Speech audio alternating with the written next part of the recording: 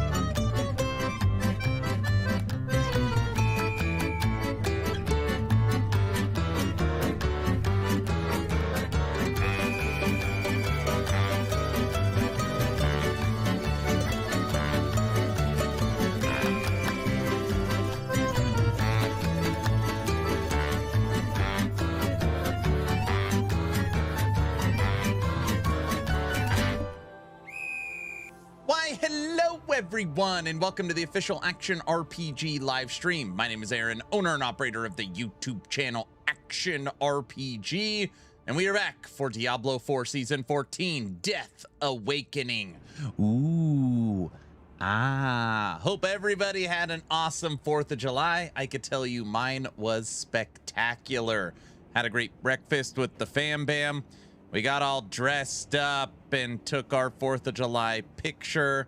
We had a parade in the morning in downtown Boise, which was just, I have never seen just so much. Idaho's always very enthusiastic around the 4th of July. This year was like supernova. The parade was packed. Fireworks were absolutely packed. It was pretty wild. I was putting pictures in Discord all day. So if you didn't see our 4th of July pic,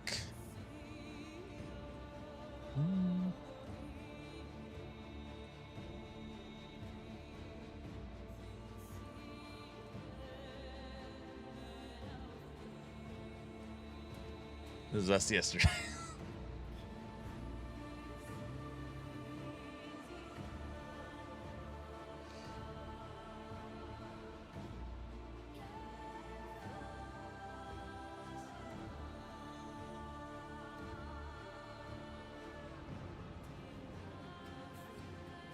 That is awesome. I think it's wonderful that the whole country celebrates my daughter's birthday. Your daughter was born on the 4th of July. That is freaking awesome. I've got this American flag like rooster. Sure, I don't know. Something my wife got me at Costco. Nevertheless, it was today that instant I'm now fit. Because all it takes, if you go one day, everybody knows this. So now I'm fit. So, if you didn't know, I went to the gym this morning. Reptile Nightwolf, hello. Steve, Super Dave, Plunderer, good morning. Native Zero, good morning. Trevor, what up? Reefer, Furtado. Devil Dog, Big Guy, good morning. Heavy, what up? How's it going? Odin, Iron Forged. Kaiser, good morning. Hello. Battle Bunny, good morning. Hope everyone had a good 4th. Teddy, what up? Steve Miller, hello. Frey, what up? Wait, you're on the wrong side. I know, I don't know. I don't know. In Diablo world, I actually like starting on this side. I feel like on this side, it looks all weird with the character. See how like the text blends in? I don't know. I like it better on this side for Diablo starting. Who else is here? Sad Sack, what's up? Voltan, yo. Correct, until tomorrow. That's right. Oh, brother. Shin, what up? Divine, hello. The stream ends early because he can't move his arms. Today was chest and tries, so I'll be able to move my arms. I can't move my arms on bicep days. Or the day after biceps. My arms, like, tighten up. Good morning, everyone. All right. Dude, I, like, peeled myself out of bed this morning. We went to bed so late after the fireworks. It was so, like, there's so much traffic trying to get out of there. It was just a nightmare. It was a nightmare. Oh, this is the video I put in Discord. I have never seen this many people out. I have never seen this many people out at fireworks. Look at this.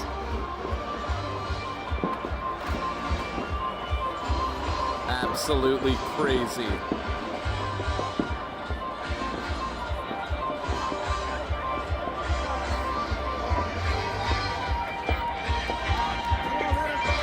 There's so many people.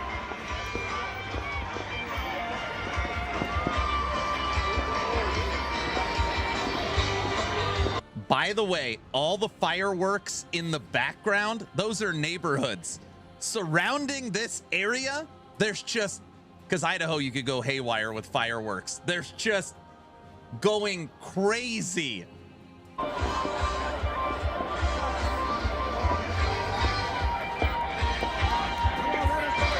There's so many people. Same with Florida. It was nuts last night.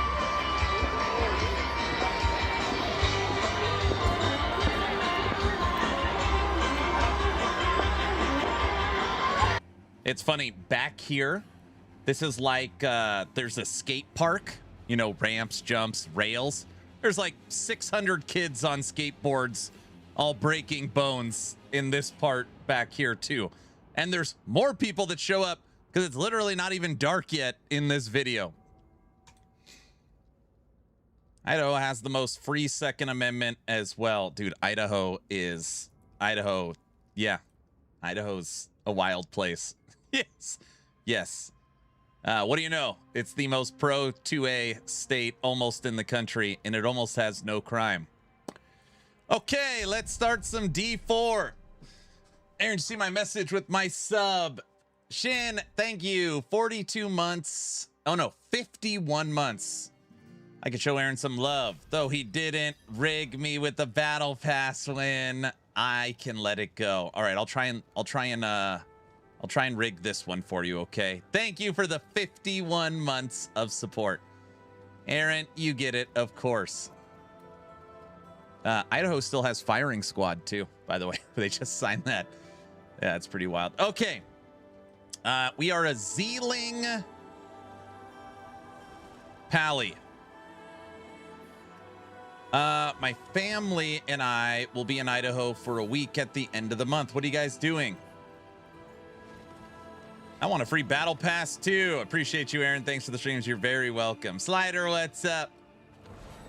I thought you're banned from winning for being a bot. Shin's not a bot. Wait, is Shin a bot this whole time? Is that true? Free battle passes. I'm giving away a battle pass. Giving away a battle pass. We'll give away. It's a bot confirmed. No, there's no bots. Wait, is everyone a bot here? Is that true? What are we doing? All right. Legion, world boss in an hour. All right. Jen is a bot like all of us. Remember, you paid us all off. What? Only a bot would say they are not a bot. Oh, so he figured it out. I found these. And they're still not, it still don't have the right 4 affixes, but I have now found 2 4GA pants. So I'm going to roll off basic skills to get armor, and then I'm going to craft these and then slam them today. Make some pantalones. All right. The Quad Father. We have made tremendous progress with the Zeal build. Seen a couple times hitting for like 50 billion now.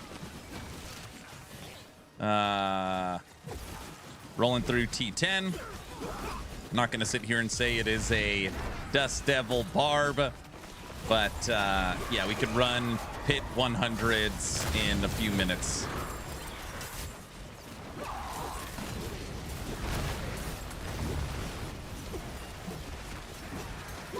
It's funny how we're talking about bots while I'm implementing my own harness into the Portal Web application. So you're basically making bots, is that what you're saying?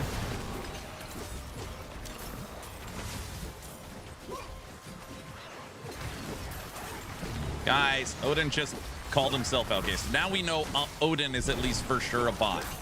So we've got 1. You're making agents?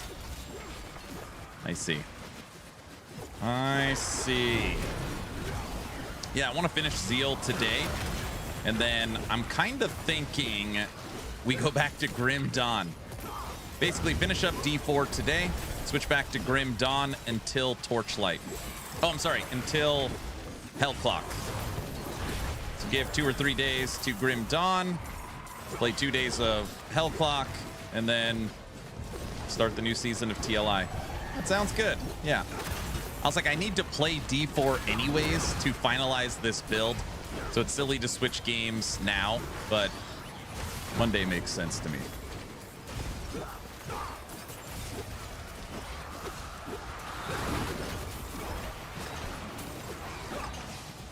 Monday makes sense to me. Probably gonna make my like thoughts on D4. I told everyone I'll do like a pre and post season for all of these leagues.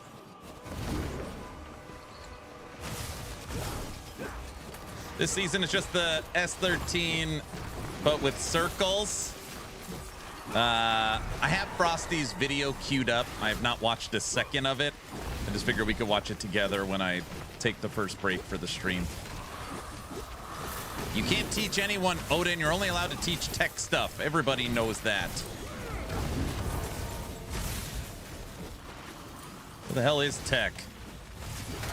Oh, he's in the basement still. I thought he escaped.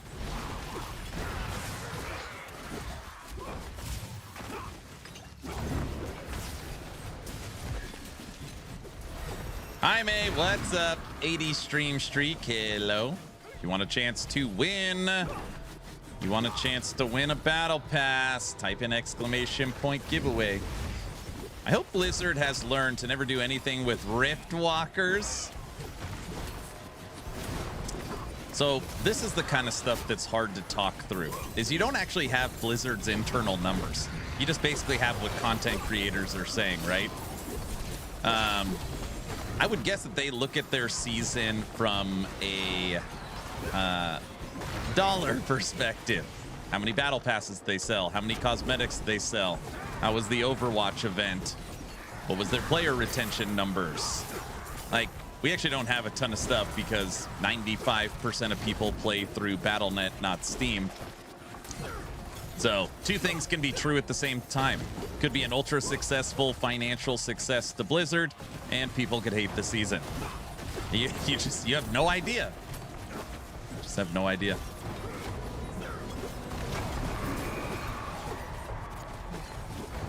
Aaron, did he tell you the first weekend I hooked him up and stayed up for 30 hours straight doing a massive amount of work?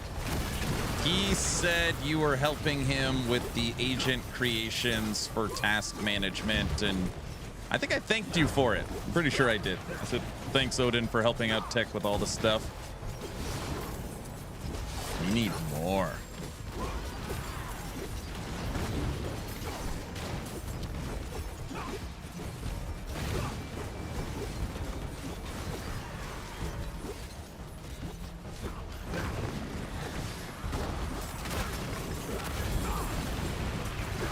I've been trying to think through if I hate the new mythics too. I can't decide, which I know sounds really weird. Do I like the fact that my favorite uniques I can make purple?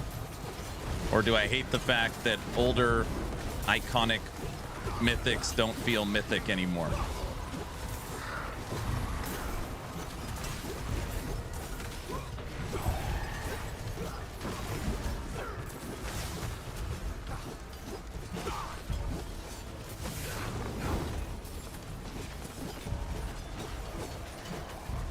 We already have 900 cinders?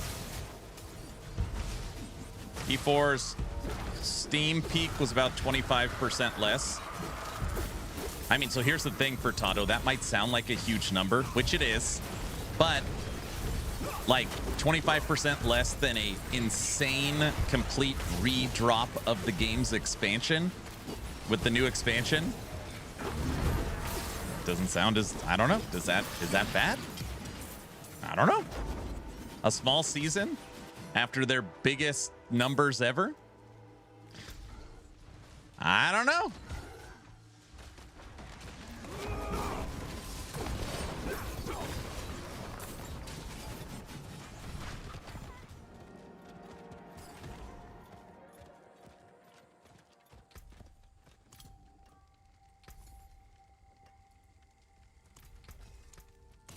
Win favor.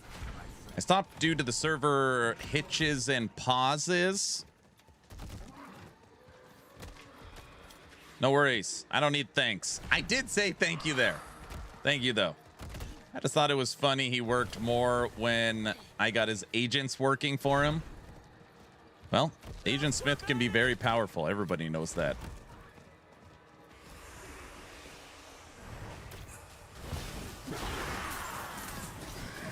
Yeah, that was my point. It was only 25% after being a short turnaround after their most liked update. Yeah. Hey, what's up, Guilty? Happy 5th of July.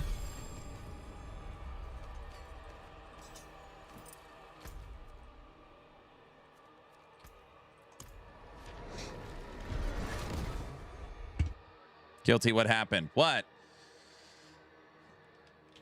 I was fondly remembering mythics. Then I got a mythic Rami sword with 0.65 damage per fury. And then you were happy? I made 70 divs after all the fireworks yesterday. Guilty. You just can't sit around all day making divs, dude. A resplendent spark? What? Out of a tree cache? I'll take that. And don't say now he's cheating. Don't even. He's on a streamer client. I'm not on a streamer client. Everybody gets those. That's one of the points from the table. Aaron has like 3 mythics. How many mythics do I have? No, I have for sure way more than 3.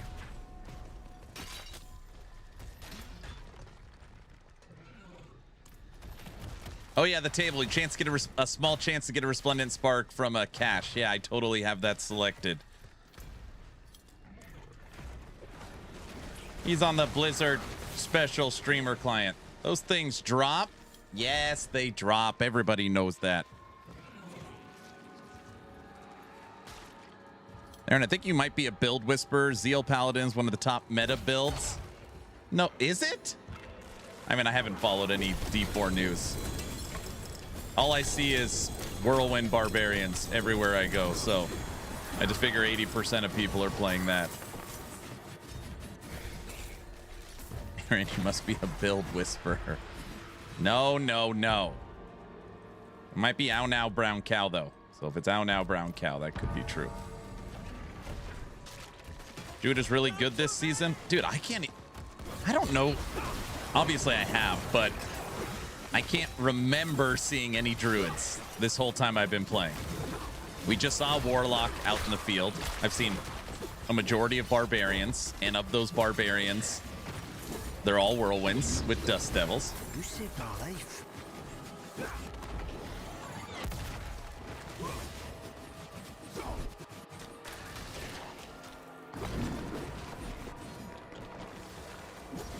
You ran by one of them with lightning storm. I did. I don't know if I've seen a single Zealer.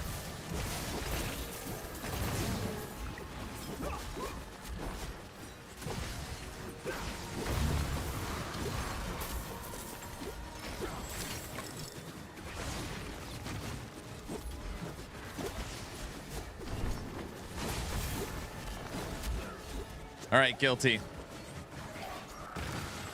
You enjoy your Sunday in your new house.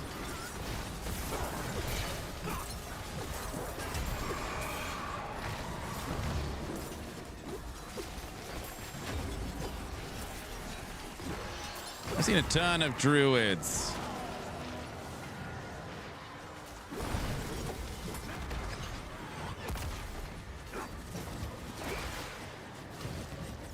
A lot of people have turned off their cross-platform after Woody's XP farming video. Oh, Woody put out a video on how to get a lot of XP.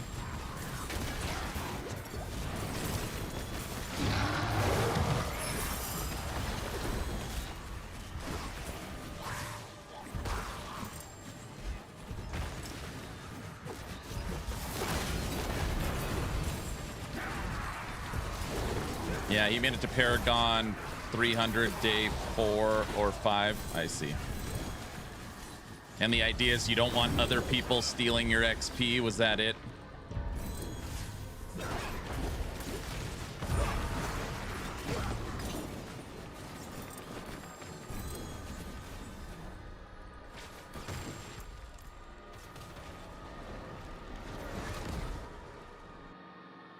I've seen 5 of those different people. Wait. I have seen like 5 of those from different people. Riker, Woody, Rob, everyone. I mean, I never watch any of that stuff. It's all saying the same thing. 3 to zealot skills. I like that. Back to it then. It's farming the worms with the center node for the maggots and running around zones so you don't want other people. I see.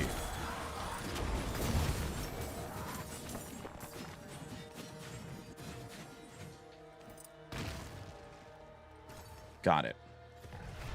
It's really, yeah, I'm not gonna do that. I don't care enough. I'm only at Paragon 210. And that's just playing normally.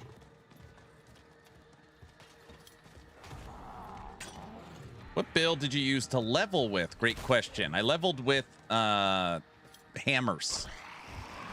So I played hammers, and then once I hit level 70, I switched to Zeal.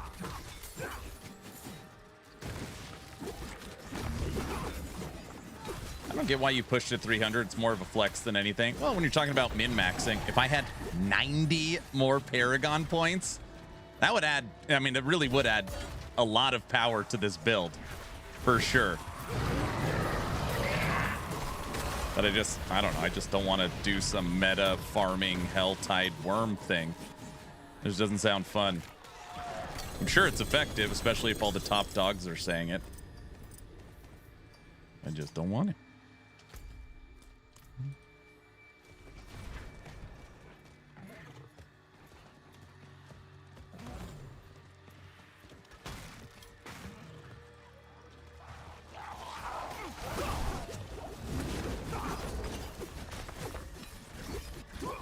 Open.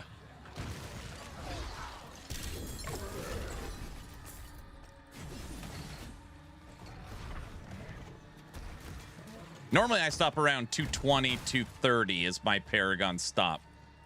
With this time only doing 1 build, we're just gonna stop with wherever we finish today.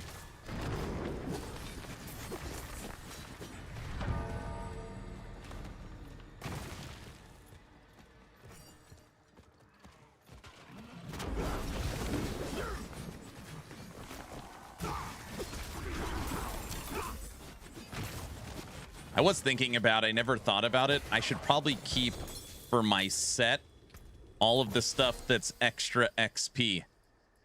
You could probably gain, I don't know, 20% extra XP just from using the affix on your sets. It's normally not something I look at, but I probably should.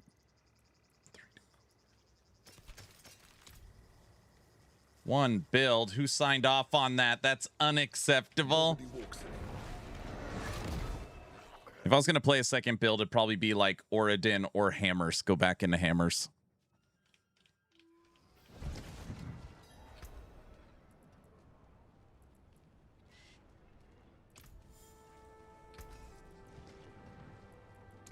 That's it for that piece. Oh, hey, I wanted to show you this, Furtado. This is what I made. So here's all my mythics. I think that's all of them. Yeah. Oh, and I have 3 of them on. So 1, 2, 3, 4, 5, 6, 7, 8, 9, 10. And none of these are crafted. So these are 10 drops. This one, Red Sermon, 28 to quality. I've never seen that. It literally turned them, normally it turns them yellow when you get quality. This turned them all orange. It turned them all orange. Oh yeah, the helmet was crafted. Yeah, you're right. Turned them orange. Wow, I haven't seen one. Yeah.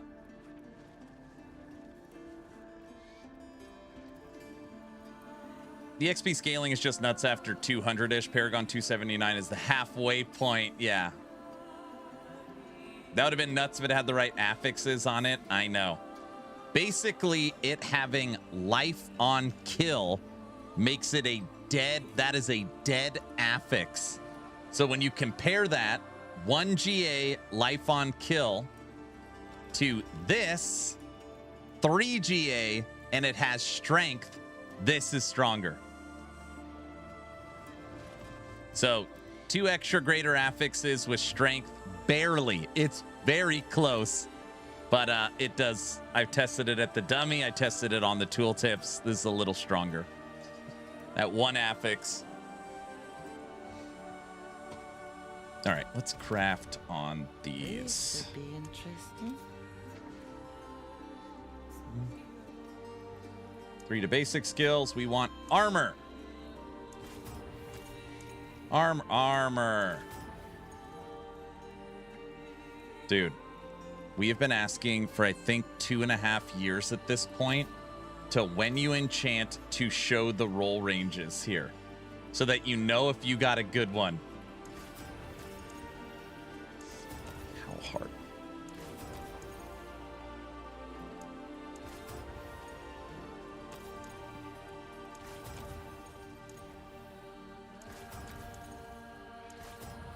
That's alien technology. Skinners, what up?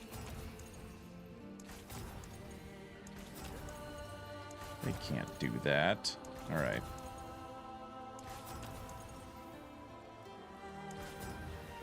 Okay, that's gonna do. 23-26. I gave up on trying to get my mythic weapon for Barb. I'm 0 for 12 on crafting.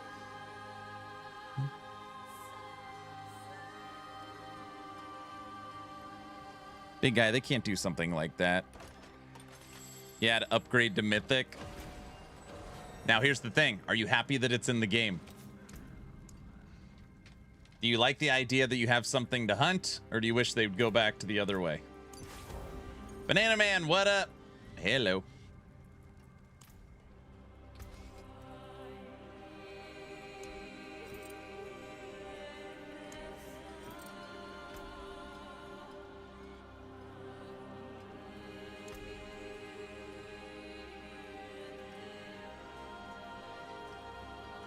Hello, sir. How goes it? It goes pretty good, man. Had a great 4th of July with the fam bam. Here's our family picture yesterday in front of the house. Had a parade in the morning, fireworks at nighttime. It was a wild day, but it was a lot of fun. It was a lot of fun. Old mythics were better in my opinion. I tried to play this season, but the circles were just wasn't enough to keep me playing. The circles.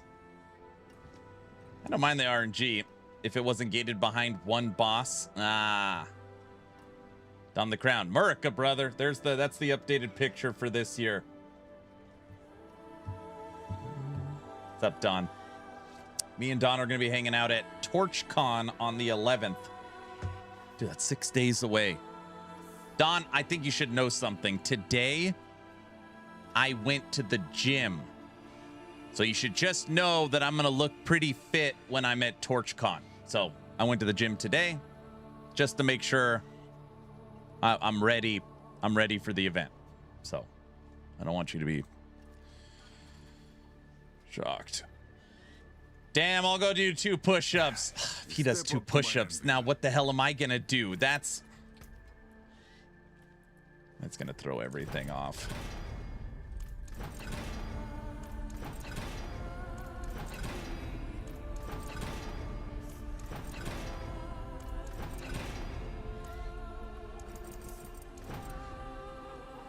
Aaron's gonna be fit having to get his own food. Wait, what do you mean get my own food? They don't give it? What do you mean? All right, 4 GA pants. Strength, max life, life regen. You don't want life regen, you want all res, but armor, max life, resolve stacking. Okay. That is a scary craftsmanship.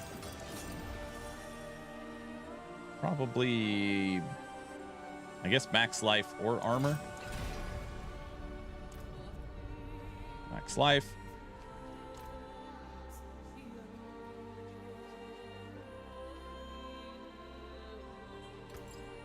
Just remove the one you don't want. I did. There was 2 I didn't want. All right. Strength, max life, life regen, armor, max life. Your maximum resolve is increased by 2 and gain 3.8% damage reduction per resolve up to 38%. We will have 10 stacks of resolve, so that put us at 38%. Okay.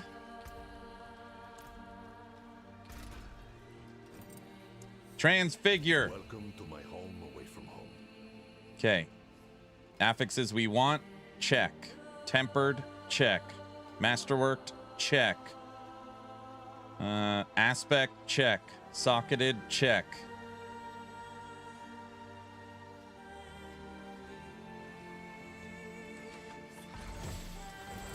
All I want quality, it's 100. Quality 15! It's perfect! Oh my gosh.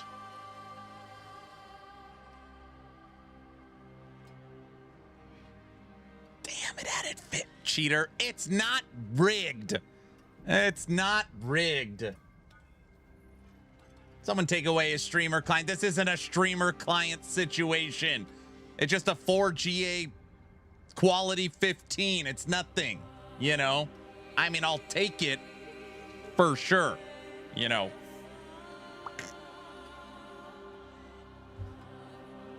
It added 400. Someone report Aaron and ban him. Oh, come on. Wait, am I banned? Guys, you just can't go around reporting everything. Everybody knows that.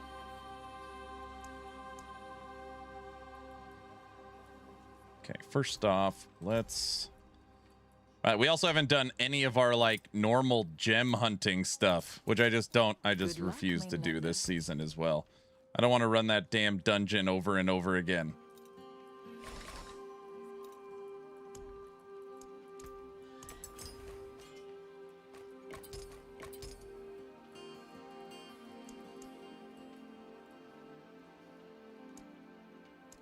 Not even close. Okay. Why not? Isn't it fun to repeat the same tile over and over? Odin, you just can't show up and talk crap all day about D4 for the whole week. I mean, you have been, but I mean, I guess you can. All right. Sweet. I will take... Wait, what did I just do? You go there. Yes, I can. I know the devs. Here we go. Now I got to listen to this. Now he knows all the devs. Look. Here's what keep your treasures close. He knows the devs. Not all of them.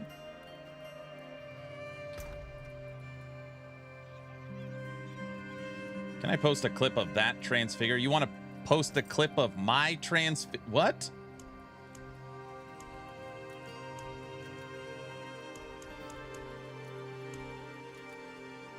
The links won't work in chat.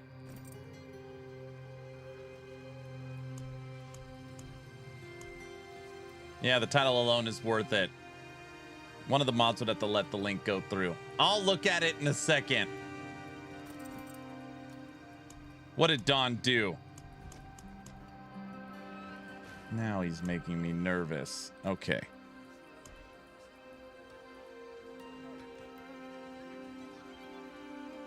Aaron, streamer client, check. That's not funny, dude. You can't just... That's not funny. This wasn't a streamer client situation. I mean, there's never a streamer client situation. It's actually funny. Okay. Streamer client. I was under the impression there is no streamer client. There's only Zeal, but I guess that's not...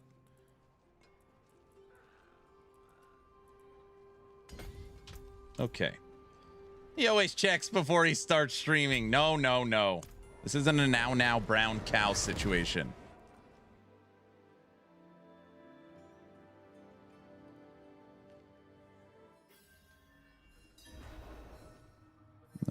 All right. Sweet.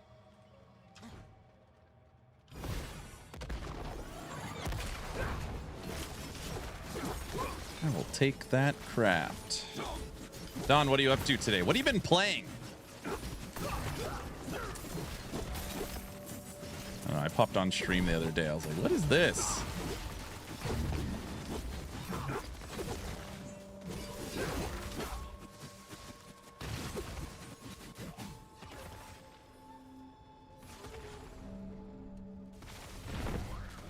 New game, who dis?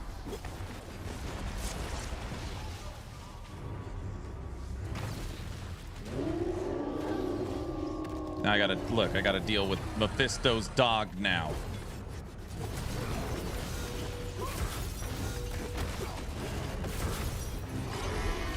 Get out of here, Mephisto's dog. See that, Furtado? I get way stronger.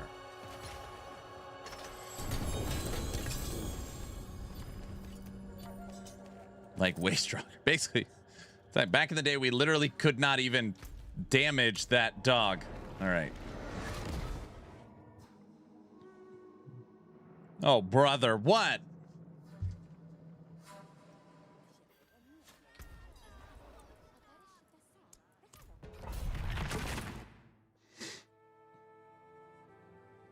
I didn't even know paladins were still around. Let me guess, you thought it was only spin to win barbarians?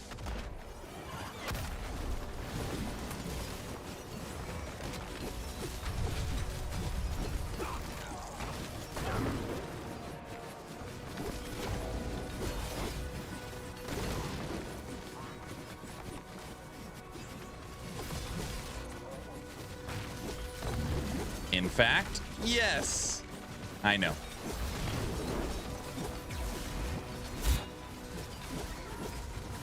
That is exactly what I thought.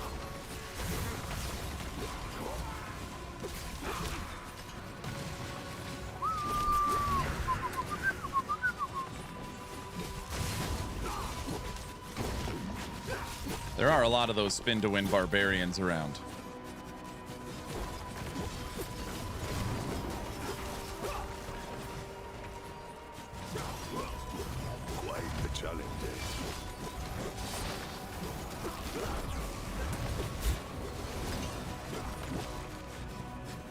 Zeal is definitely stronger this season for sure. Not like a monumental difference, but it is stronger.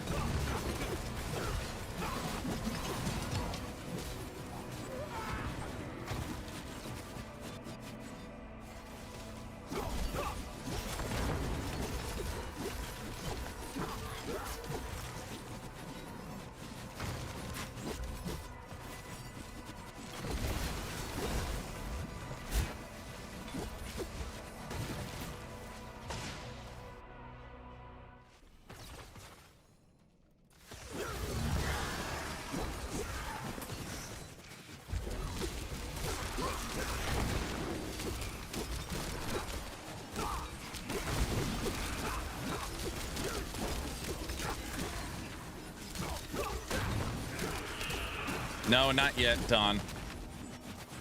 I've been like really backed up in games. Need like a game laxative. Is that possible?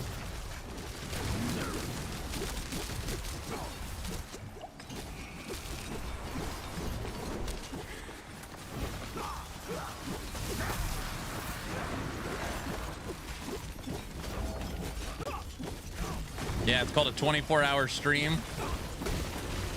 All right, this is a pit 12. Pit 100, Torment 12. We did it in, oh, I missed it. I think it was like 2:40, 2 minutes, 40 seconds, something like that.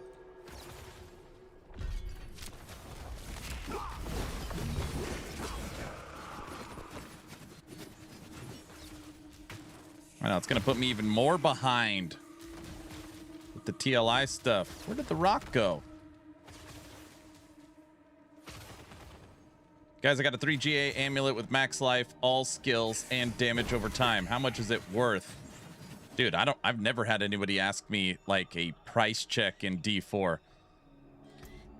Literally never traded anything.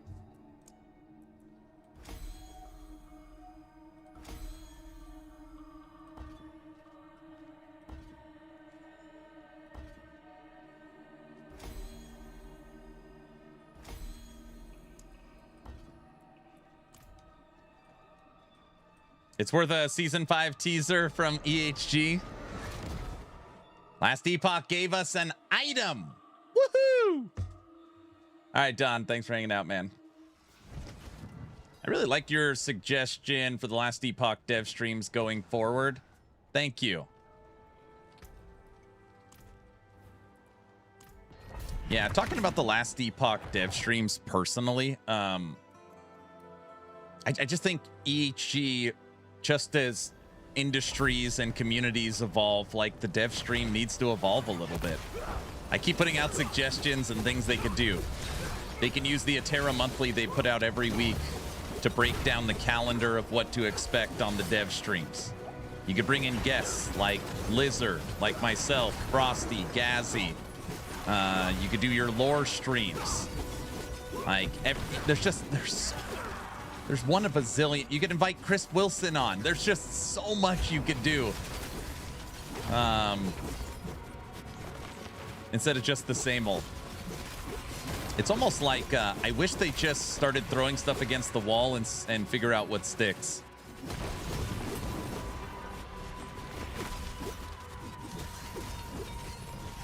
The worst thing to do is just do nothing.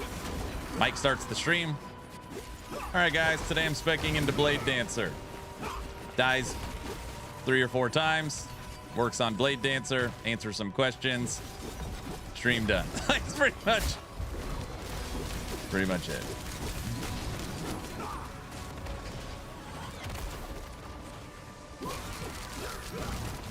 I would also, like, when you're building a plan for the dev streams, like, who's the audience, right? Because you got to start at the base. Who is watching these streams? Is it the person that's never played Last Epoch before? No, it's the person that's like, I ran the numbers on imprinting and they're 6% lower than I expect. Like, that is the audience watching these things.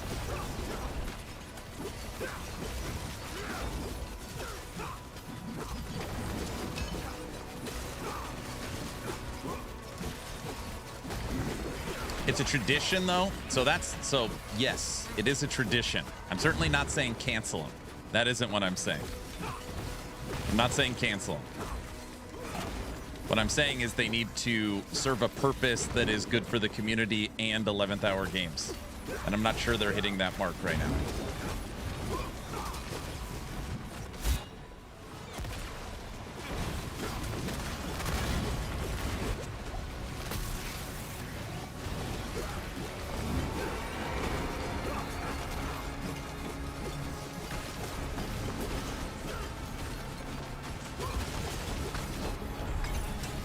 That was 2 minutes, 34 seconds, pit 100.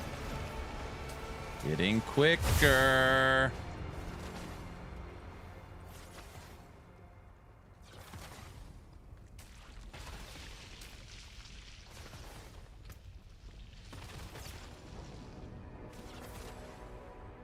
I'm messing around. It could just use some sprucing up for sure. Core players with hundreds, if not thousands of hours. Correct. Yep. 35% chance of success. Well, it always fails at 70, so this should go through easy. Holy crap, it did go through easy. 25%. Holy crap, it went through as well. Oh no, fail. 16%.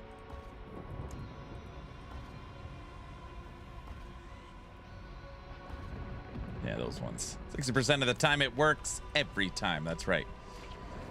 Ugh.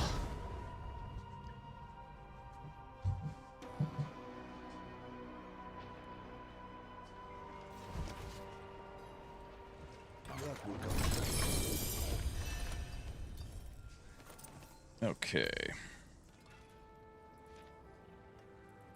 Sweet. was a good war table. We got a Resplendent Spark. We crafted our 4 Greater Affix new pair of pants. It'd be nice to get a better Shako.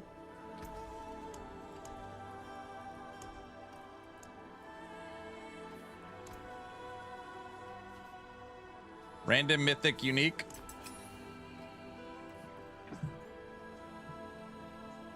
Ring of the Starless Skies. Oh, brother.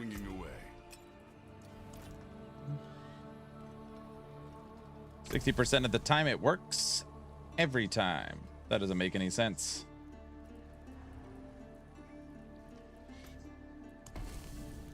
What do we got? That is a lot of Hell Tides.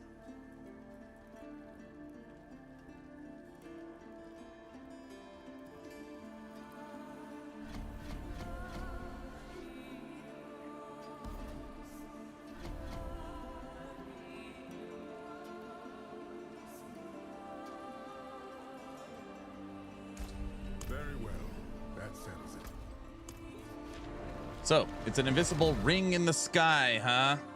Got some moon rocks available too, you're right. It's exactly what it is. Look, I got this green dog, too.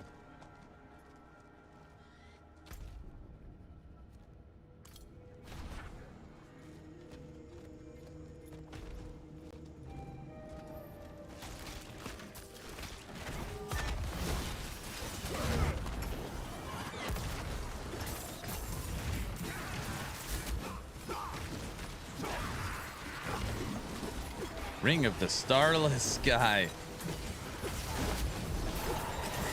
Yeah, tomorrow I think we're going to play some Grim Dawn. After that first session, I was like, I want to go play more Grim Dawn. I don't want to burn myself out prior to the Dawn-a-thon. But, yeah, I think as we wait for Hell Clock, that's what we're going to do. I keep going and updating PoE 2, and I was like, no, we're done with PoE 2. I don't need more tings. I mean, I do need more tings, but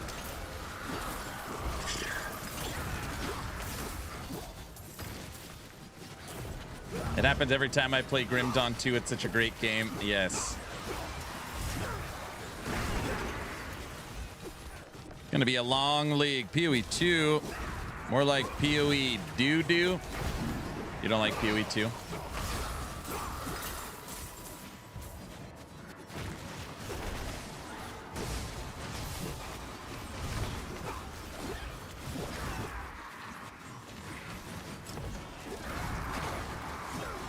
Non-expansion's taking too long to get here. We've got Hellclock expansion and Torchlight Infinite Season before it. But it'll be here before you know. It'll be quick.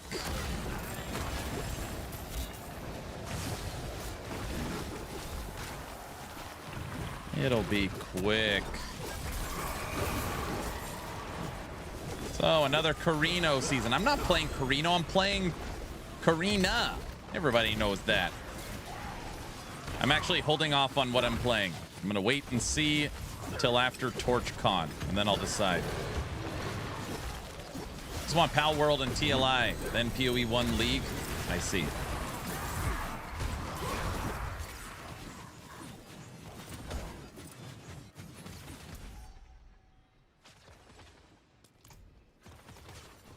So Carino.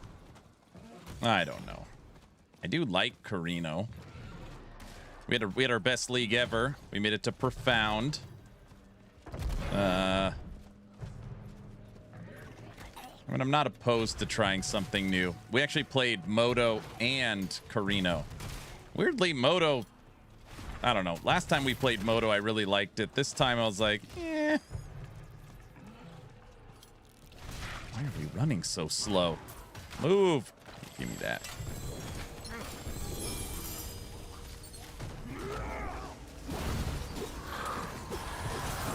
Watch him play the new dancer that's coming.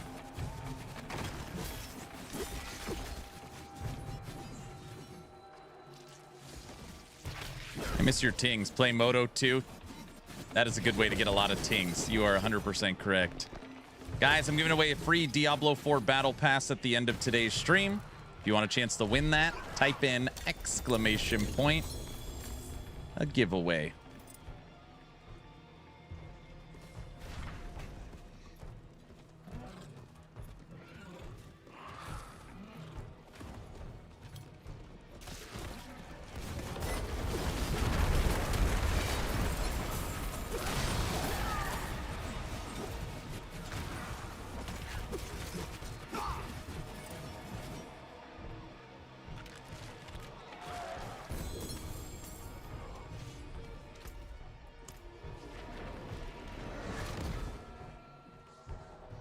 We have a deal, Aaron. What is it? Oh, yeah, that you need to win the Battle Pass today. Okay, guys. Shin's been joking around saying I need to win the giveaway for him today. So, what happens if he actually wins? You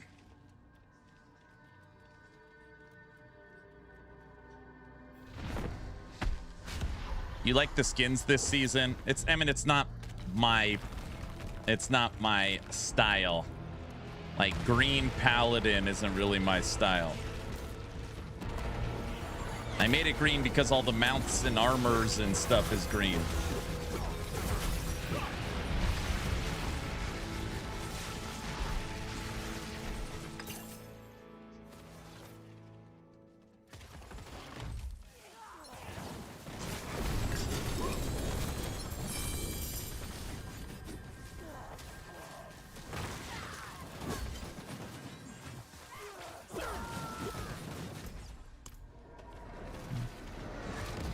He wants a bonus for winning the Battle Pass. I'm going to leave it there.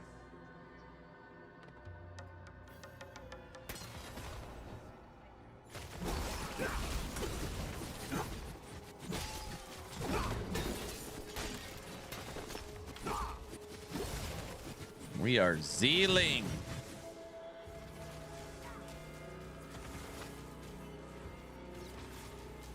Shin, now I'm going to be in trouble if you win, dude.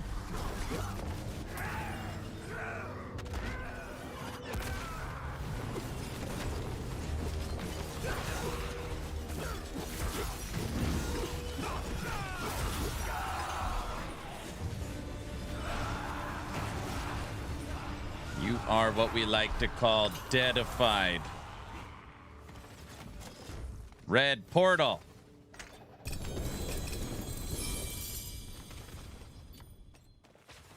I don't see a red portal opening.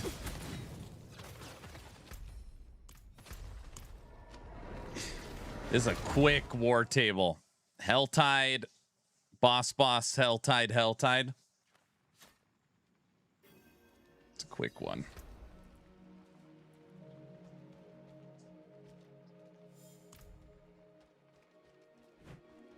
What the? Keep out of trouble.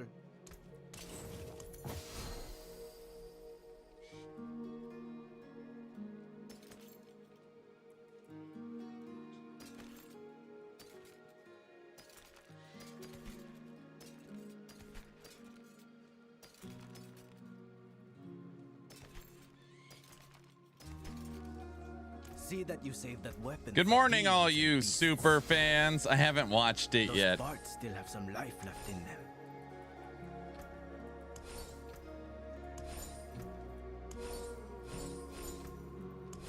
Put those pieces to good use.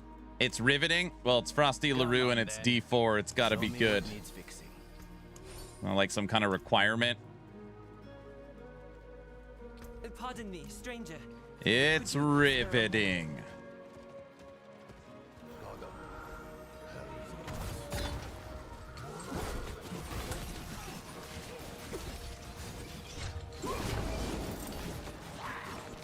It's a deep look into the human condition. I see. Is this one of those videos that's gonna like change my life? Is that what we're saying?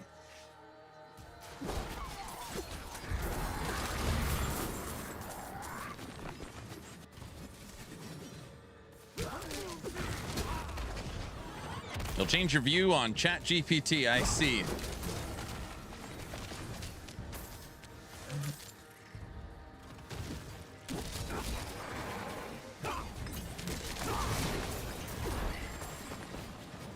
Change your view on ChatGPT.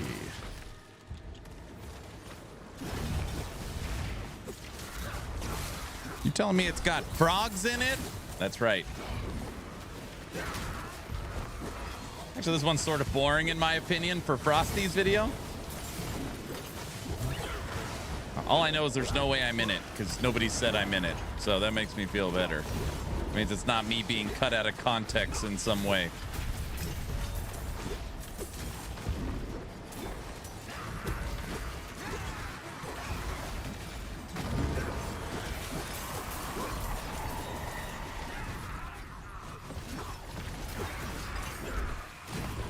It's okay. AIU is in it.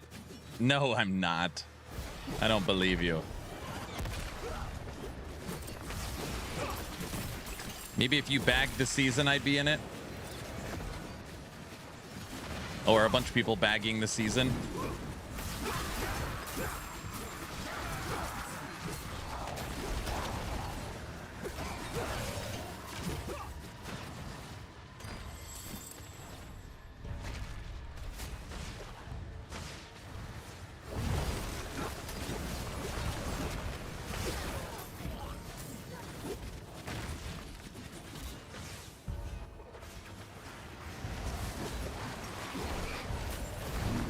No, there's a barbarian in here. Spinning with dust devils. I can't believe it. I've never seen anything like this before.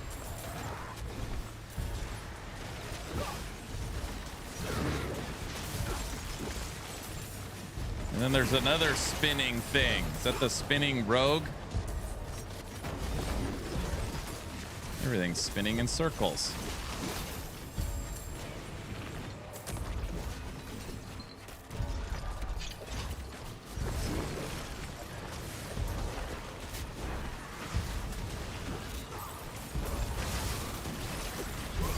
Crazy, wild, spin to win barbarian.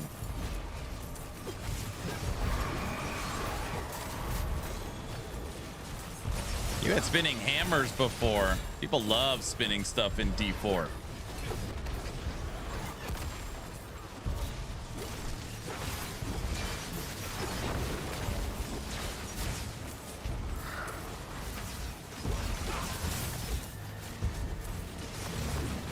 Character kind of looks like he's spinning.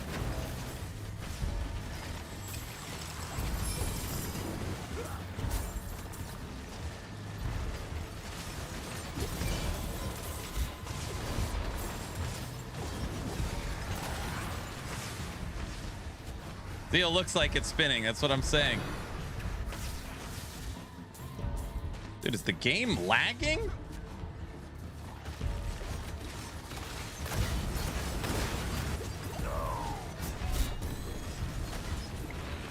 I can't. Something's bogging it down.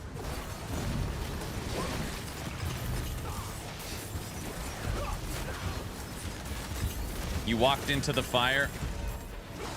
Atheist isn't paying attention. I wasn't moving at all. My character was going nuts.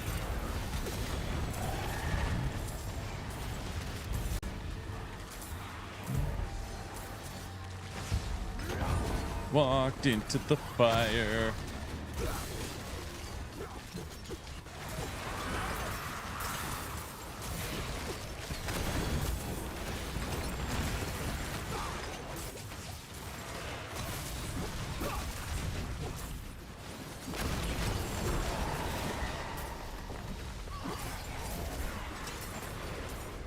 You got too many cinders.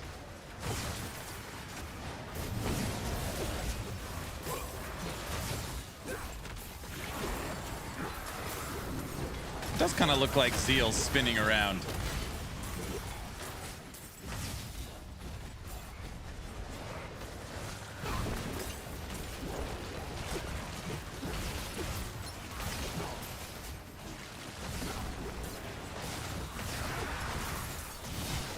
Six minutes till world boss. All right. I don't care.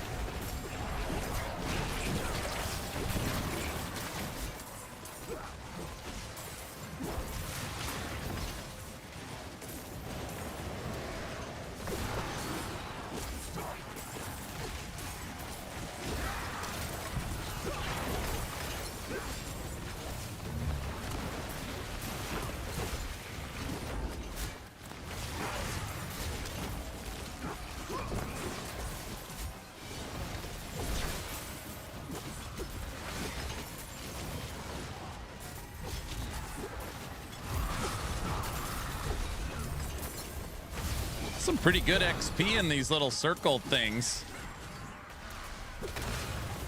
And 1,500 cinders.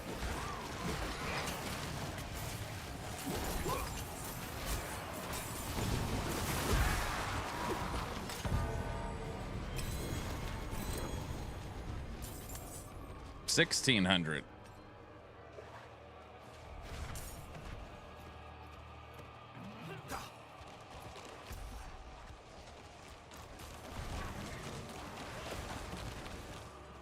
Especially if you're in a four-man group. Four-man group of spinning Dust Devil barbarians. Quite the challenge.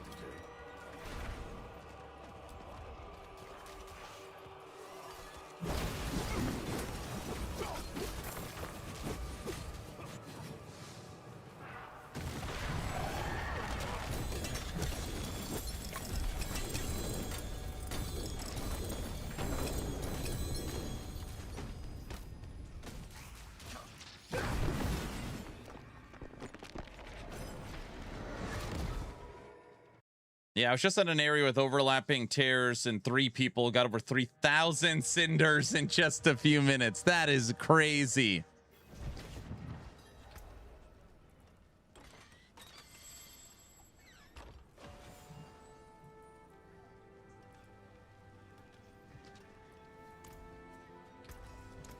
You know where? We need something to spend all these cinders on. I do like the new obol cap for sure. It's just nice. I never have to worry about being maxed in obols, literally ever.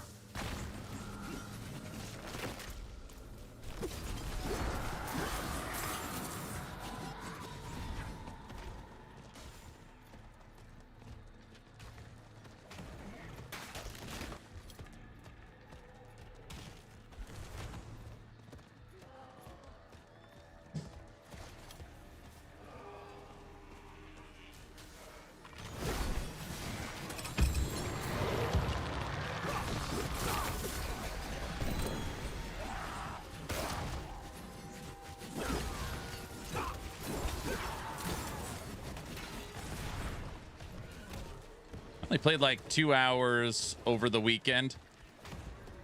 Where are you at with your character? Made some progress?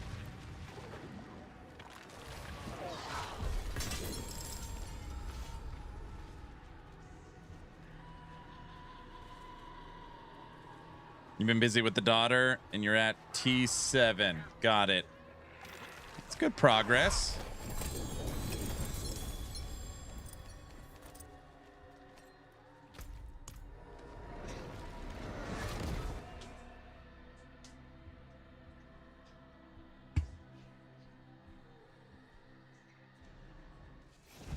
I know at this point I used to I never want to waste these cinders. I'm going to go open everything. I no longer do that. Another resplendent spark. There's 2 resplendent spark drops. It is done. Maybe we'll get another one right here. Resplendent spark number 3. It's like the game doesn't even know I like it when those drop.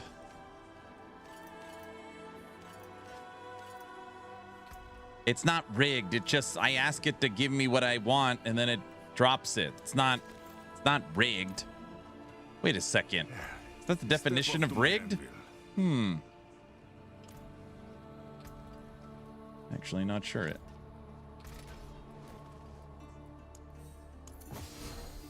What does it got? We want to add movement speed. Core, resist, offensive, mobility. Healing received. No, that's not what we wanted.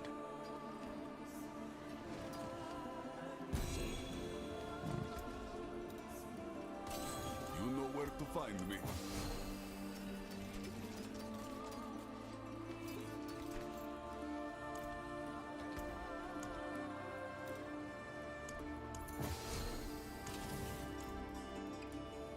Your streamer client is misconfigured. It like didn't even know what I wanted in that instance, you know?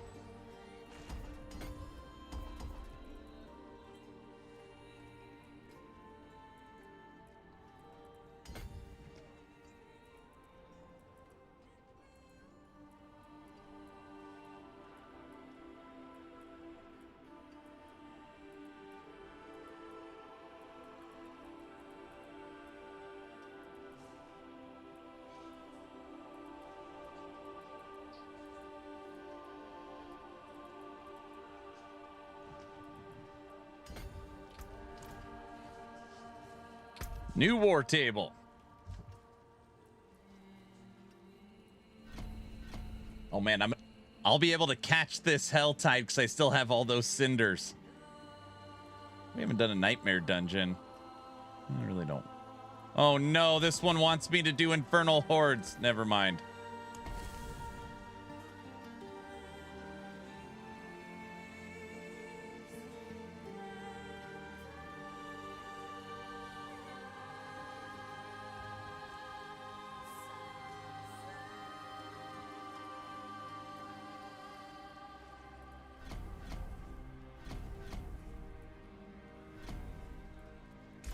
Go.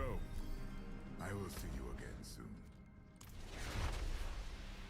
You missed the world boss. I know. I don't even do the world bosses anymore. I know. Pardon me, stranger. And don't say, oh, he's too good for the world boss. You didn't miss much. I know. You never miss much with them.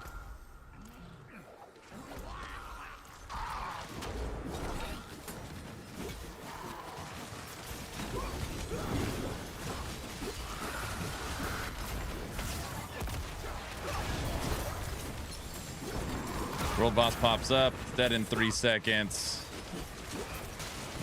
What a fake super fan. He missed the world boss. Oh, brother.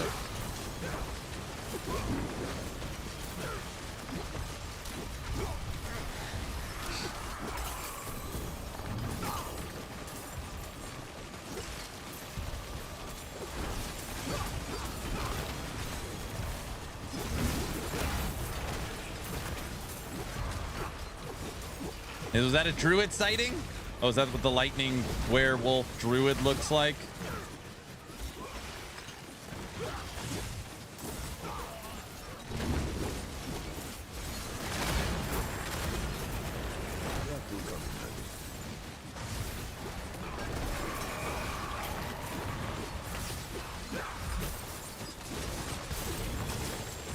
You know what seems kind of interesting? I feel like Diablo 4 for this season, each class is devolved into like one build. If you're a barbarian, you play spinning dust devils. You play druid, you play lightning. I don't know what the hell Paladin's playing. If you play rogue, whatever the spinning rogue thing is.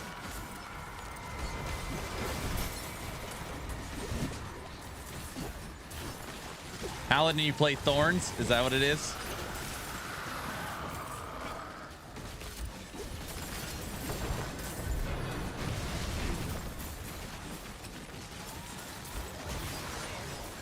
Paladin, you play thorns.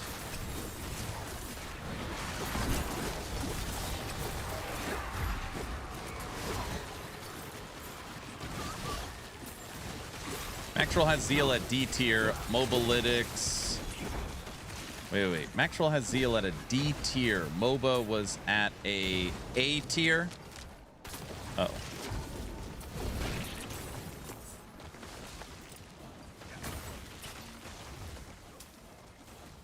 What do they base their tier lists off of?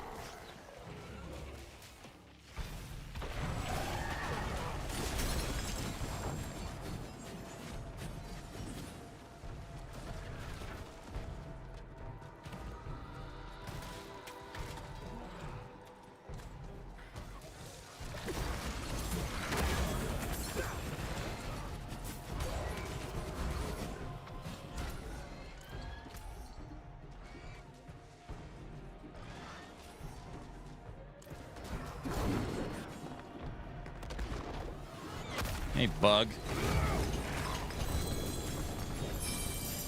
Helltide Commander got eaten alive.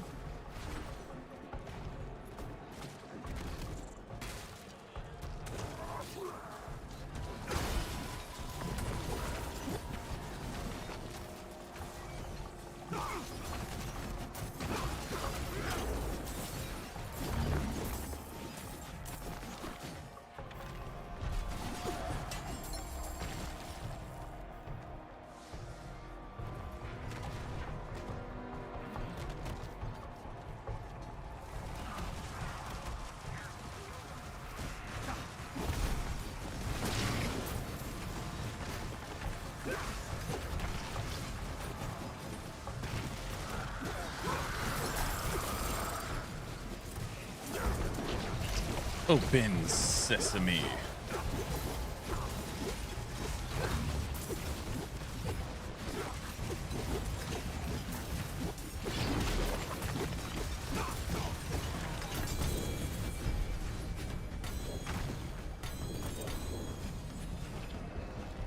Did 138 before going to PoE with Clash without optimized gear, so I say it's not bad. Did more resolve stacking than anything. That's this season? You did with Clash?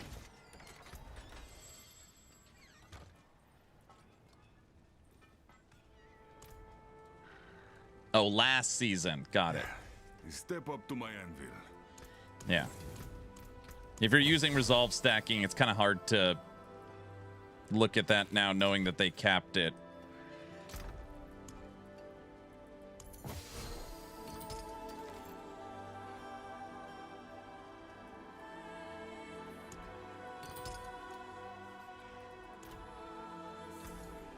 New caps only 40. You can only do 40%. Oh, we were just getting warmed up.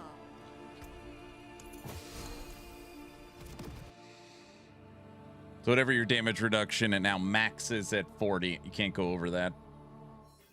Yeah, that's a big hit. Yes. Well, people are using resolve stacking to be invincible. So all you can do is just stack damage because you don't have to worry about survivability. So, you know, obviously it's like, that's not what they intended for resolve stacking.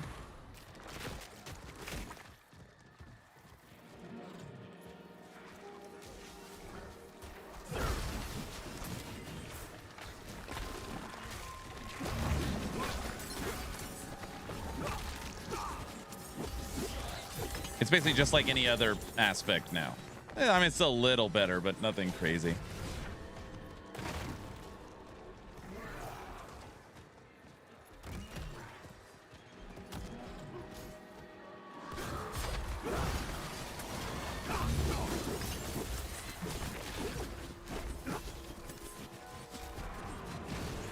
Actually, some play fervor builds. Some Zealing. Are they Zealing? And we're done. I've literally opened every chest almost on this Helltide. Still got 700.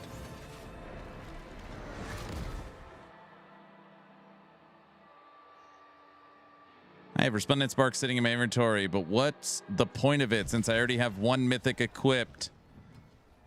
So F you, D4. That's right. You've got so many Resplendent Sparks, you don't even need to. You tell them, you know.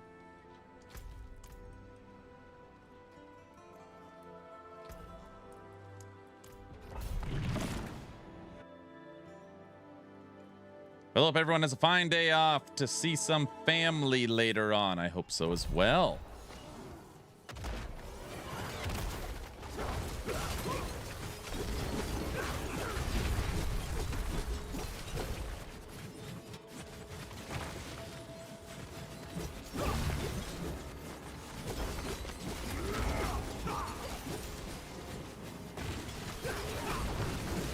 Oh, is the best D4 season or not? I mean, it's very basic season. It's basically the season of, I don't even know how I would describe this season. Season of Helltide? I mean, I guess if you're being honest, it's the season of Helltides.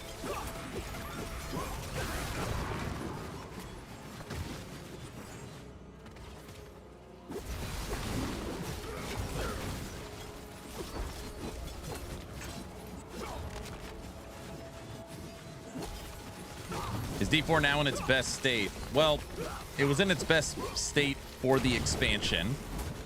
After season 14, is it in a better state? And it's certainly not in a worse state unless you hate the mythic change. If you hate the mythic change, then you'll probably think it's in a worse state.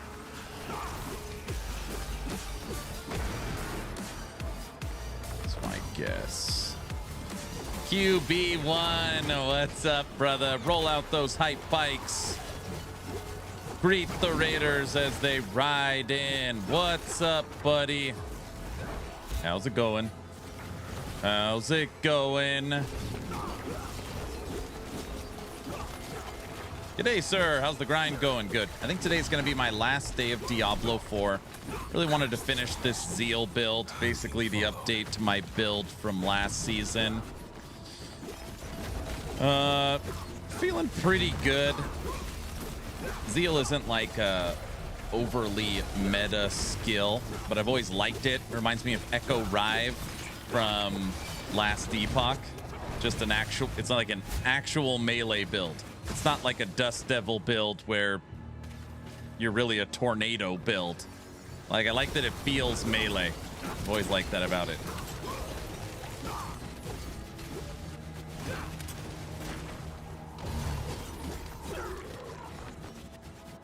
I hate the unique change. You get no longer the wow factor. I know it's kind of, it might sound like a joke. It's almost like they actually do need primal uniques. Right? It's like if everything's mythic, nothing's mythic. I'll get you a shout out 1 second. I'll pit 102.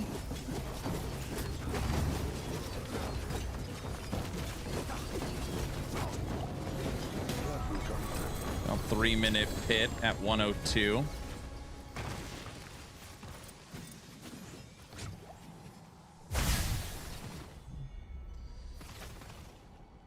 How are you finding the season mechanic Shattered Omens? The season mechanic, yeah. I mean, obviously it's nothing that like makes me wake up and want to jump on Diablo 4. It's pretty basic season mechanic. I bet you Blizzard would also agree with that.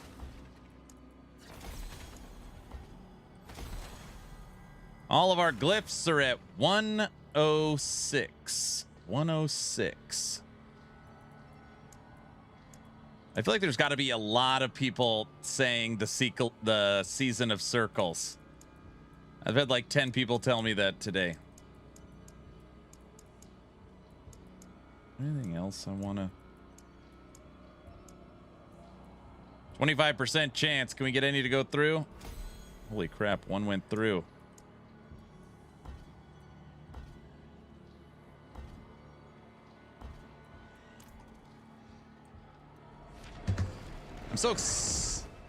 I'm so excited for LE actually, because Mike said excited that they have a bunch of new devs working on it. Wait, you're excited? I can't tell if you're being sarcastic or not, because normally you enter the stream and start saying you're gonna go nuts if they don't make marksman better. So I can't tell. Wait, are you happy or sad?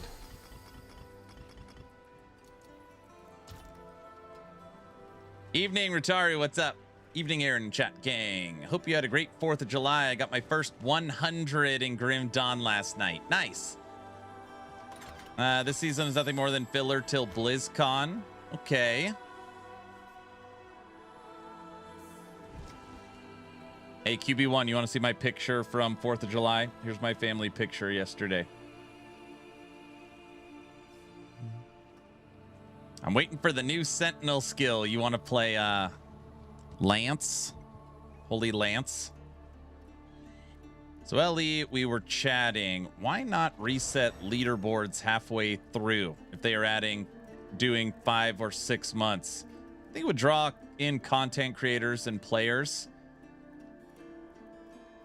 Is this the season where they're adding the additional skill modifier things? No, those are skill sigils. That's coming on the one after.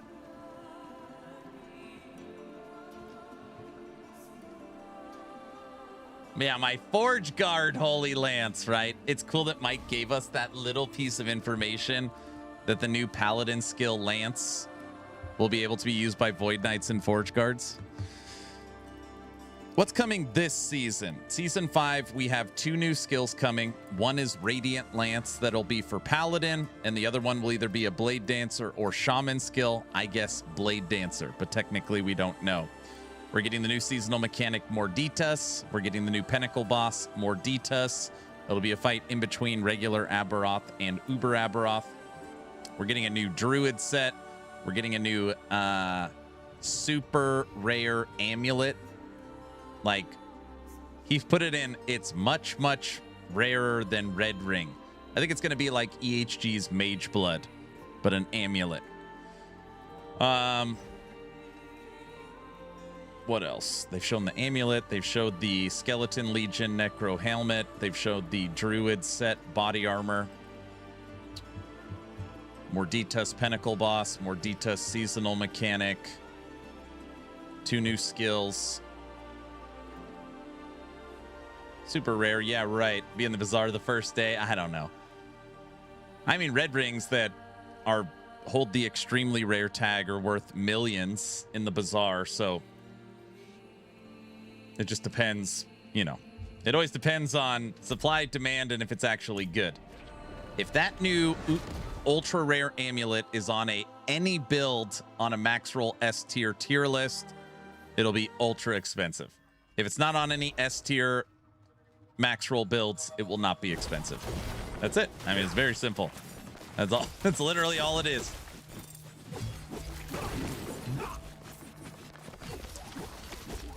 That is what drives worth.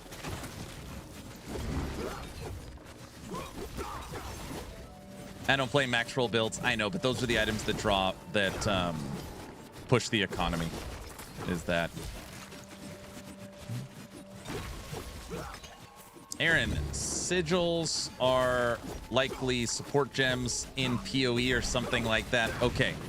I want to be as clear as humanly possible. If I knew anything about skill sigils, I wouldn't be able to tell you, right?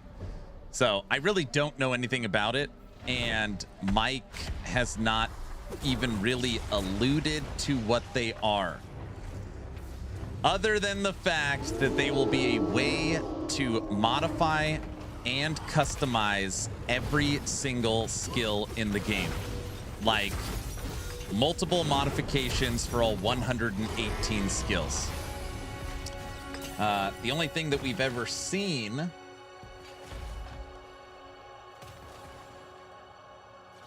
I get asked this question so much, I literally have it like up on my screen. I have it up on my desktop. Is that it looks like jewels from PoE, where you literally socket in this skill sigil into Fireball, and it literally creates new ways of actually using, modifying the skill. Like new conversions, I don't know, new ways to play it. This is coming with LEO. It's supposed to transform the entire skill system for the better with more options. So if you have 118 skills, and each skill could be played, let's say 3 or 4 ways, right? Whether that's a conversion or a different, you know, like this could add another 2 or 3. So now you're talking, it almost like adding 500 new skills to the game. It's pretty crazy. They say it's the most ambitious system they've ever put, like not even close, into Last Epoch. They've been working on it for years. There's been a team working on skill sigils for Last Epoch for years. Years. Yeah. That's technically season 6. So we get season 5 and then season 6, which is LEO, the expansion. I'm waiting for Cold Sentinel.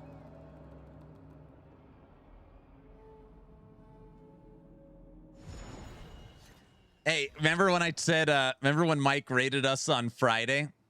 And I was like, Mike, have you seen the post where people are wondering if you're coming back because there's a question mark on it?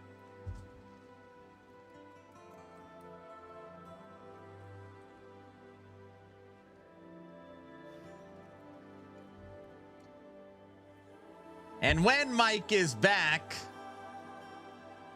no question mark, we will have more to share with you then. They removed the question mark. I don't know. I find things like that funny. Yeah, it's gone. They fixed it. Mike got rehired.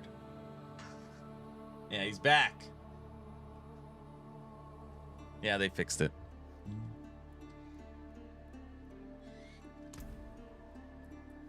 They fixed it. Dang, already left GGG for EHG. Yep, he's back. But they need to do it right.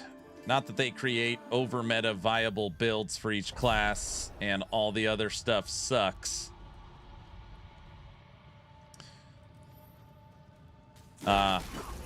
Yes, it does need to be done right. Just like every other thing in the game. Duh, yes. I would guess after skill sigils hit, it will take at least 2 seasons to try and get balance right. I mean, it's an impossible task. Saying, hey, here's 118 skills that already have crazy trees on them. You're going to be able to modify all 118 skills 20 different ways. Trying to get that right. I mean, they could try, but it's not gonna happen. Look at D4. How many sets are really good? I mean, I guess it just depends what you define as good.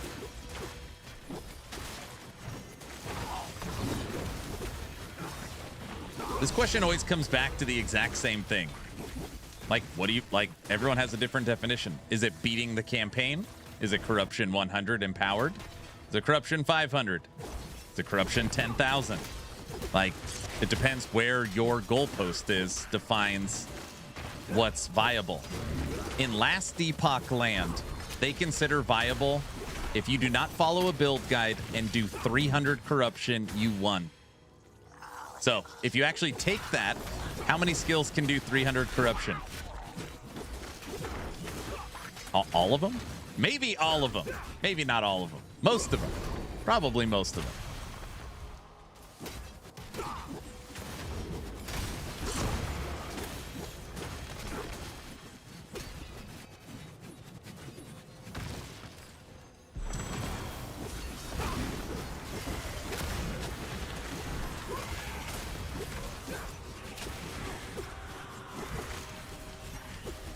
He talked about that. They were focused on that for the first time. If you watch the entire stream, do they have the stamina to keep going to get it right? Hardcore SSF leaderboards when their full season is over. I just QB1. This is a tough one to talk through. It's like that's kind of like a content creation world thing.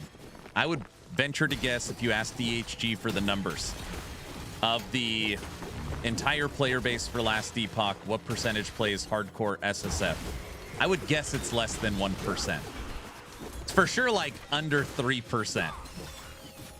You know, it might seem more because it's like content creators and streamers play that way, but I bet you it's very low.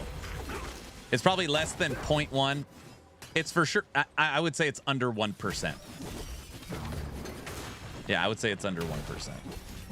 Wow, I would have thought 7 to 10. Oh, no way. No, not even.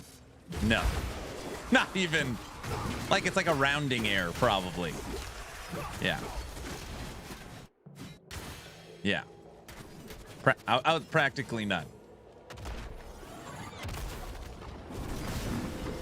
I have devoured many. So it's like, the point I'm trying to make is a lot of times we look at stuff.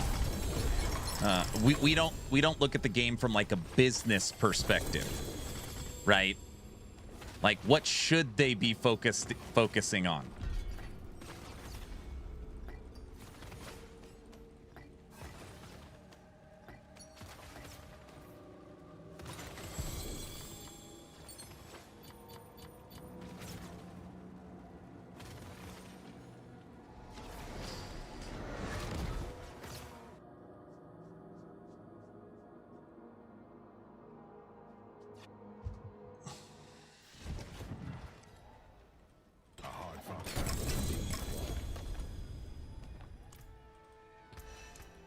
I'll be here, swinging away.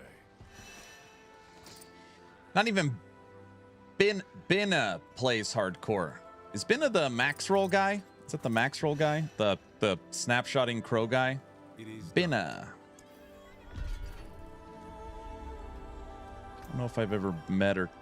I don't know if I know him.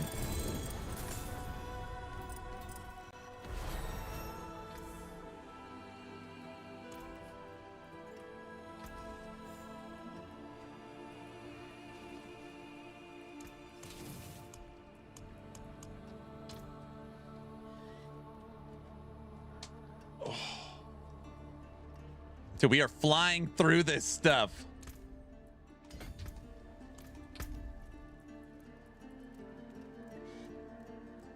It's actually really easy to go through war tables when you stack hell tides, when you can just get so many cinders, like, so quickly.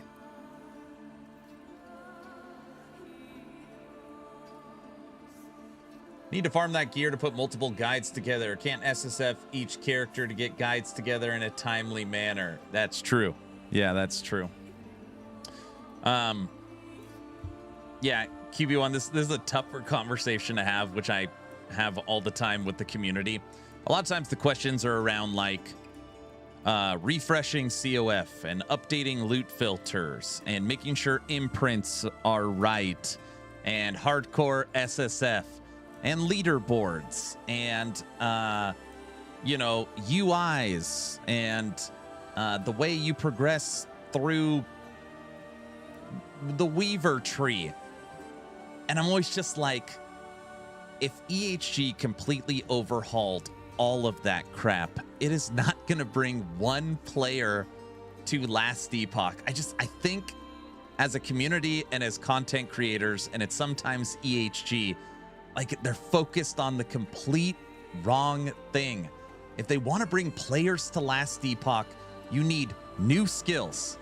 You need new characters, new classes, new masteries, fun new uniques. You need a non-buggy game. You need fun end game that is very addictive. I think sometimes it's like a complete focus on the wrong stuff. Like, how many times are you going to remake the loot filter, which is already the best in the industry by a mile? Like, that nobody cares. I mean, I'm sorry, a very few amount of people really care about this. Like, you need to focus on what brings people back to the game. Classes, masteries, skills, uniques, sets, end game, fun competitions. Why does the game not have achievements? Why is there not any form of season's journey or challenge or cosmetic rewards? You know, like, that should be top by a mile, like those types of things. And it's not. We're getting another new update to the loot filter for some reason. That drives me crazy. Like, it just drives me insane. They are so focused on quality of life. A marketing team would help. You are absolutely right. Though I hate to see where the numbers are. I think resetting leaderboards mid-season would keep content creators playing. More eyes on the seasonal content. Maybe way off, though. So I tell EHG all the time that a mid-season refresh would be great. They say that it basically costs too much resources and it pulls away from the season they're working on. And my pushback to that is you literally have to do nothing, right? You can completely rebalance the game, which means every season you get 2 attempts at balance. And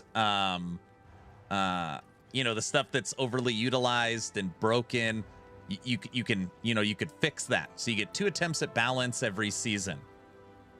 2 attempts at, bug fixes as well. So you fix a bunch of bugs, you rebalance the game. You drop one or two fun new uniques, and then you reset the economy and the leaderboards. Like, really, how much time is that? And maybe it's a lot. I don't know. But it's like more bug fixing, because right now they have like 700 bugs that they're waiting to fix for whatever reason. for the new season. They list them in their Terra Monthly. So all those bugs are getting fixed for the new season. So you can fix all those bugs. You can fix all that balance. Just new balance will open up tons of new build opportunities, fresh economy, fresh leaderboard, 1 or 2 uniques the theory craft off of. That's it. Like, that's so I don't know. To me, it sounds really easy. And by doing that, it allows the season you're working on to actually launch better, because you get the double chance at bug fixes and you get the double chance at balance. So that gives you all that leeway to have a better season 5 launch. So, yeah.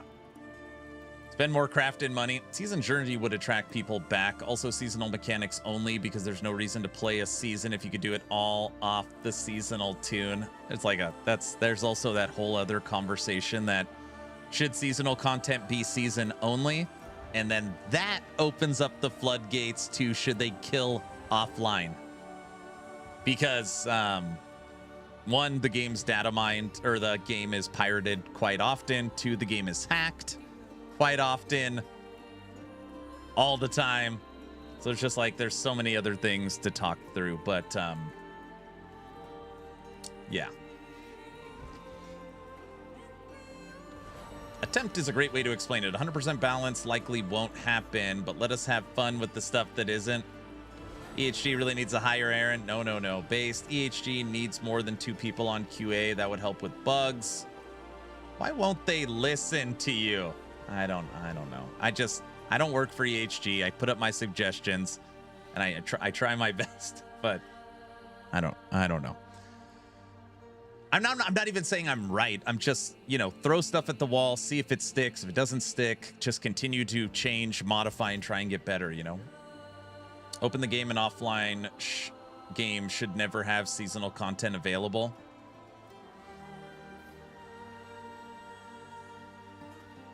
They used to. Yeah, Aaron nailed all the points. Aaron is a secret EHG employee.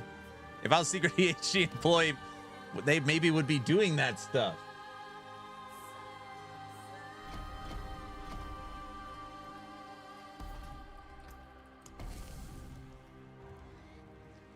Dude, QB1 got me on my soapbox today. That's all it takes. QB, this is what people do. They'll ask a question knowing that it's going to make me go off the rails. Not that your question made me go off the rails, but that's pretty much all my streams now. No, don't say sorry. I'm not mad. It's just funny that's all it takes. I don't know. I feel like I'm so passionate about this, and it's like, I don't know. It just seems so basic, and I know it's not that basic, but yeah, it just drives me crazy. I know they listen to you, though, so keep fighting. I mean, I put all the feedback in the videos and streams all the time. Aaron, how does it make you feel? Like Insect Army? Oh, I like Insect Army. Yes. Yeah, I've been a big fan of mid-season refreshes. QB1. They just say it costs too much resources and it would push back the other seasons farther, so.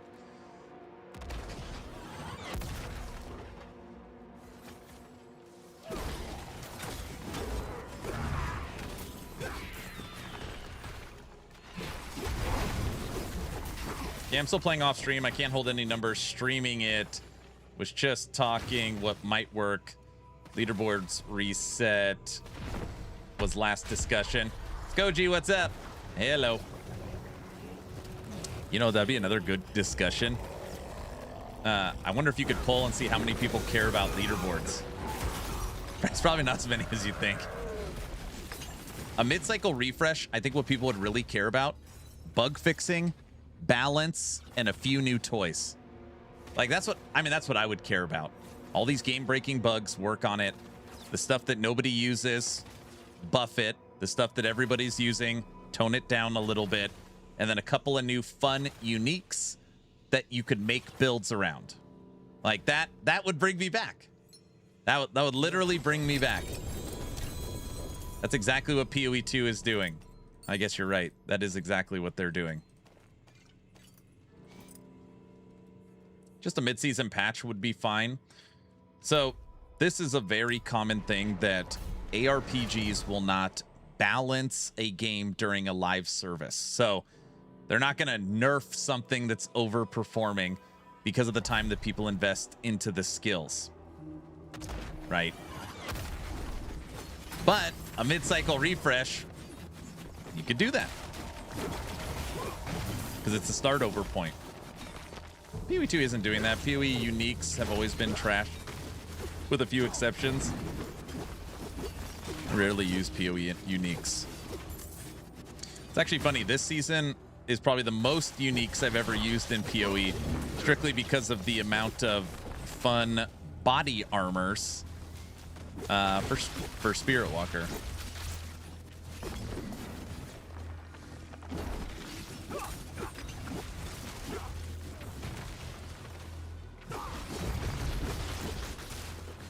I would murder the OP stuff.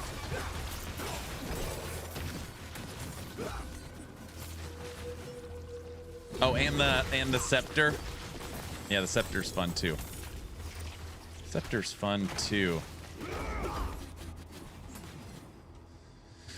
They buffed a ton of low uniques this league too.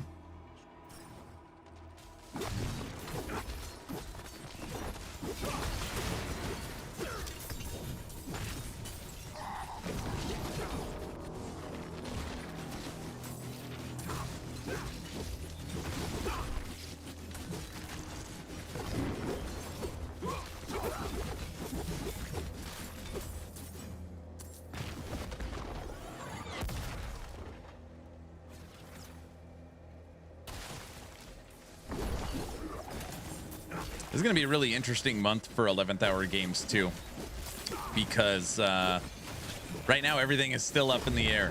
The teaser trailer doesn't launch this month. That will mean it's a October-November season 5 and another 6 to 7 month wait, which they basically said wasn't going to happen for this season. It's going to be a rough one to explain if that's the case. I don't think that's the case, but they haven't told us yet, so I just don't know. My money is on September. My money's on September. Do we have any predictions? Early September? So QB1, I really don't know. And just so you're aware, if I do know the answer, I would just tell you, I know but can't tell you. That's in the past, that's how I always communicate. So I'm not going to lie and say I don't know when I do know. Just FYI. I really don't know. They didn't tell me. So what we did is we went back and looked at game launch. When does EHG post the teaser trailer, which is the 15-second basically seasonal theming, seasonal name, seasonal date. They always post the teaser trailer, full trailer, hype week patch notes. That's how they've always done it. So if you look at game launch to right now, it's 2 months to 6 months, okay? Teaser trailer to when we get the season. So if we just take that, we basically know that once we get the teaser trailer, you have 2 months of waiting. You have a bare minimum 2 months of waiting. So if you take the lower end of that spectrum, which is what I think will happen, once that 15-second trailer drops, it's 2 months from then. So every day that ticks by in July puts it farther into September, which technically means even if they launch the teaser trailer in 3 weeks, that would still give them an end of September window.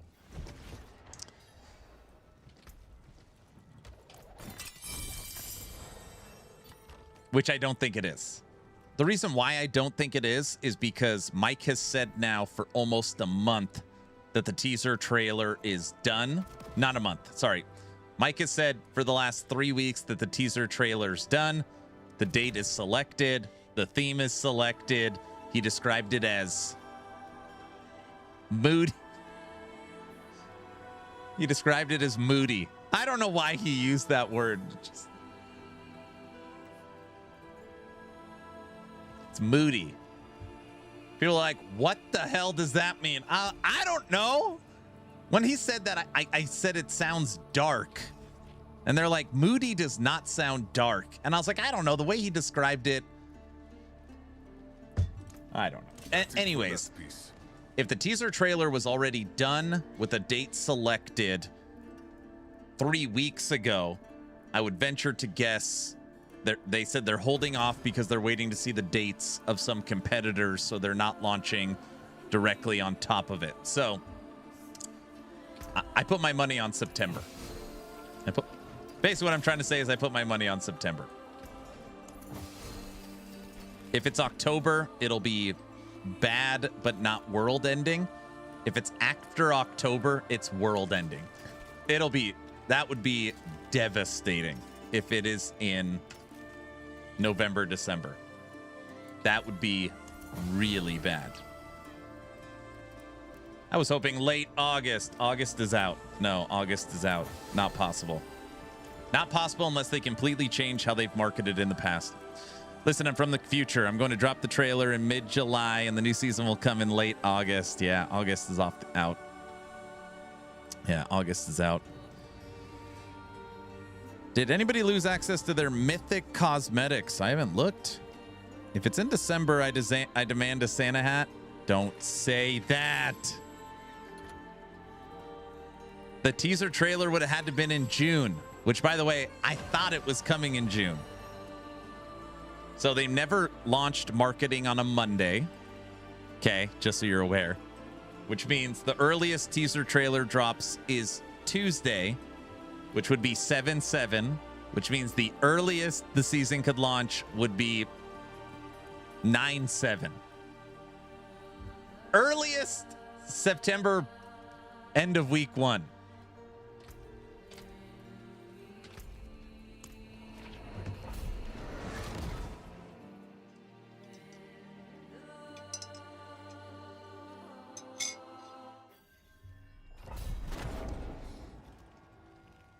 Yeah, my money's on end of September. QB1, we also went through and looked at every game that has something going on in September, October to try and determine what they're waiting on. And we could only come up with 2 things. One, the season's launching in October and they want to know the date for No Rest for the Wicked, which I don't think that's it. God, I hope that's not it. And then 2, in September, we're going to be getting a PoE 2 refresh. So one of PoE 2's mini events. And they want to know when that is. Those are the only 2 things that we could figure out.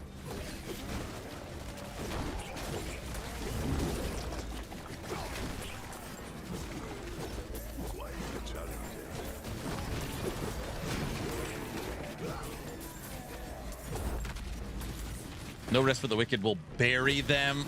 I know. I don't know about bury them. We were having a pleasant debate about how much cross there is between the games. I was trying to tell people there's way more cross between Wicked than people think. I got my money on the 25th or the 15th and 25th of September. Man, I hope it's not Wicked, dude.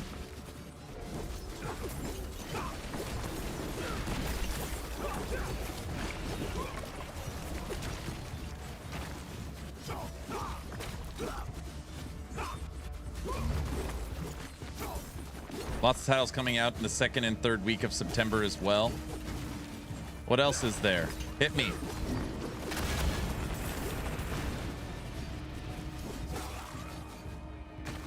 Saving thing with Wicked is not seasonal. People might not rush to it. Yeah, maybe. If launched on No Rest for the Wicked, it will have to wait. Wait. Skoji. Wicked will have to wait, or Last Epoch would have to wait?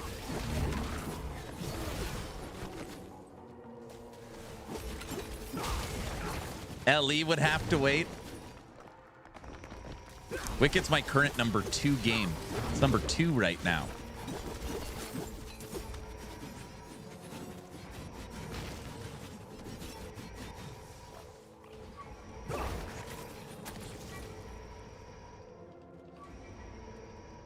That would suck. I would be so upset.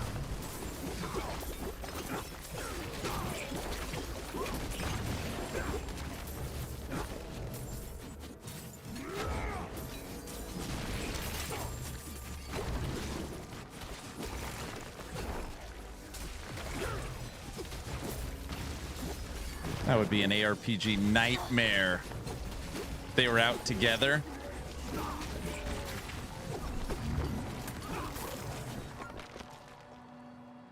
It just makes me sad. Marvel's Wolverine. Aaron, Ellie's playing it safe is not working.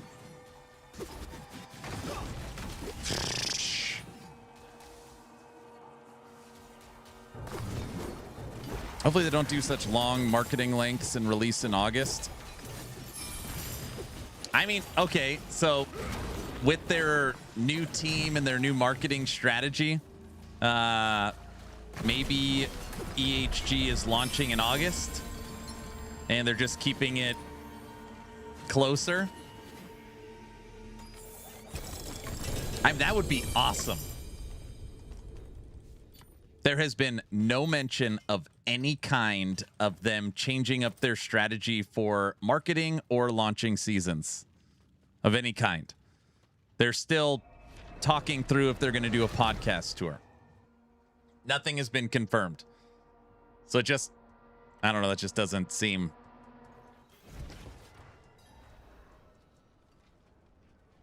They aren't going to tell you that?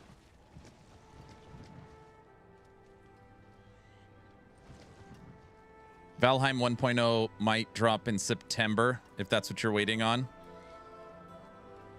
Marvel's Wolverine, new control game, Blood of the Dawn Walker, a lot of big games because they are getting out of the way for GTA 6. If I had to pick between Wicked and Last Epoch, if they streamed on the same day, I'd be devastated, but I'd pick Last Epoch. But I'd be very sad. I would even maybe do joint streams where it's like 8 hours of Last Epoch, then the last 2 Wicked or something. I don't know. All right, Junkie, thanks for hanging out, man. Thanks for the raid. Have a good one, brother. Wolverine on the 15th. Dawn of War 17th. Minecraft version of Ellie the 29th. Minecraft Dungeons 2. Crafton has a say now, so it might be different than it was in the past around launching. Okay. So Mike said on the Friday dev stream, just this last one, that like, is today the day for the teaser trailer? I don't know, but I hope so. Which, by the way, just makes it be like, how do you not know? But that's like a whole different conversation.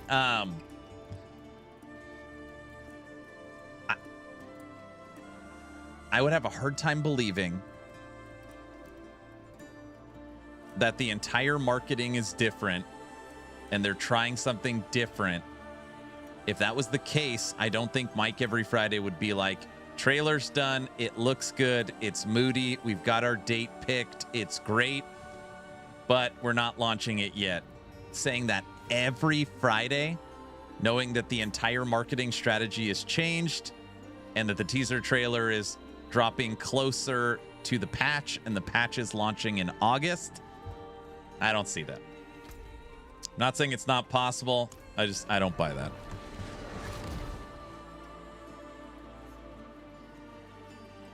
The Wicked launch breaks stream. Wicked's 1.0 launch is going to be massive. That game, it's literally doubling in size with the class system launching. And it launching on console.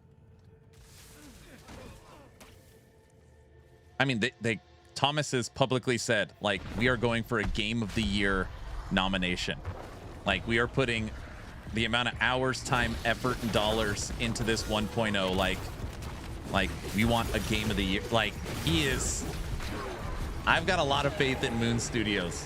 I don't know.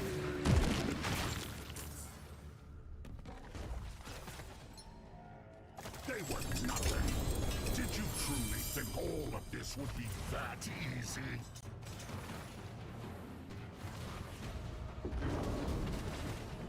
Crafting just waiting for the season agent to finish generating the new LE season. Oh, here we go. Yeah, that's what it is.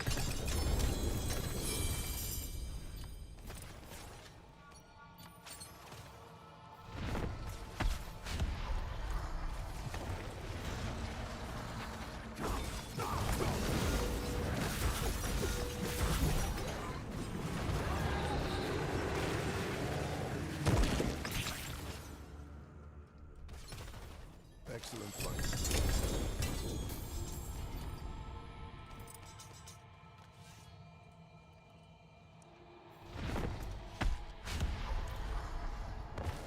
You know they're an AI first company. Yeah, like you.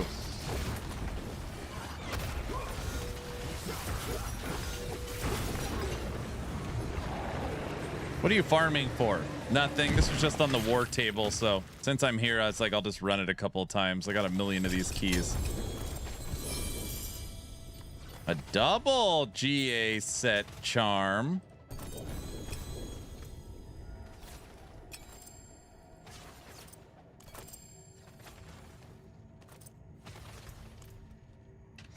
I always do that.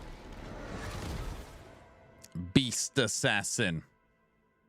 All right, are we done talking about last epoch now? Can we move on? Most companies are AI first because they want to make money. It's only the clickbaiters that care. Here we go. Odin can't help himself. He just gets everybody all riled up. What is it? Shadow resistance and physical damage. Oh, brother.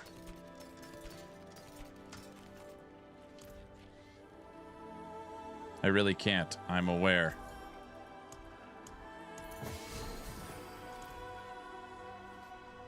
Guys, look, guys, stop making fun of Craftin. They literally own LE. I don't see any of you owning any game that has half the monthly revenue loss LE has, so shut it. Okay, Frosty, you're banned for a minute. You had me the whole... Why didn't I read that in my head first before reading it out loud?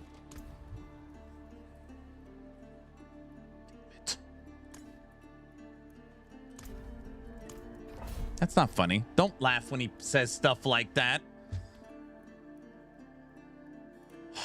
Frosty, I've got your video queued up, but I haven't watched it yet. I said when I take my first break, we'll look at it. Okay.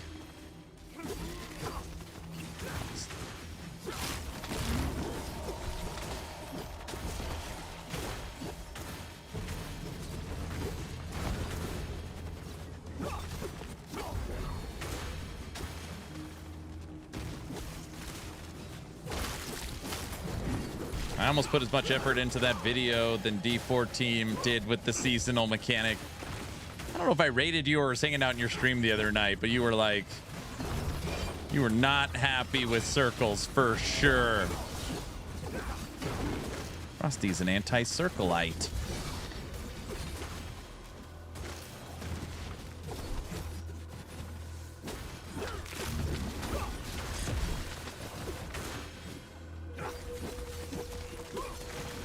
This is the BlizzCon filler season, Frosty. Everybody knows that.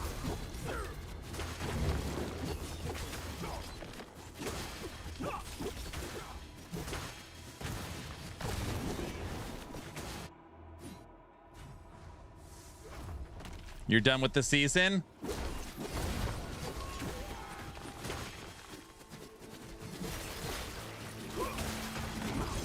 Frosty has had enough. Today's going to be my last day of D4. I wanted to finish up Zeal.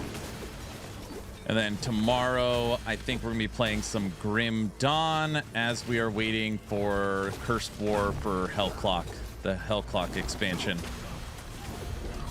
I believe that is the plan. Then we got TorchCon. I'll be in LA, hanging in with Don the Crown. And then we'll be back for TLI. TLI will take us to the Dawn-a-thon. And then Grim Dawn takes us to, I don't know. PoE 2 reset. I have no idea. Hellclock for the win. I like Hellclock. What the hell am I playing after Grim Dawn?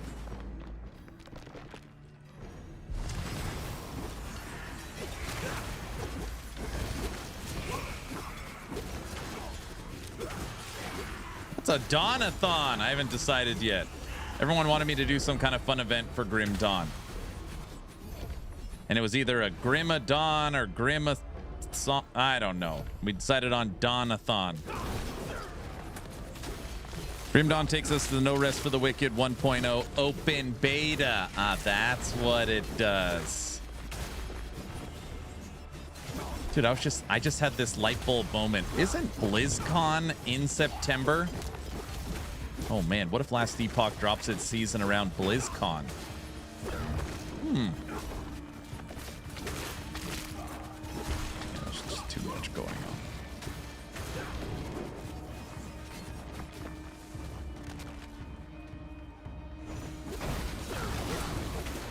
Dude, Frosty, did you get your ticket for BlizzCon yet? You're going, right? Frosty?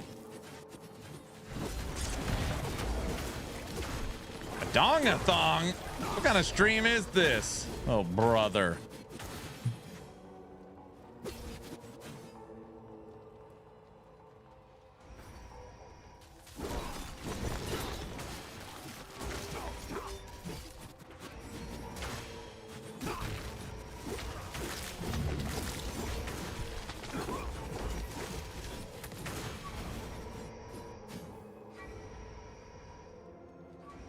Here we go. Here we go.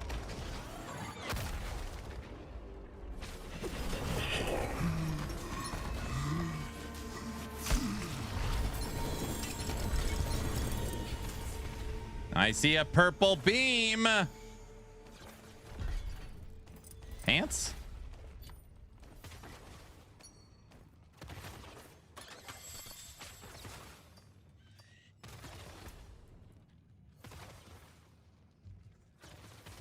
Thorns, healing, max life, strength, will. Brother. Thorns?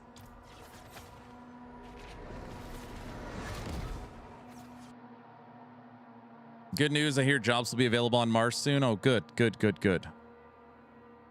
Hey, Frosty, do we actually have any dates or anything on actual open beta for Wicked? Have they said anything on the Discord? Or Reddit? I know you follow that stuff. What is it to break another's work?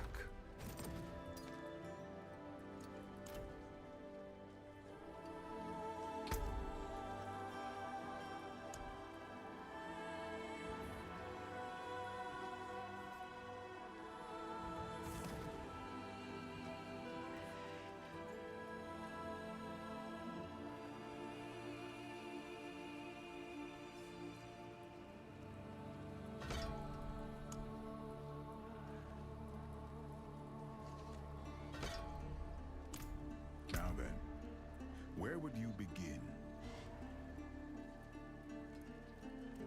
T9 Pit 65 was easy. You're playing that spin rogue question. What one crafted item did you make out of your mythics? None. I didn't need it. I ended up getting them all to drop. I ended up crafting none of them.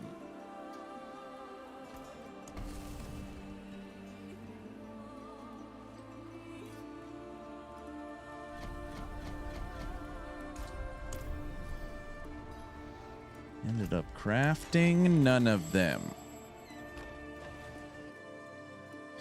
You guys ever just call your boss before bed and they're like, what's going on? And you tell them you just wanted to say good night. Can't say I've ever done that. Can't say I've ever done that. I crafted a bunch of swords full throttle, and they kept getting the Oridin sword. So then we kept running the Butcher over and over again, and then we kept running the Reaper over and over again, and then we were able to get the two-handed Paladin sword. I would guess I'm in an easier situation, seeing as Paladin only has one two-handed unique sword. So as far as like target farming and stuff, it's pretty like there's not that many things you can get.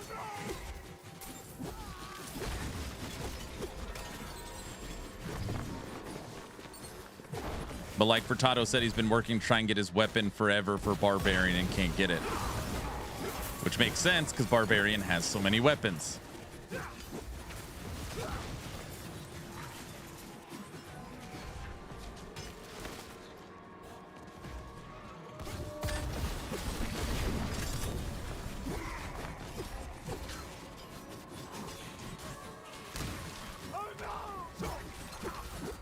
Okay, this game again. Hey, what's up, Don? I think today will be my last day of D4. I really wanted to finish up this build, and I think tomorrow I'm going to play some Grim Dawn. Basically, Grim Dawn for 2 or 3 days. Yeah, we're Zealing. Then we're going to play some Hell Clock. And then I'm flying out to LA for TorchCon. Last day, then go for weeks. Okay, I'm not gonna lie. I consider myself a very honest person. I continue to think maybe I'll stream PoE 2 today. And I was like, I can't go back to PoE 2. I can't. Has crossed my mind though. What build are you playing in Grim Dawn? I've just been leveling a Necromancer. I've only picked one class because I can't decide on my second. So I'm just starting, just running through the campaign with a Necro only. PoE 2 main? No. You can always go back to PoE 2. Always? You promise?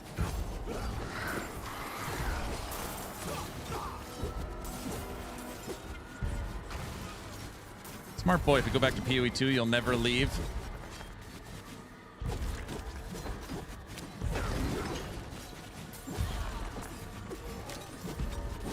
PoE 2. You just need 6,000 more divines. I think when I stopped playing, I got like 350 divs, which is probably like nothing now. But I have heard the divine is worth 800 exalts. I was like, whoa. That's different since I left.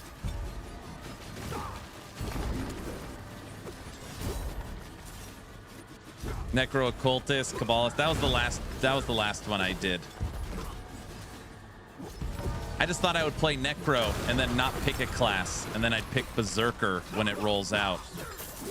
But talking to Wrecked by Protoss, he said Necro Zerker, basically you don't have minions. It's not a minion build.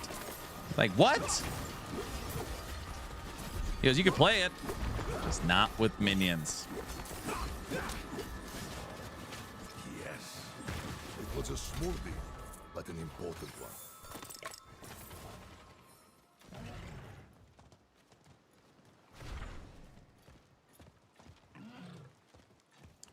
Lower player base, less currency on the market. Yeah, less people making currency, which makes currency more scarce. People still playing hardcore crafters, eating up said currency. Prices go up.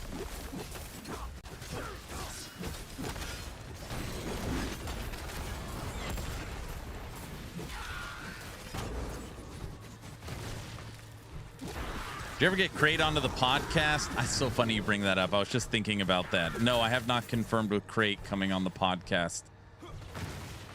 But I haven't tried very hard yet. Now that the D4 season is come and gone, and the 4th of July is done, got some time. Let's see.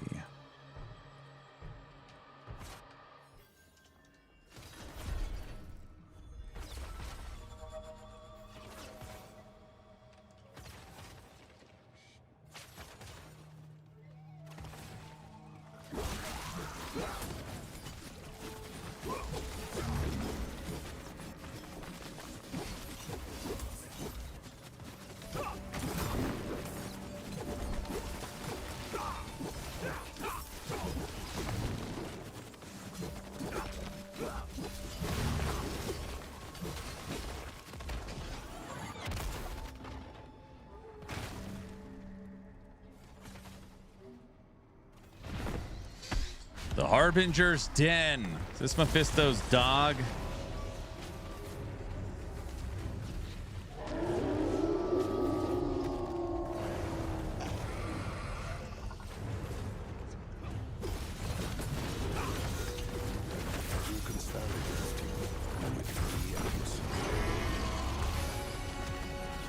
Get out of here, Mephisto's dog.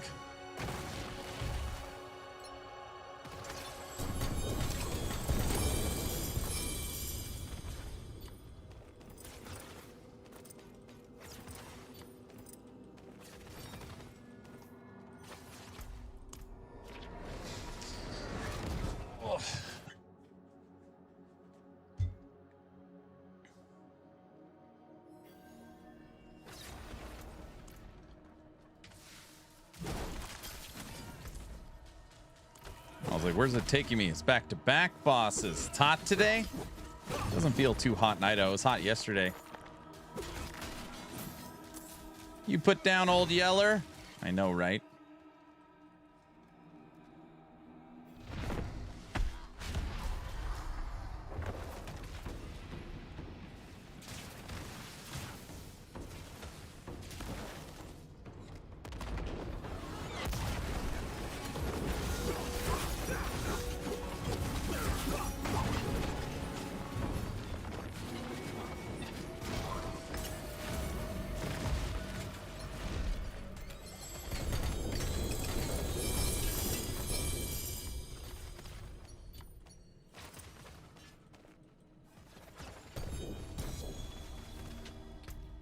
Full.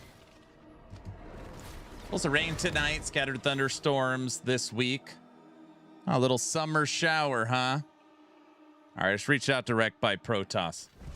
Rec, I need a introduction to somebody from Crate Entertainment. Never talked to anybody at Crate before.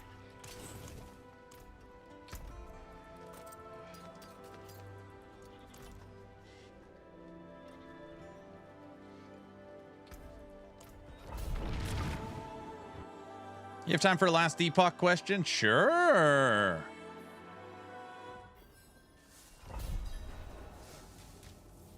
Please don't be Season 5 win. Please, anything but that.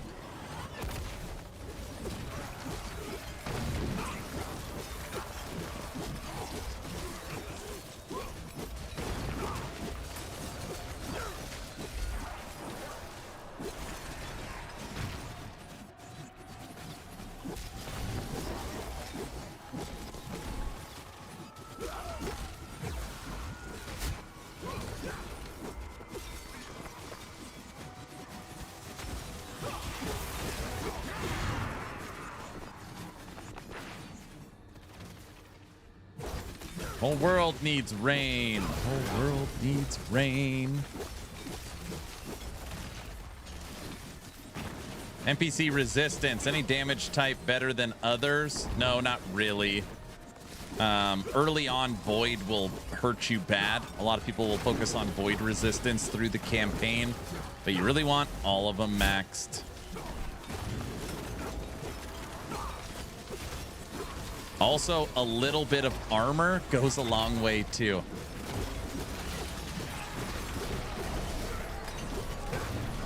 People will sleep on armor if you're like an acolyte because it's hard to get armor, but even just body armor or armor from your gear and armor from your blessings will make a big difference.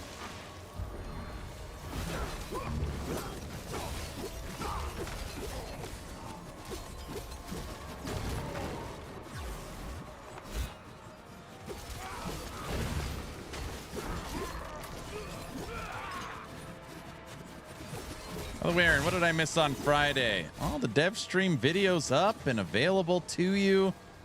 There's so much good info. I almost don't even know how to put it all into the video, you know?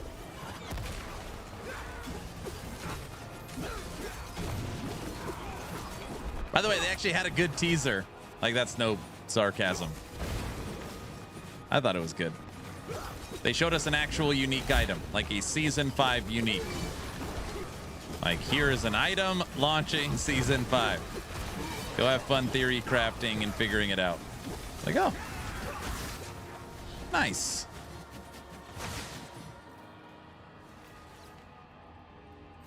Yeah, that was pretty sweet. Yep. Aaron, do you know that Rax is posting builds somewhere other than Maxroll? Rax is no longer affiliated with Maxroll. He joined Mobalytics.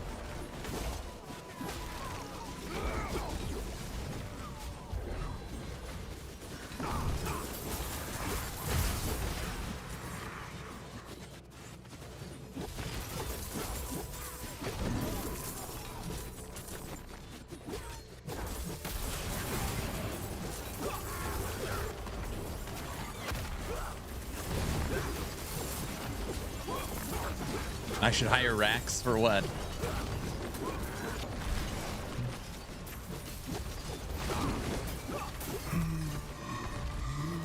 You dead.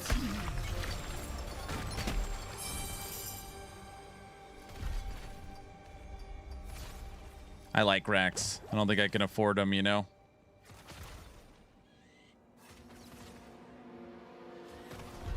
Oh, I didn't stay up to date with that. I only knew about Maxroll IGN. Yeah, IGN is the owner of Maxroll. IGN purchased Maxroll. So that has happened. That is true.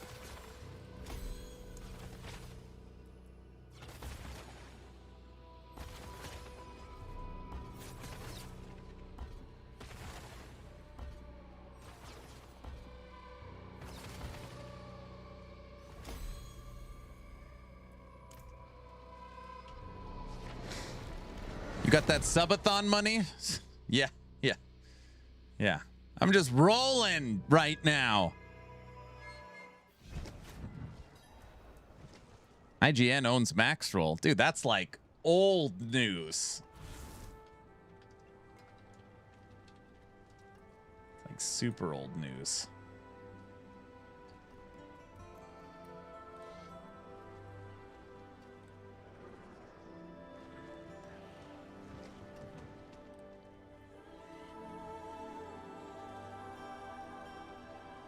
Welcome to the family, Maxroll, an IGN Entertainment brand. Yeah, they bought it. It was over a year ago. By the way, happy 4th of July. Happy 4th of July.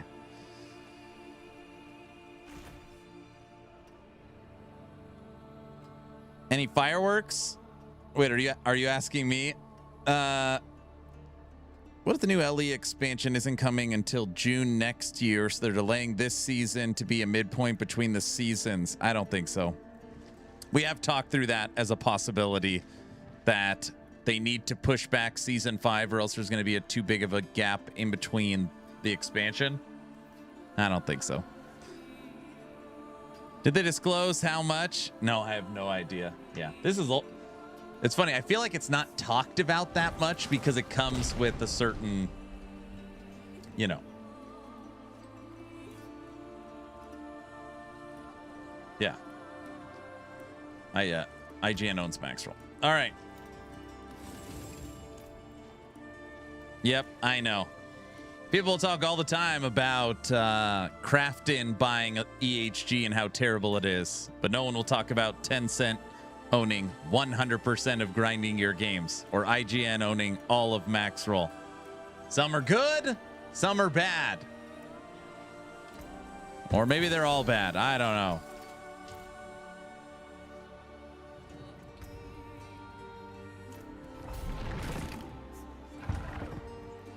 Tencent doesn't own 100%. Yes, it does. Crimson's like living in a fishbowl or something. Yeah, it's been that way. Isn't it been that way for like 5 years or 4 years? When people were leaving GGG, they said more and more Tencent people were showing up. Yeah, they own all of it. Been that way a long time too.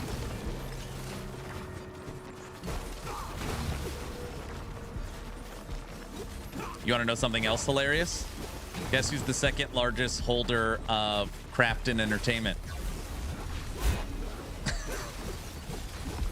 You guessed it, Tencent.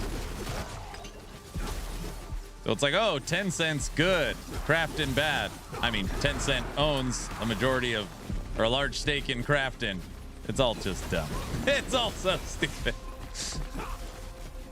Same, but different, but still same. Okay, I'm here now. All right, now that Solo's here, we're good.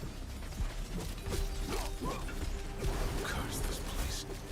I'm being followed. Wiki says March 2024, the 3 co-founders sold their remaining shares to Tencent. Tencent's the sole owner. Yeah, Tencent owns all of GGG. Yep. It's been a few years now.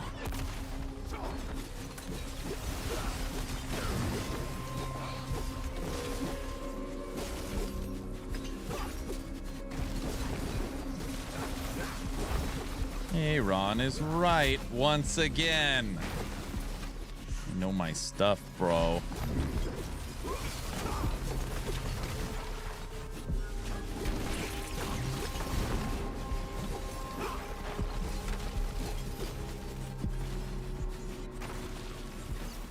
That's why it pisses me so. That's why I get so upset when it's like one's good, the other's bad.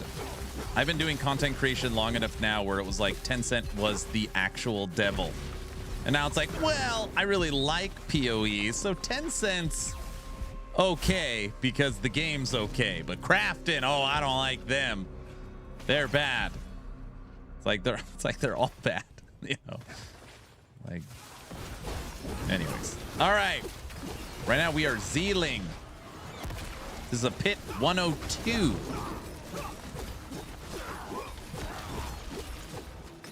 Also, we haven't died yet today. We need to die at some point.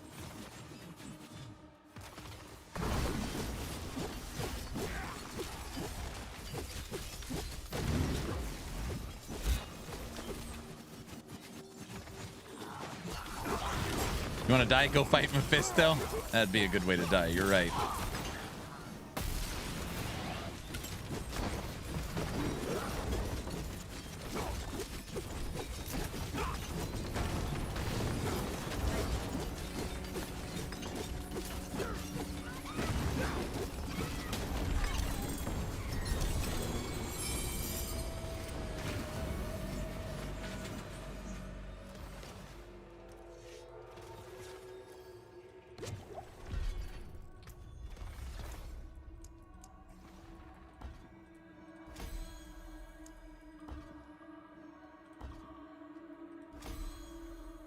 All of the glyphs are up to 107.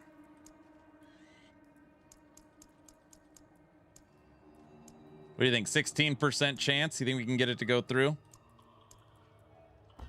Fail. Oh my gosh, it went through. It's not allowed to do that. Holy crap, another one went through.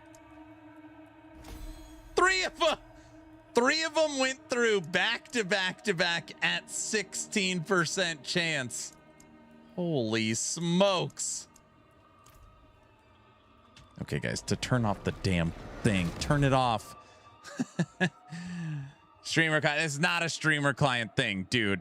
It's not. No. No, that's not allowed. No, it's not a streamer client thing. Gold drop rate. No, no, no.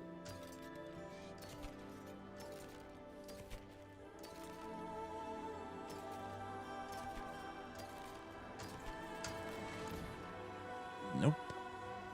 Okay, fine. It's the cocaine client. Is that what it's more like? Maybe you're right.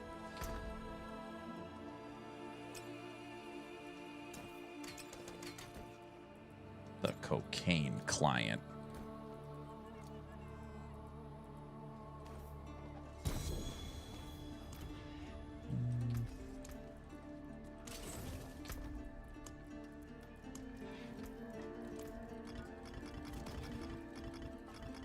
We got a bunch of runes this season too. Okay. Oh, we're done.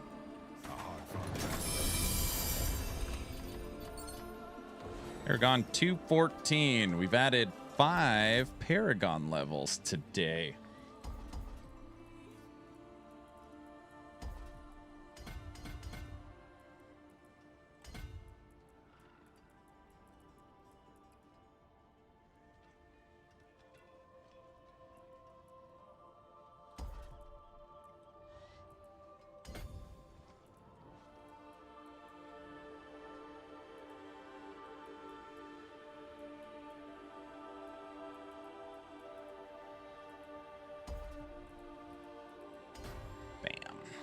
Whammy! Now then, where would you begin? All right, almost 4 a.m. Have fun, Crimson. Yeah, check out the dev chat recap. It was actually a pretty interesting, spicy discussion. Let me know what you think. Oh, that div sound is so good. Guys, we're not talking about div sounds, okay? I'm not trying to talk about PoE 2 all day. Yes. Let's reconsider.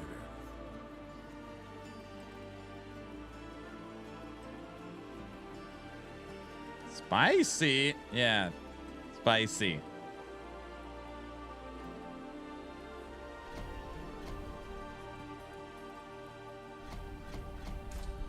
Go. I will Tink, see you tink. again. No, no, no, no, no. It is done.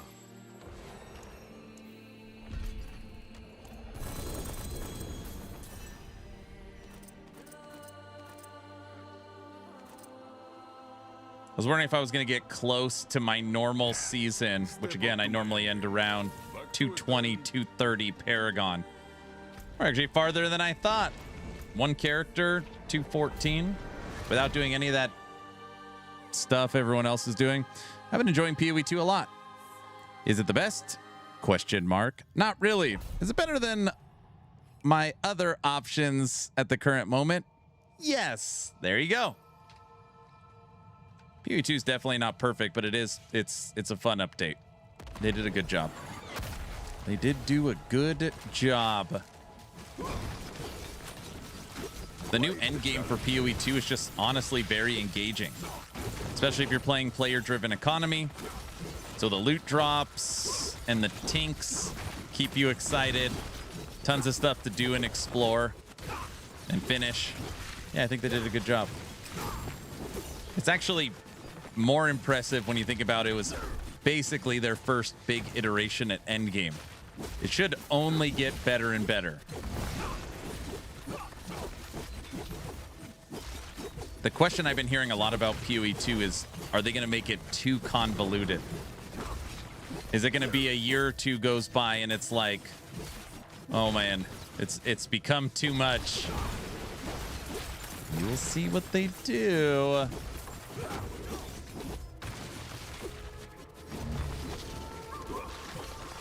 I uninstalled PoE 2 while leveling this season and finally reinstalled it, and I don't regret it at all. I'm still playing it. So you were playing and then you're like, the leveling experience is bad.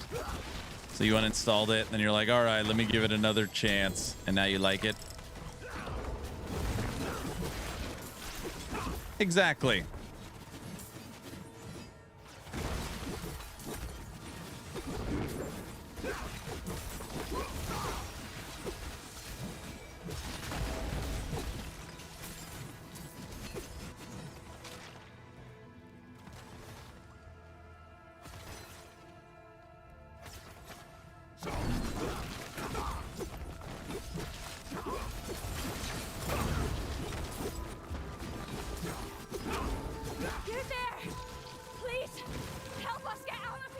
No, I can't help you. They're just spiders. How's Zealing going? Good. We could do a pit 100 in about 2 minutes. We are well into the billions and billions of damage. Only Paragon 214. The much better Zeal than last season.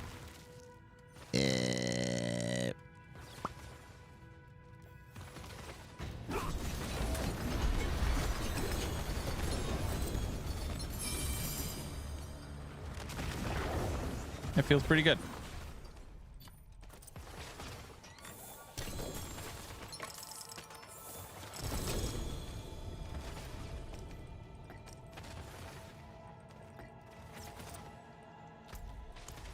We like Zealing. What about trillions? No, we're not in the trillions of damage. Guys, as long as you are following the channel on Twitch or subbed on YouTube, type in !, a giveaway. Giving away a free copy. No, giving away a free copy of the Diablo 4 Battle Pass. It's not a copy. Free D4 Battle Pass. Step up to my anvil. PT, you know where to find me.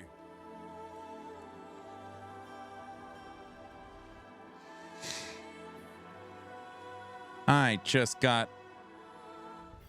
home back from work. All done with work, huh? Hopefully you had a good work day.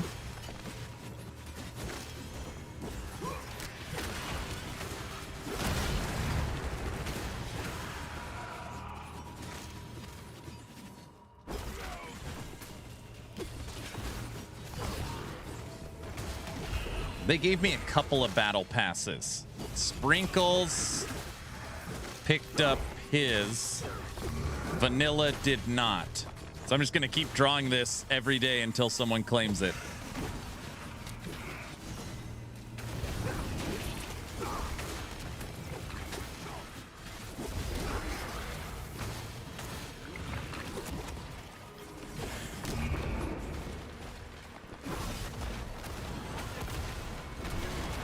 You claim it.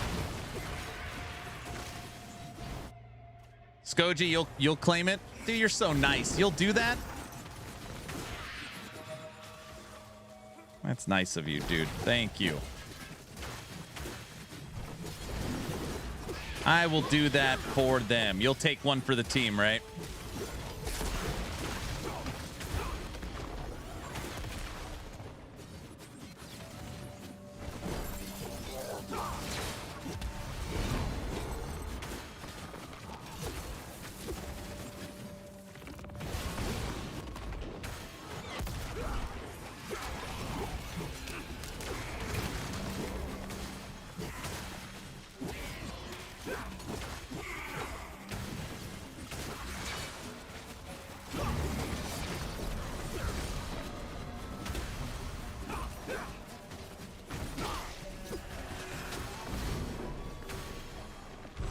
Wait, we all know Vanilla was Aaron's bot. I do love Vanilla, but no, it was not. It was not.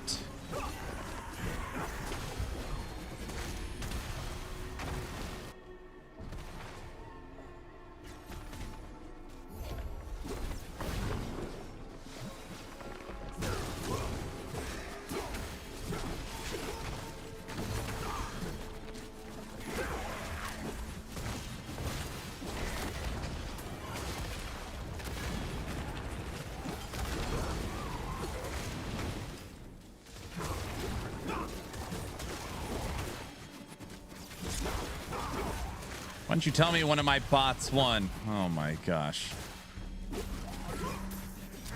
Are all you guys bots? Is there any real people out there left?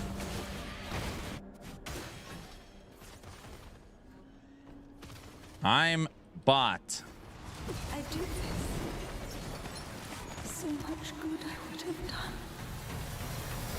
So much. I think I'm real. Ew, people. Real people. Locked.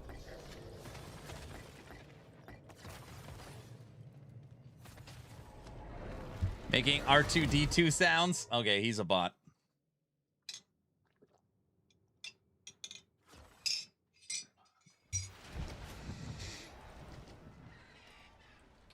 Xathius, you have a good weekend? What is a people?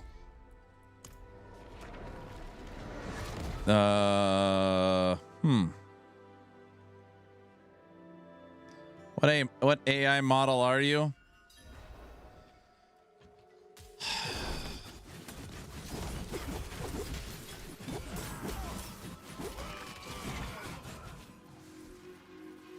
Which one of you is Skynet? That's the one I want to know.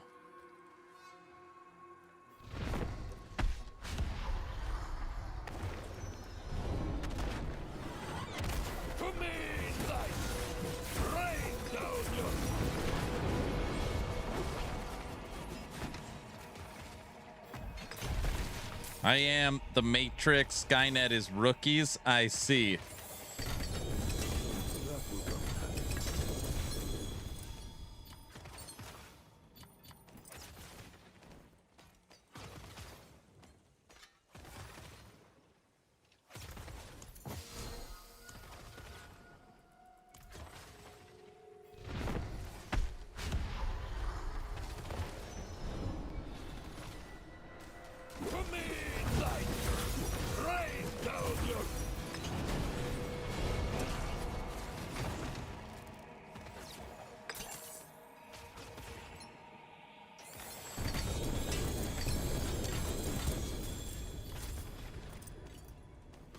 Bunch of garbage.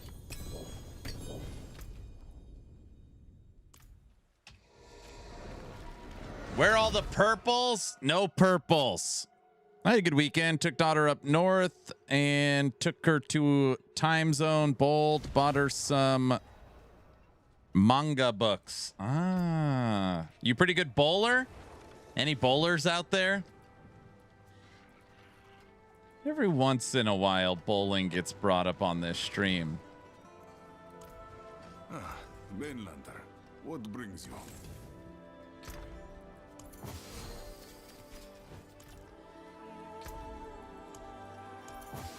And you're not a bowler just because you've seen the movie Big Lebowski. So before anybody says anything, that doesn't count.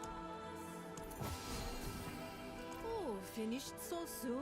I never saw it. Okay, I miss bowling. I do too. I used to bowl a lot.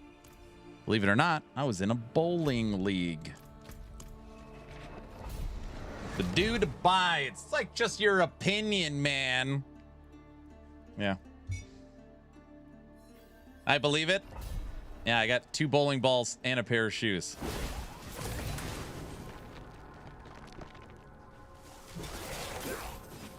You totally look like a bowler. I miss bowling. Kingpin count. Kingpin counts. I don't want to lose to a guy with a hook, you know. Disc golf is where it's at. I never played disc golf. I had a couple of friends that loved disc golf, dude. Loved it.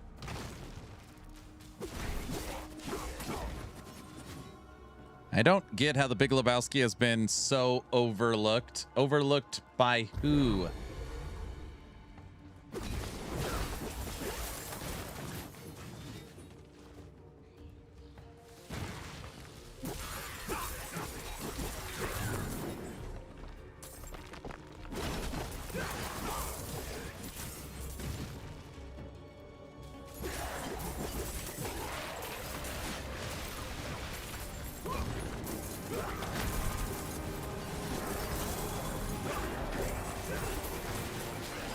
Doesn't sound like you're a bowler. You just like their food. The bowling alley food? Ugh. No.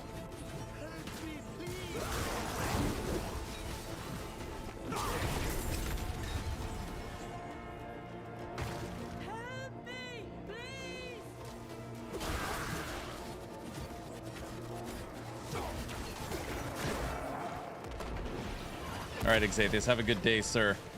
Oh yeah, what is it? Monday for you? You got work.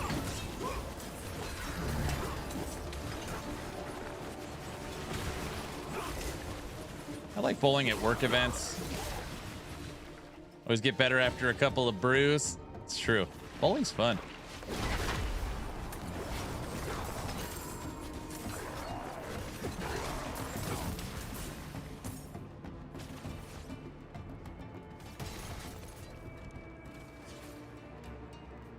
Yep, Monday, and return the daughter.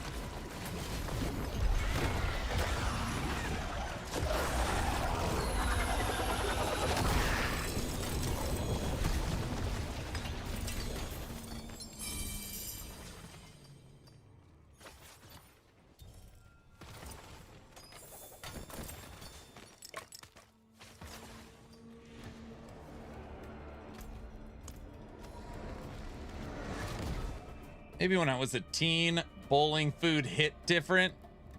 Like when you're bowling, your hands are like greasy, oily. I don't know.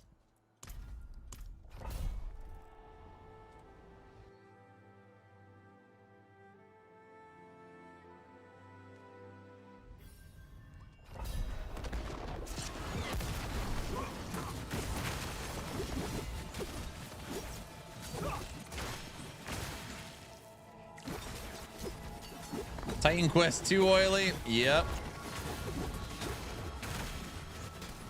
So where I grew up, people are always like, what? When you're a senior in high school, it was like something special for only seniors. You could take bowling.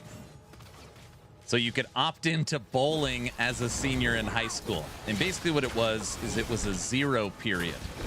So your first period was a 0 period before school, and you didn't have a first period. So you had a 0 period and a second period.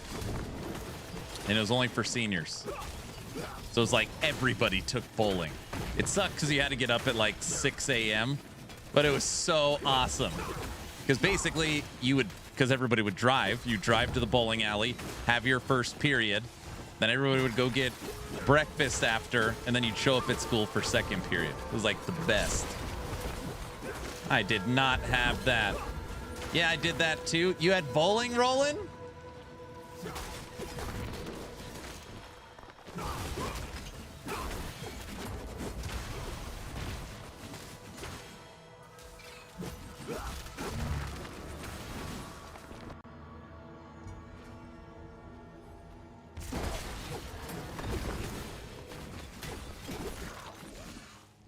But mine was at the end of the day. Yeah, they couldn't do it at the end of the day because of sports. So it had to be before the school day started because everyone, like, nobody would sign up.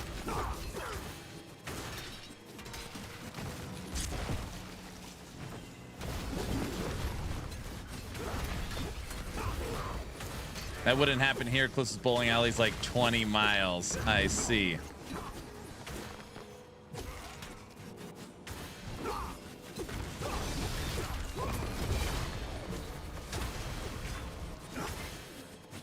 Oh, it was during school hours. Oh, I see. Okay. Yeah, that's still awesome.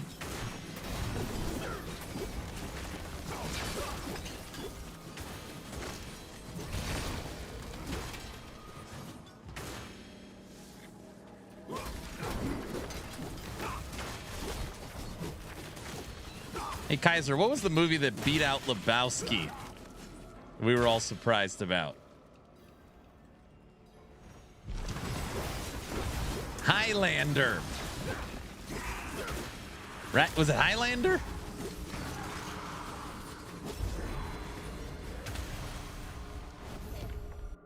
What was your highest score bowling? You wouldn't believe me. I bowled a 289 once. I saw the little paper printout. 289.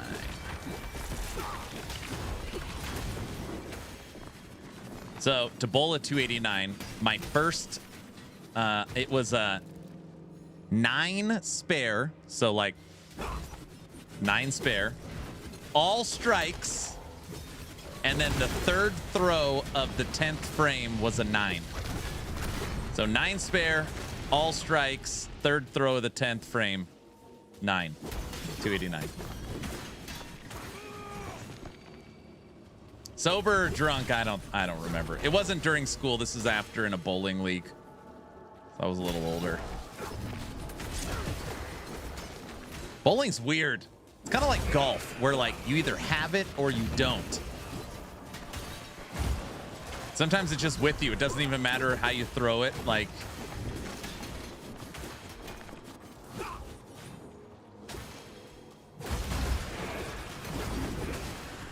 yeah, I saw the screenshots of the new Highlander coming out with Henry Cavill, right? That's wild. What a great memory. Yeah. Darts are like that too. Yeah. It's the X Factor all over again. I cannot wait for that movie. The new Highlander. Didn't they say they wanted to do the original right too? Like they actually filmed it, like no green screen or something. They traveled to locations. Yes, something like that.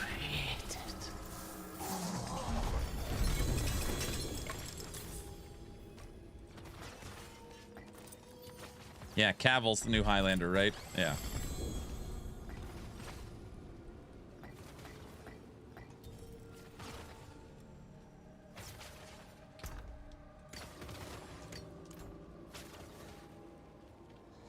Other Cavill movie I'm waiting on is Voltron.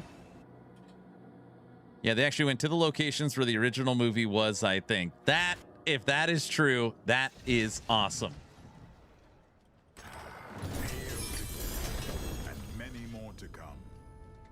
They went to the OG locations. I love that. It's true.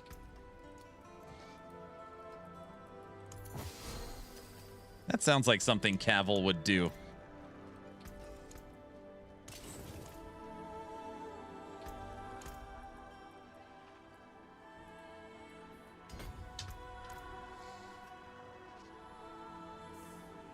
It's true. H makes sure the movie is true to the source. Cavill has the golden ticket for sticking to the lore. We know it's not Hollywood fluff if he's there. Again, I don't want to say this is true. I only read the headline. I didn't read the article, but it was something that Henry Cavill's struggling with the new Warhammer because of, I don't know, somebody wanting to change it or some crap.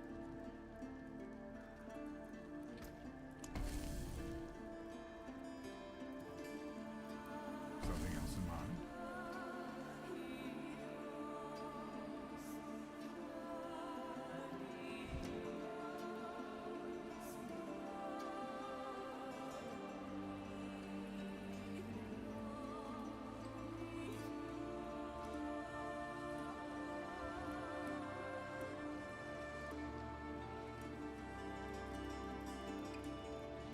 Cavill's in fact a real gaming nerd. That's true. Hollywood hates Cavill because he has integrity.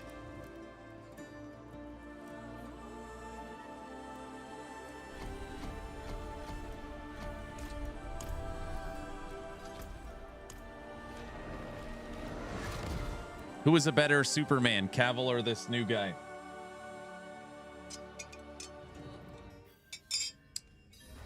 I only made it through the first half of the new Superman because I was watching it on an airplane.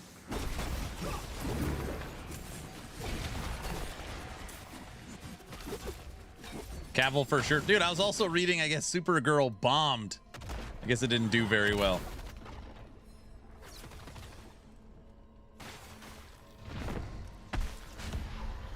There was a new guy? Yeah, there's a new Superman.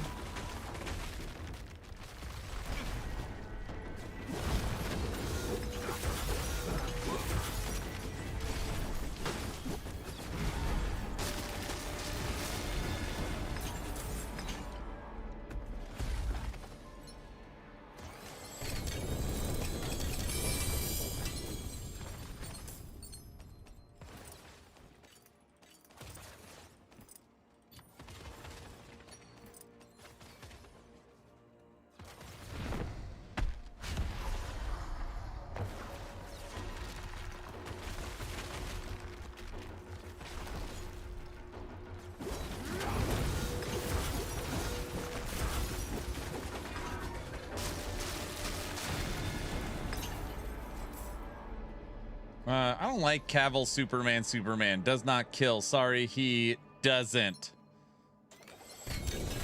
A nemesis lair. Uh-oh.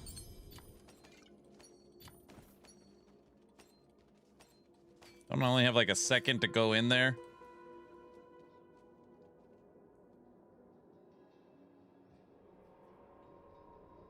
Cavill nearly missed the call for the role of Superman because he was busy playing WoW or something. Come on. To me, light, rain down your judgments upon.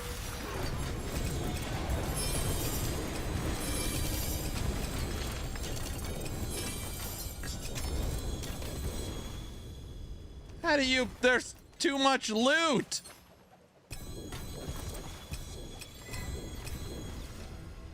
Is that allowed? Yeah, he said that a few times. He was raiding in WoW.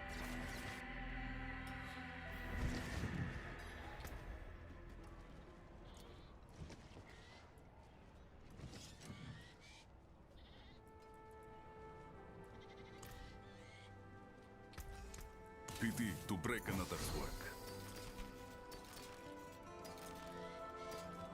You know where to find me.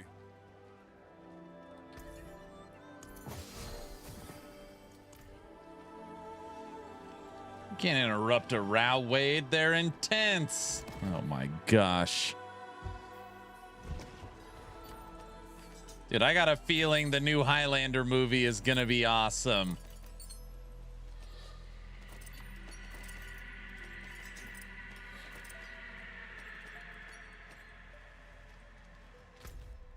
Me and my wife enjoyed the season 1 of Witcher for Netflix.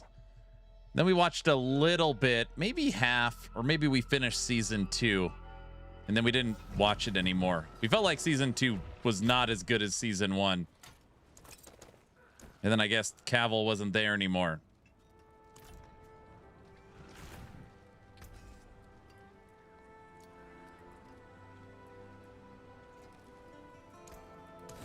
Back to it then.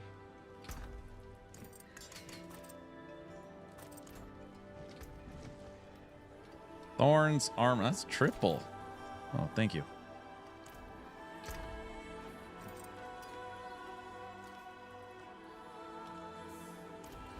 Season 1 was amazing. Season 2 was okay. Season 3 was man. Season 4 was bad. And then he left. I like Henry Cavill as Superman best, but Batman vs. Superman and Justice League were terrible. Cavill was there in season 3, but we knew he was out after. A lot did not watch season 3 because of Cavill. And season 4 was not Cavill, but there's still a season 5, right? Or something. Like they filmed season 4 and 5 at the same time, and they're like 4 episodes each. Something like that. Isn't it?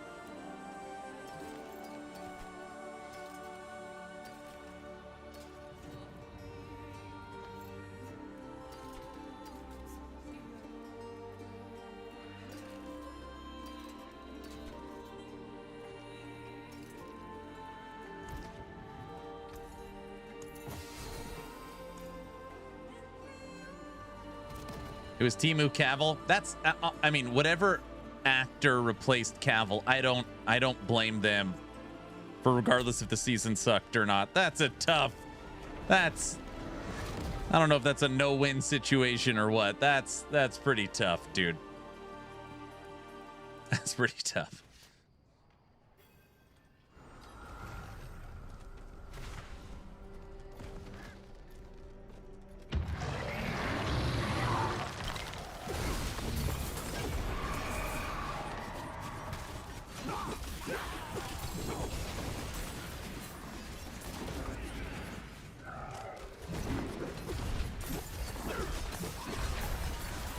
I have 100 cinders and I haven't made it to the Helltide yet. That's just walking up this ramp.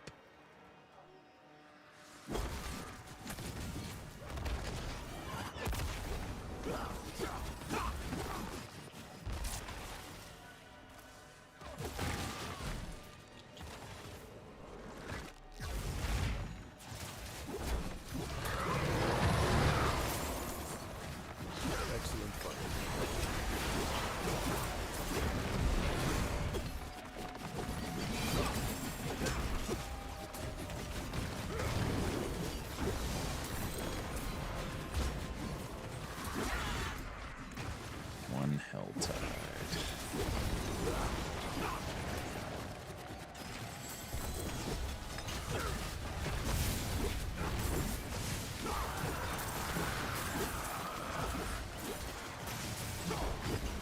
Have you guys seen the funny, I don't know if it's a meme or what, but it's the clip of Henry Cavill where he's with Tom Cruise in Mission Impossible where he reloads his arms and grows a beard?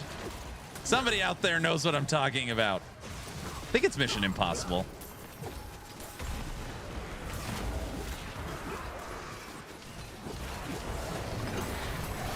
Odin, you've seen that?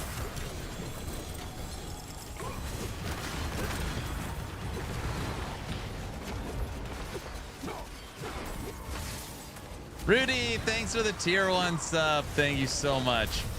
It means so much. Thank you. Oh, the boxer move. Yeah. All right, I'll let you know if you win the giveaway.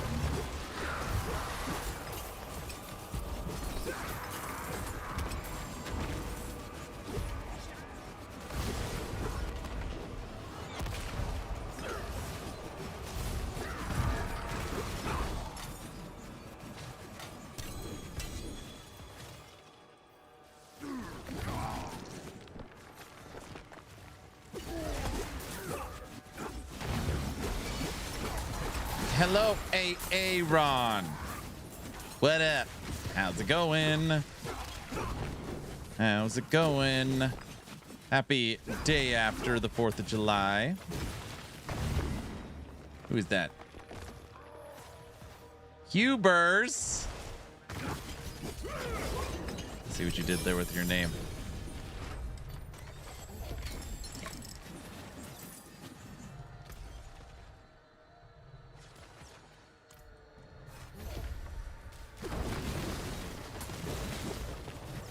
It's a meme. Tekken's seen it. The arm reload. Well, 4th of July ain't a big deal overseas. That makes sense. I could see that.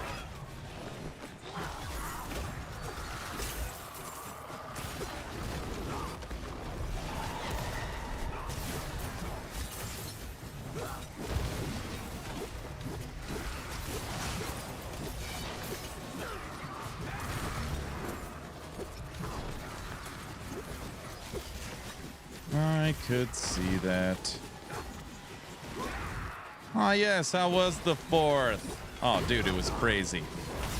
We had the big parade in the morning, downtown Boise. Friggin' million people there. But it was cool. They had the flyover for the city. They had tanks and, I don't know, just like a huge, crazy celebration for the 250th anniversary. So we had the parade in the morning. And it was pretty low-key. Barbecue, food. Midday. Hung out with the fam bam. We always take a crazy family picture every 4th of July. My wife goes all out. And then met up with a bunch of friends and family, and then we went to the fireworks. I put some pictures and videos in Discord. It was good. It's like a whole day event here.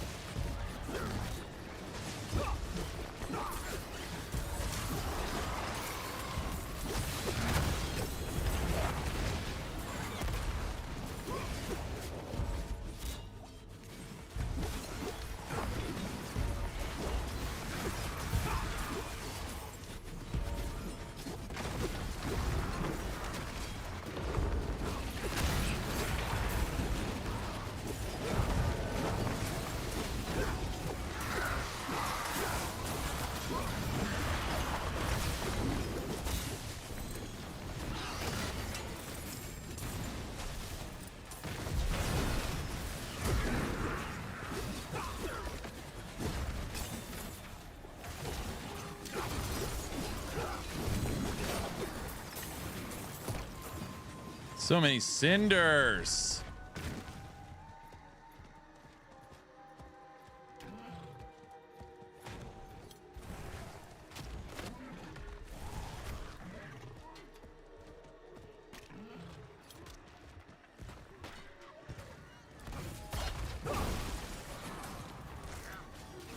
Hell's Prize.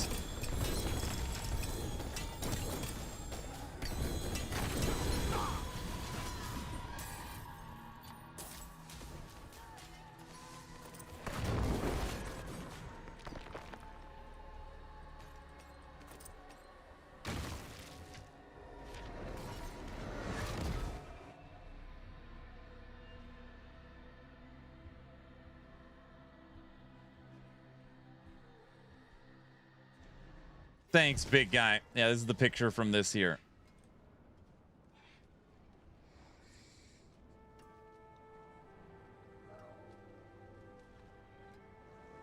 Tekken.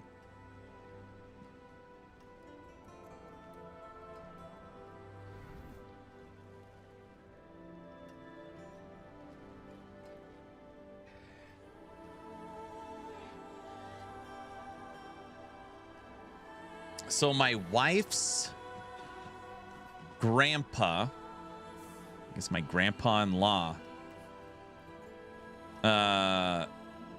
died in the Air Force. Died in the Air Force. Was an actual combat pilot. It's a long time ago.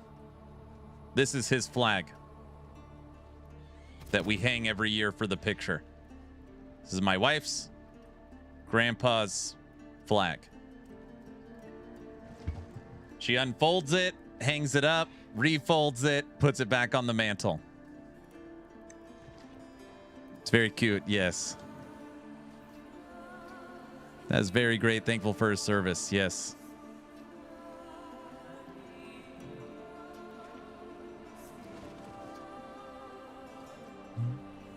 VC, how was your Comic-Con?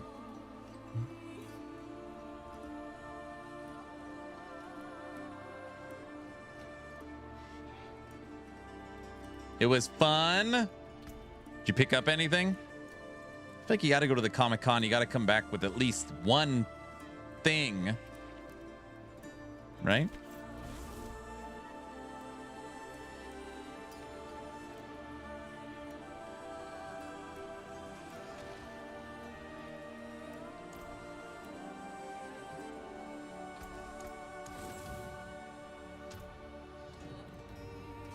Saw Christopher Lloyd and Sean Wallace. Christopher Lloyd, huh? Man, Christopher Lloyd is still going to cons? How old is Christopher Lloyd?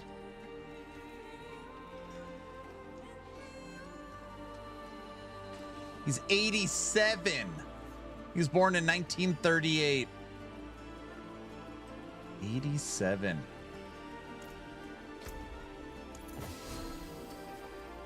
If you guys don't know Christopher Lloyd, he's famous from being the bad guy from Who Framed Roger Rabbit, if you don't know. So.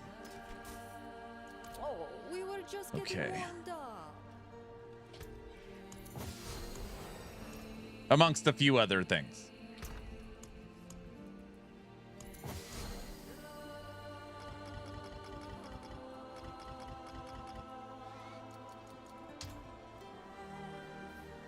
I didn't realize he was in that. Yep, awesome actor. Yes. His best roles in Star Trek 3. Everybody knows that. My wife brought me a little bowl of cut up fruit. It's like a little baby bowl.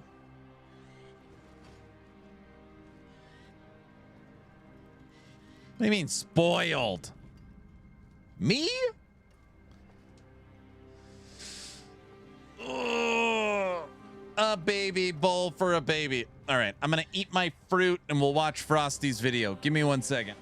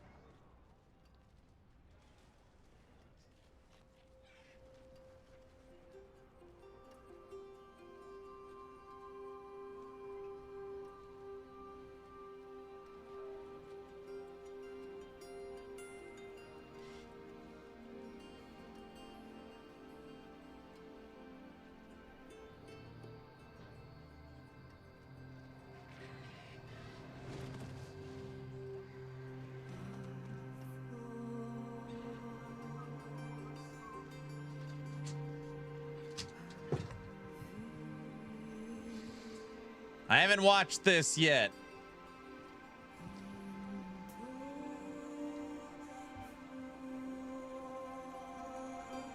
Frosty. People have been spamming asking me on my state of Diablo video if you're gonna make a video absolutely roasting the season. You have any plans for that or nah?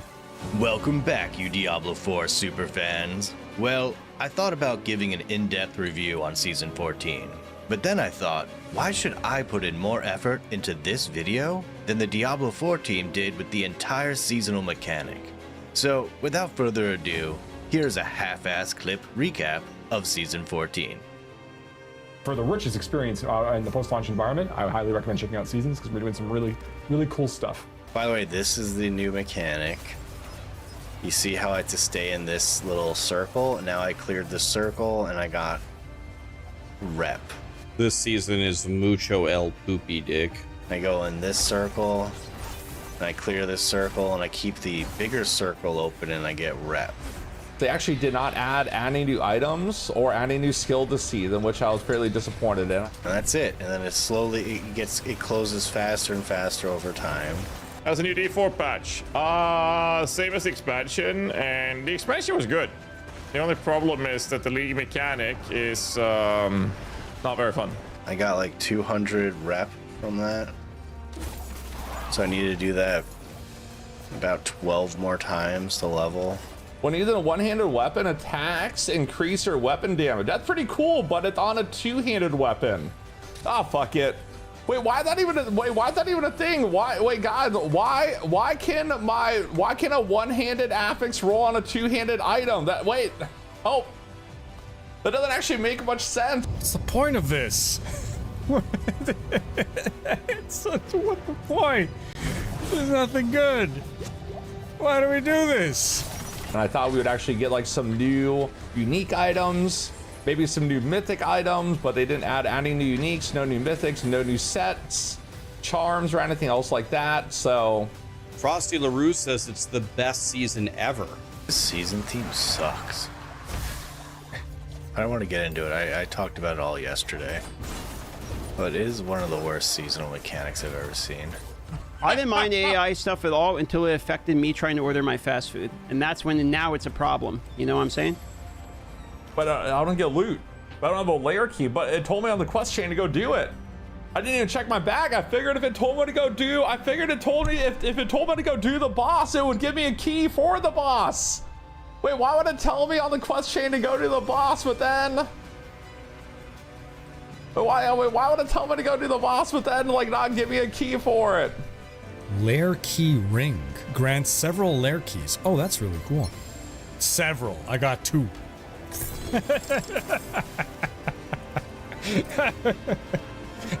I unironically was thinking earlier how much more fun I was having just messing around in Grim Dawn the past few days than I am right now playing Diablo 4.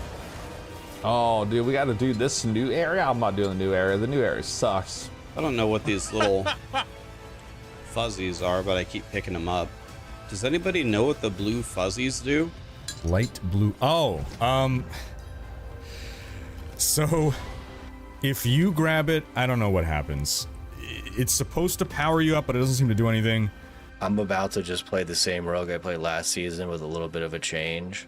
The Taco Bell in my town, if I drive to the Taco Bell in town, I am talking to ChatGPT. When you go through the drive-thru, it literally says like, "Hello, welcome to the drive-thru. What would you like?" I'm just concerned about the longevity of the season because as soon as I hit level 70, I'm gonna go into Torment 1 and I'm doing the exact same thing I did last time, except that the new league mechanic is kind of boring and I don't know if I'll have fun. Is it fun? The season mechanic? Well, so far I've just kind of stood in a circle and that's it. I've just been standing in circles so far. Going into these little circles, not a single item is dropped yet, mind you. Oh, okay, I got like a cinder. These things kind of work in Hell Tides, but they feel awful anywhere else. You sit down on the toilet, your dick touches the water when you play Melee in the ARPG, okay? Look, stand in the circle. Stand in the triple circle. Boom. 5 extra scorpions, move on. You guys thought 200% delirium was hard? You guys thought grand expeditions were hard with the 10 rune thingies? Yeah, all right. Try standing in 3 circles for nothing. Watch. Stand in the circle. Stand in the double circle. This season is godly. Well, it's not kill mobs in circle. It's kill mobs in a circle within a circle. So there's double. Well, it's actually more than double. There's a lot of circles. It's a lot of circles, sir. It feels like season 13 now. This feels like a shitty. This feels like last season, but they added a bunch of crap. Like the season mechanic just slowed you down. What do Woody and Rob say? Because they are 2 of the most positive people out there about the game. What is their opinion on this season? That will tell us a lot. Man, I wish they would have changed this. It's so stupid. I think it's just like, for me, it's just not fun. Fuck this. I mean, of course, I wish that they would do similar to what PoE did. Dude, we're having tacos tonight, boys. That's for damn sure. Beep boop. I'm here to steal your minimum wage job at Taco Bell. Hello, sir. Hello? What would you like for your order? I want tacos.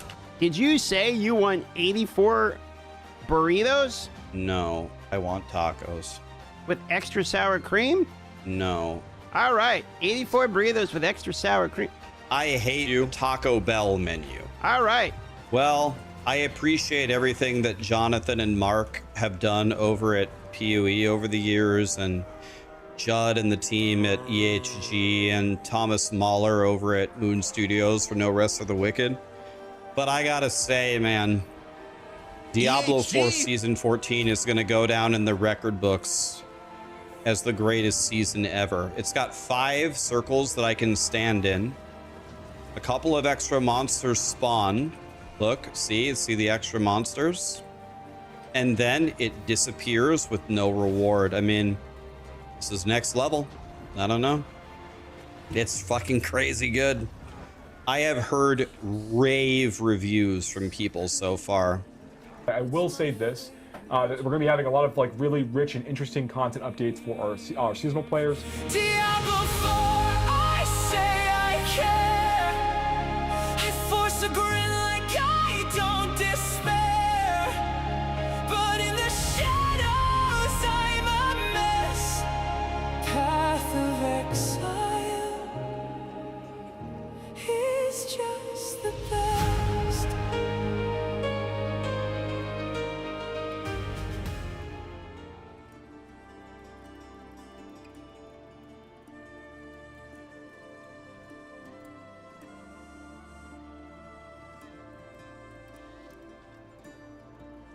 Forgot to get you a link to Frosty's video. Hold on.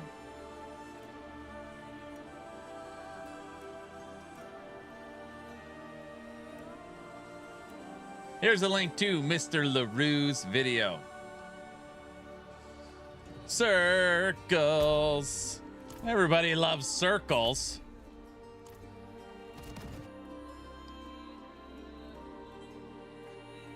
Aaron was missing part 2 incoming.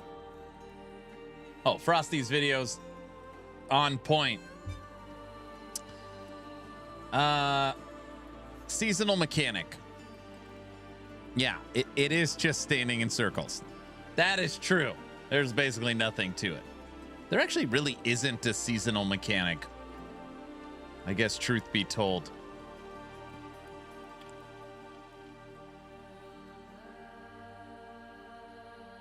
PoE 1 just announced Curse of the All Flame.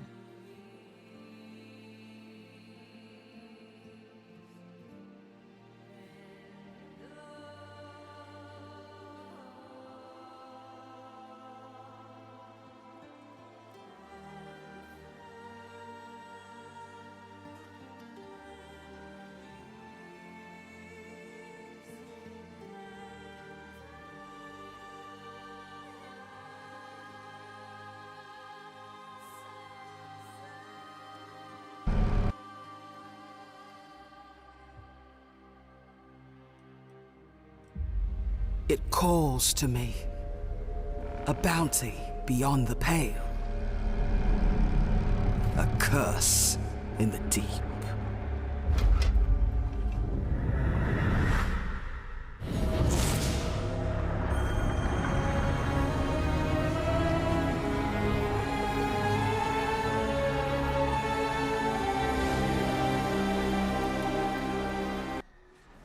Curse of the All Flame. Live stream reveal July 16th, the day Torchlight Infinite drops its new season. Play free July 24th, the day after Grim Dawn expansion. Curse of the All Flame.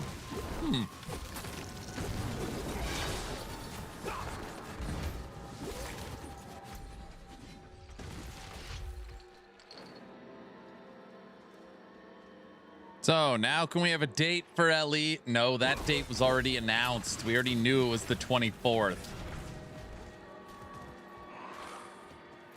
So no, you still can't have a date for Last Epoch yet.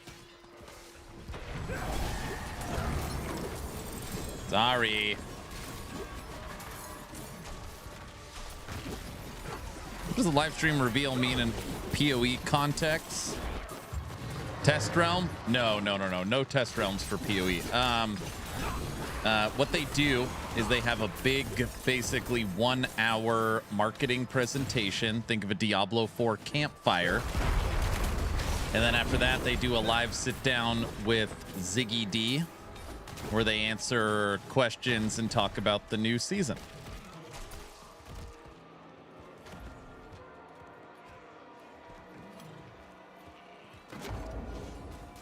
What's up, Anger?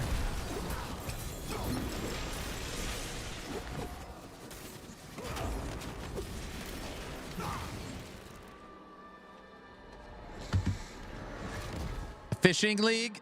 That's exactly what it is. Mike will probably want to announce when he gets back. Wait 3 weeks. I need to go. Have a good stream. All right, Odin. Chat later. Yo, Medic says great controller support now, but I can't play with a controller. Yeah, I will play controller for PoE 2 once it has hybrid controller support. Until then, no. Till then, no. Curse of the All Flame. Dude, all the PoE creators are going to come out and give their theory. What is it? That's what I meant. Yep. Delve rework? Delve isn't teal, though. Coloring seems off.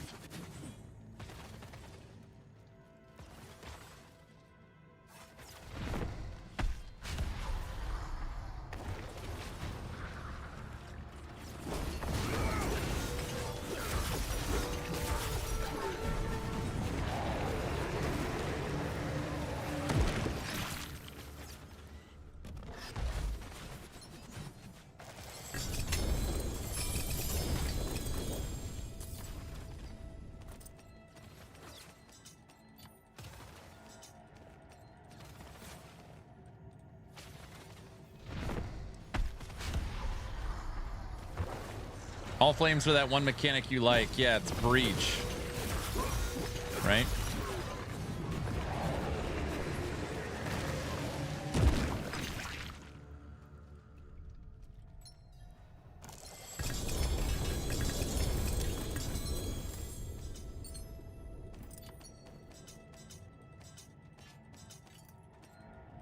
All flames are betrayal. I like betrayal. I like betrayal. You're right. All flames is betrayal. You're exactly right.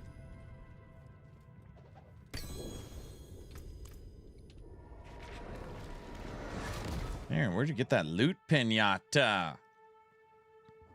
Some boss, I don't know. Bunch of garbage.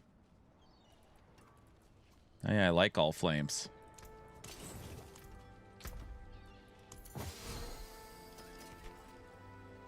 It doesn't matter. We're not getting pulled back into We're not getting pulled back into PoE 1, guys. Right?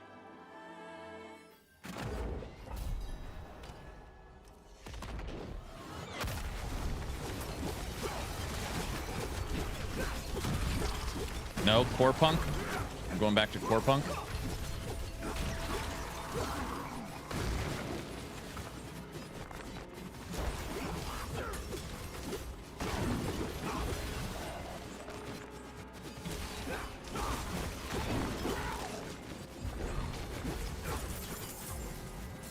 You can't get pulled back into PoE 1. It all depends on what's shown during the live stream.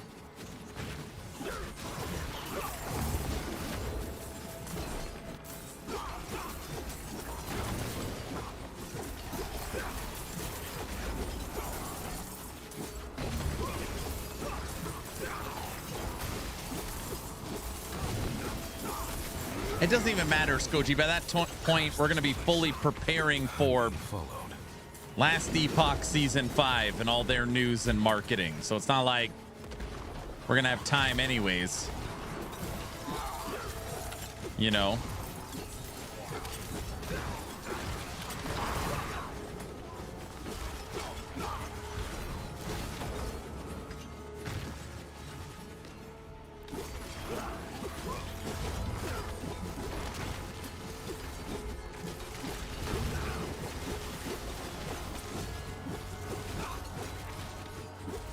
Where do I sign for miracles? You know, it could.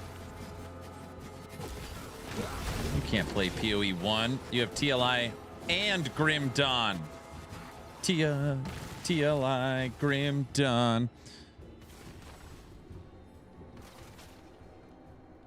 Hold on 1 second, VC.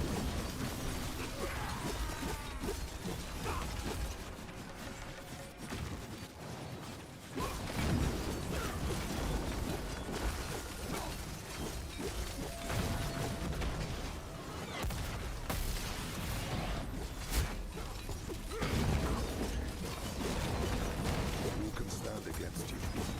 Me and your side. 2 minutes, 26 seconds. Pick cleared.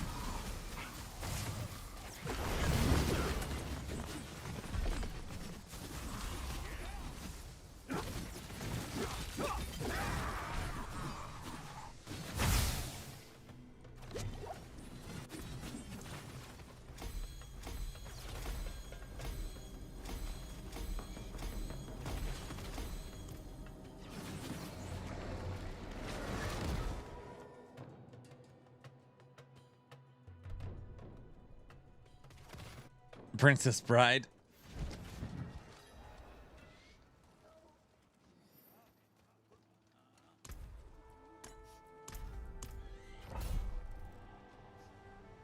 But what if we could fit all 3 games, Kaiser? Huh? Banana, don't say in your dreams. What do you mean? Let me see if I get this straight. You guys are saying there is a chance we have no marketing and nothing to cover for Last Epoch Season 5 by July 24th?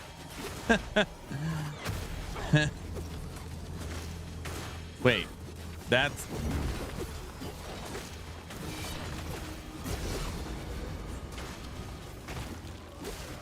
That's the day Mike comes back.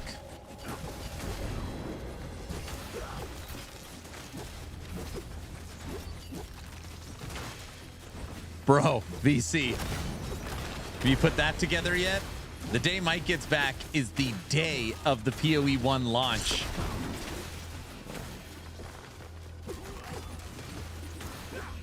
No, I didn't rewatch it.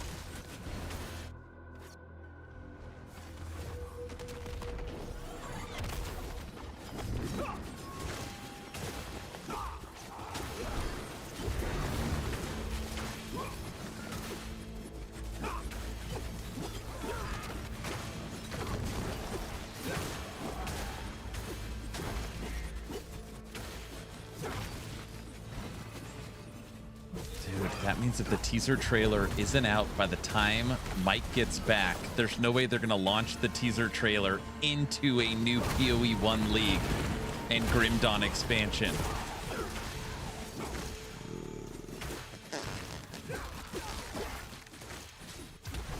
It has to be before that.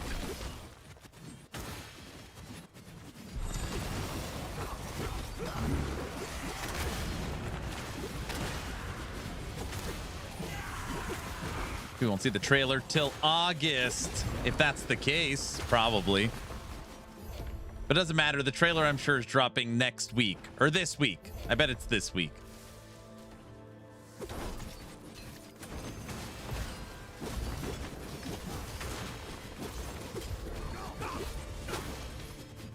Oh, wow. Yeah. Oh, they are not gonna like this.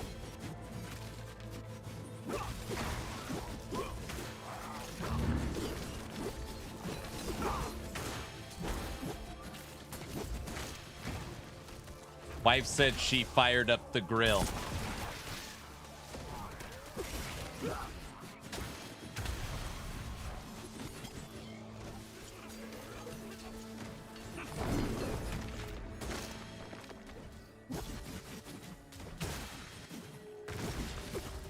Okay, I feel a little spoiled today.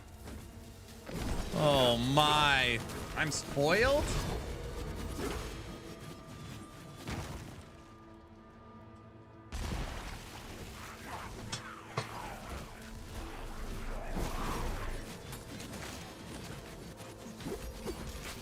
He's gonna starve during TorchCon. It's only one day. You could go a day without eating. It's fresh.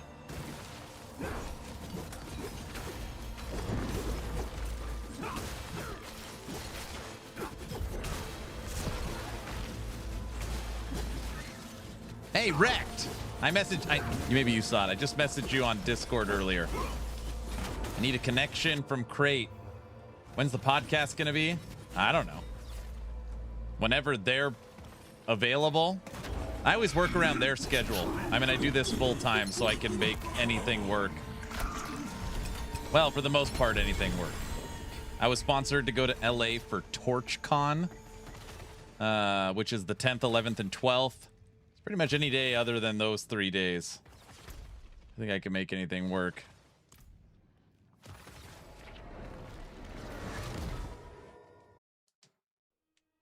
$4 a.m. his time. We get a Grim Dawn teaser from them too. Honestly, Rec, just an introduction could help a lot, and then we could try and coordinate if they're willing.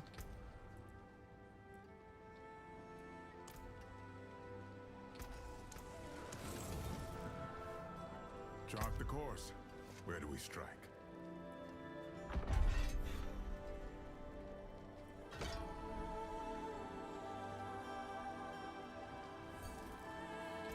Yes. Let's reconsider.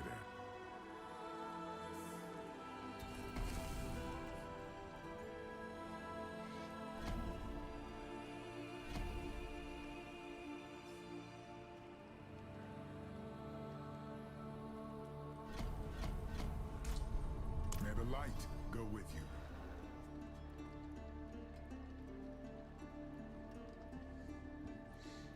I wonder if anyone who goes to TorchCon is paid to go. Just kidding. I am not, just to be clear, I think these are very different things. I am not paid to go to TorchCon.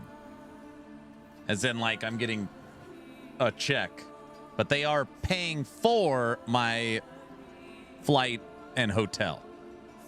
So, it's more of like a, which, you know, I wouldn't have gone if they weren't. It's a bribe. It's not the same. I don't think it's the same. I don't think that's the same. Is it? Is it? Does that count? I don't think it counts. Yeah, it's the same. I don't think so.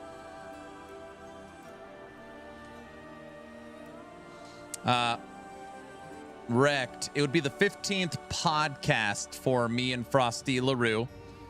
Normally, we just kind of open up a Discord group chat, talk through what dates they're available, and we just try and find a good time.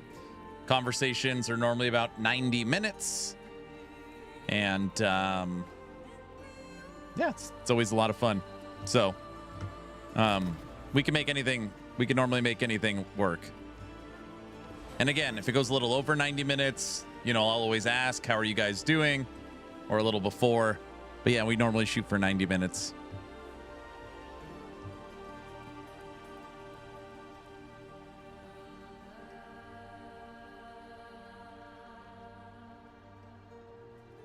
You're trying to gear up for Zeal Pally right now. Zeal Pally's pretty good. Okay, everybody. Sorry. The wife's like, I fired up the grill. And she brought me this. Look at those kebabs. You can't eat and play D4 at the same time. But what you can do is eat and watch Riker talk about D4. Gaming, the games themselves are not actually the problem. Diablo 4 Season 14 is here, and honestly, I'm having a lot of fun with parts of it. The new ruptures are chaotic, dense, and at their best, exactly the kind. Dang, I know. Wife is also bribing you. Guys, just so you're aware, instead of you watching me eat in silence, we throw on a video to watch together while I eat, and then I'll link the video when we're done. I'm officially eating mode. Kind of insanity Diablo needs. But the rewards feel off, and mythics feel weaker than ever. And one of the season's biggest promised benefits, a more open meta, does not really seem to be happening yet. But that's only one part of a much bigger week. Sony is taking another major step towards a digital-only future. And if you care about owning, reselling, lending, or preserving games, this is the kind of news that should make you uncomfortable. Meanwhile, Xbox is heading into its brutal reset with more layoffs, cancellations, and studios potentially on the chopping block. We've also got updates on Grim Dawn's final expansion. The Subnautica 2 lawsuit has reached a very expensive ending, and more. Hey folks, this is Riker, and I dig into ARPG and gaming news so that you can spend more time playing games.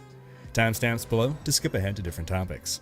But before we dive in, a quick word from this video sponsor, Incogni. Every month you hear a new story about a cyber attack or data breach that results in personal information getting leaked. Passwords, email addresses, social security numbers, phone numbers. There have been Discord data breaches where billing information got leaked, millions of Gmail passwords leaked. And all throughout this, our personal data is getting collected, aggregated, and traded like a commodity. Now, if we find personal info about us out there on the internet, we are allowed to go have it taken down.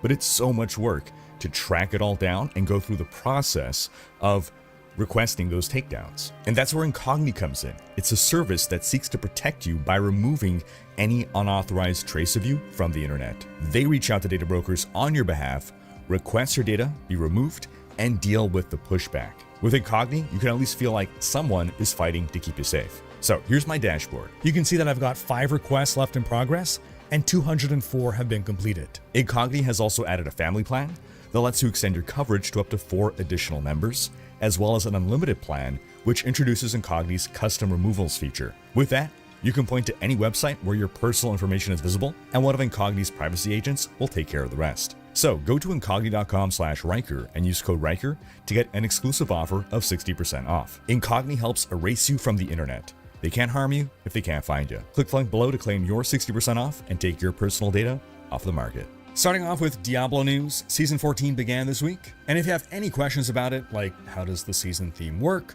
or what's the best leveling method, I have my usual ultimate guide that you can check out. And if you're wondering what class to play, I have my class tier list video as well. Although since then, Barbarian Dominance is really emerging. I already had it as the #1 class, but it's probably S+ tier at this point. And Death Trap Rogue isn't as good as expected, though Rogue remains very strong overall. And Druid is actually doing better than expected. One of you did say I was underestimating the Druid, you were right. One thing that we're not seeing yet this season is a big meta shakeup. That was one of the major purported benefits of the controversial, unique, and mythic changes, that it would open up the meta, but really we just continue to see mostly the same builds that we've seen over the past couple of years. maybe shuffled around a bit in power, but that's based more on the nerfs and buffs than on the changes to uniques and mythics.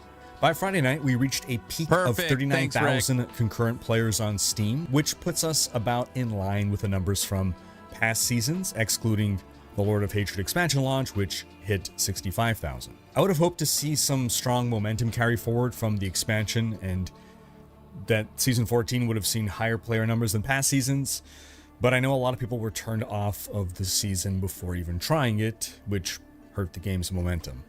That said, it's not like we're seeing a cataclysmic player collapse, just back to business as usual. My thoughts on the season? I really enjoy Ruptures. I think they are a lot of fun.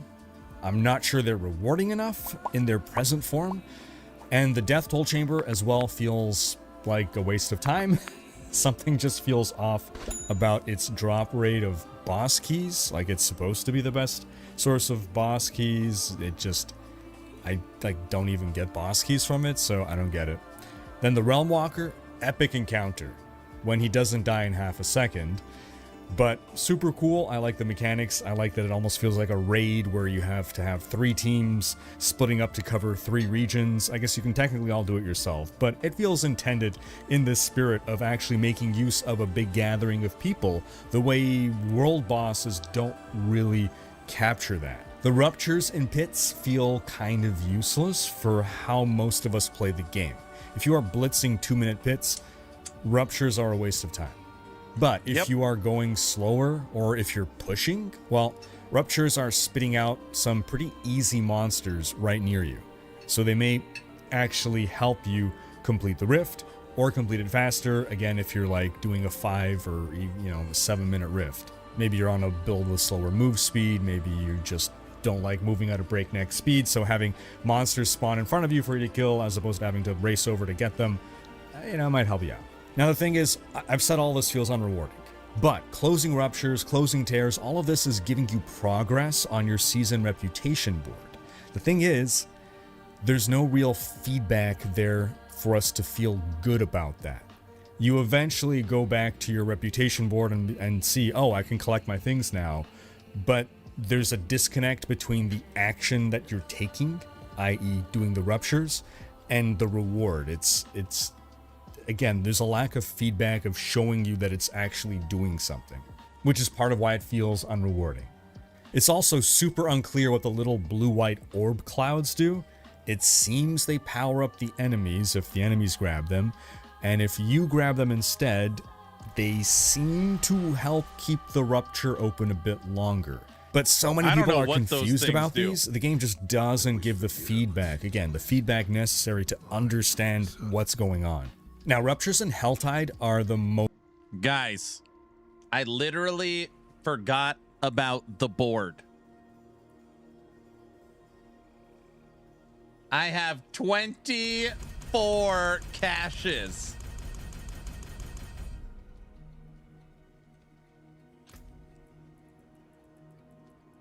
You had 25? I forgot. Same here. Most fun. There's so much density there, so much insanity of different systems interacting with each other. Like when you get 2 Ruptures, like when you get the event Rupture, let's say, the Realm Walker Rupture, and then one of those random Ruptures spawns within it, and you just get like overlapping Ruptures and events, and things are chaining off each other, and then your Helltide GTA police threat meter goes to max, and the cops come in and spawn on you, and there's all kinds of crazy stuff going on. It's super fun, but unfortunately, in the gameplay meta, the way most players are using Ruptures is, because they don't seem rewarding, what they're doing is just using them a little bit to get your threat meter up to a point at which you can then farm worms for XP, because worm XP is just so insanely efficient that it feels like a waste of time to do the Ruptures. And if you're wondering what this worm XP farming method is, check out my ultimate guide. Seriously, you're going to level up from 1 to 70 so fast, faster than ever if you do this. And even just farming up Paragon levels, like if you want to hit Paragon 300, this is the season to do it. Just worms, man. Then the new Lair boss, really cool fight. I love the battlefield. I love the nod to Diablo 3, all done super well. But again, the boss just doesn't feel terribly rewarding. So, season mechanic, not a wash, just maybe not tuned right for its rewards. Now, I know that some people don't like that the ruptures are asking you to stand in circles, but this is a preference thing at this point. I feel like I am making strategic decisions. I stay in the circle as long as I can, but then I have to leave it because of a falling sword or a damage pool or something, especially if I'm in a hell tide, I'm collecting cinders, I gotta, weigh, do I want to risk dying? So I'm engaging with the game. These circles, right? You have circles you want to avoid from all the monster negative effects, and then you have circles you want to stand in, and sometimes those are going to coincide, and so I'm forced to engage with the game, make decisions. That's a good thing. It's not something that feels unfair or punishing, it's just risk versus reward. And the circles only last for a couple of seconds, after which you are moving off to find another circle to stand in, so it's all very dynamic. It's not like you're standing in the same spot for 30 seconds. Again, I personally love the gameplay that Rupture's added. I'd love them to be a permanent part of the game, maybe, more rare, but if they do become permanent, definitely the rewards need a tuning pass. It also would have been really cool if a new war plan activity tree came with the Ruptures for the season. Like, in general, I think just having new temporary war plan activity trees each season could be fun. Or otherwise, just seeing Ruptures integrated into the existing activity trees. Give us nodes that allow Ruptures to spawn or this or that. So, all that, mostly good with a little asterisk hanging off of it. What else does this season bring? Well, that takes us to the uniques and the mythics. Look, I'm not going to spend too much time talking about this because I've said a lot of it before. So I'll start with the positive here. I don't hate the uniques yet. We're just a few days in, and I've not gone to a point where I'm farming for uniques. Last season, it took a couple weeks before I started to get to the point of actively hating uniques, but for now, I am okay with them. But the mythics, oof. Everything that I loved about mythics is gone. Mythics don't feel mythic anymore. They're just slightly better uniques. 30% better, to be precise. And they're never the right ones for my build. So every mythic I found is just garbage for me. In the past, if I found a Harlequin's crest, I'd wear that. It doesn't matter that Heir of Perdition is my best in slot item. I would happily wear a Shaco before I got my Heir of Perdition. Same thing with Tyrael's Might.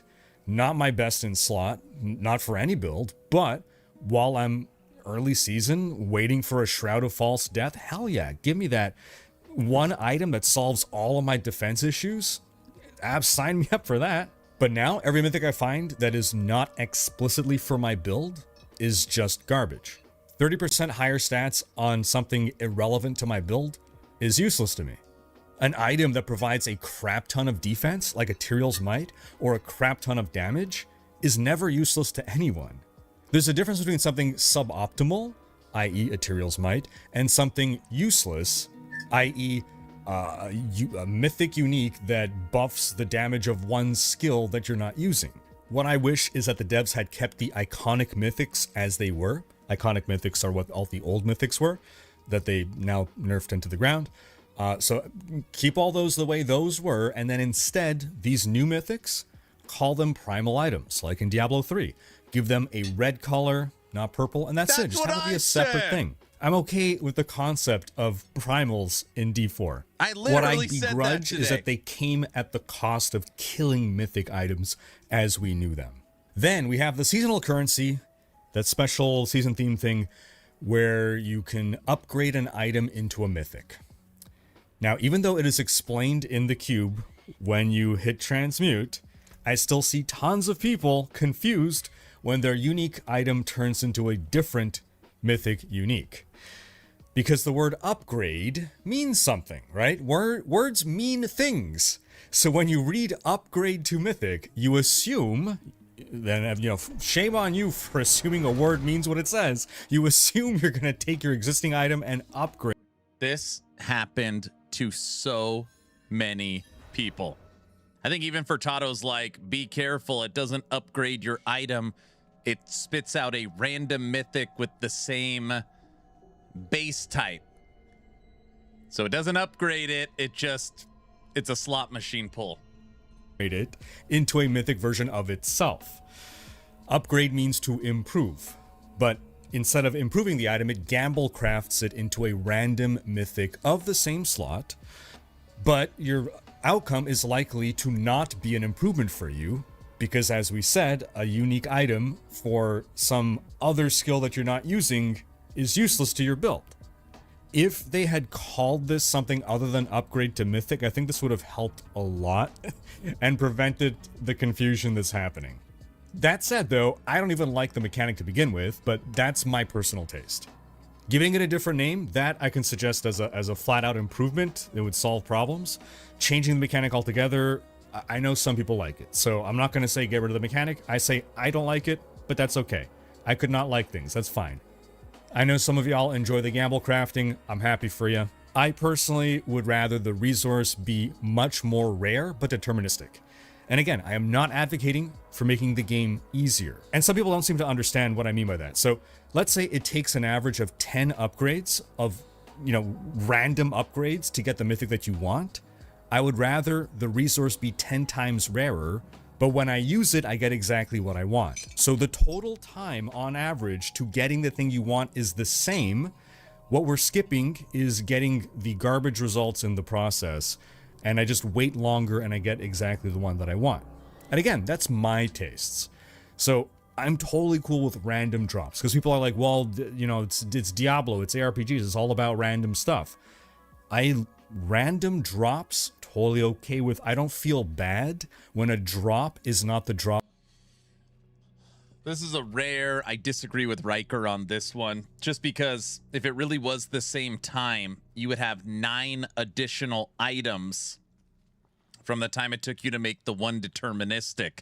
And those 9 additional uniques or mythics could, 1, be broken down into more, or 2, could give you ideas for other builds. So, not saying I love it, but if it was between the same amount of time but I get 10 items, or the same amount of time I get 1 item, I'd rather have the 10. That I want. Or even when I'm gambling obols and I don't get what I want, I don't feel bad. But I do feel bad when I consume a rare resource and don't get what I want. Even if the only point of that resource is to gamble for an item, it still feels bad to me. Anyway, I'm sorry, but that just happens to be how I feel about it. What do you think? Sound off in the comments. And what makes this all more perplexing for me is that you can only equip 1 crafted mythic.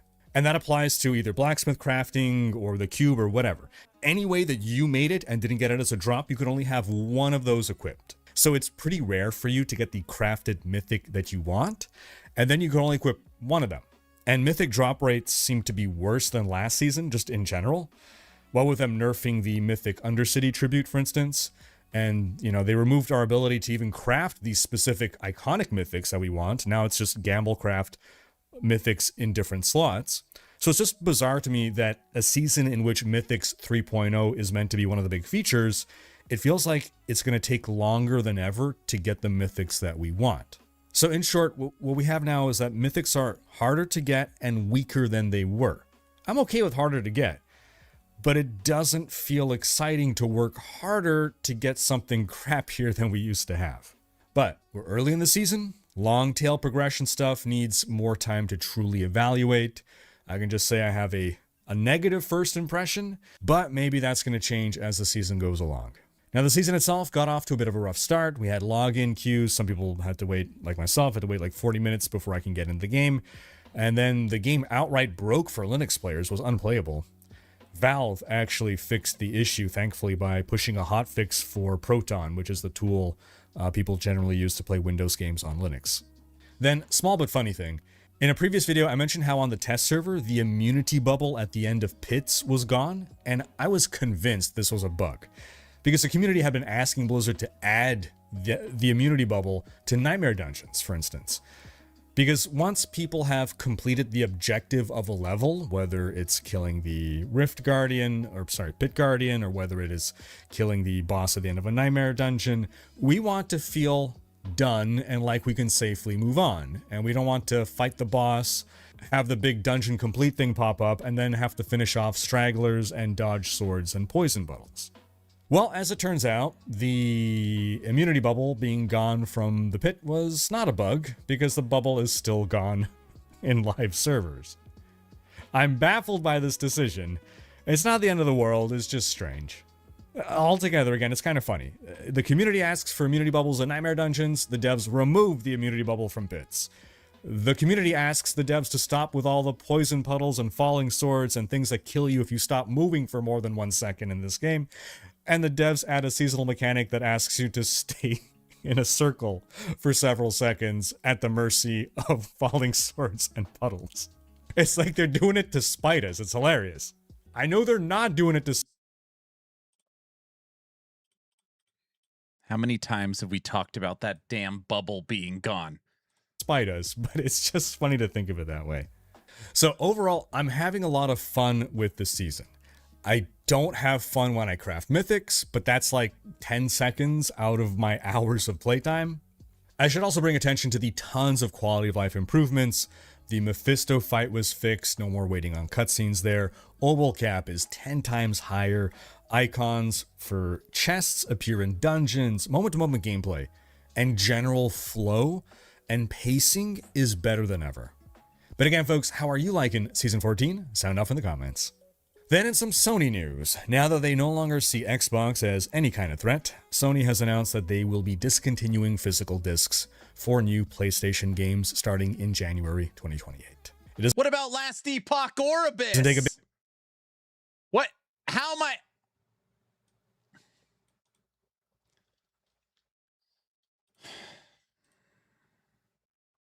Digital?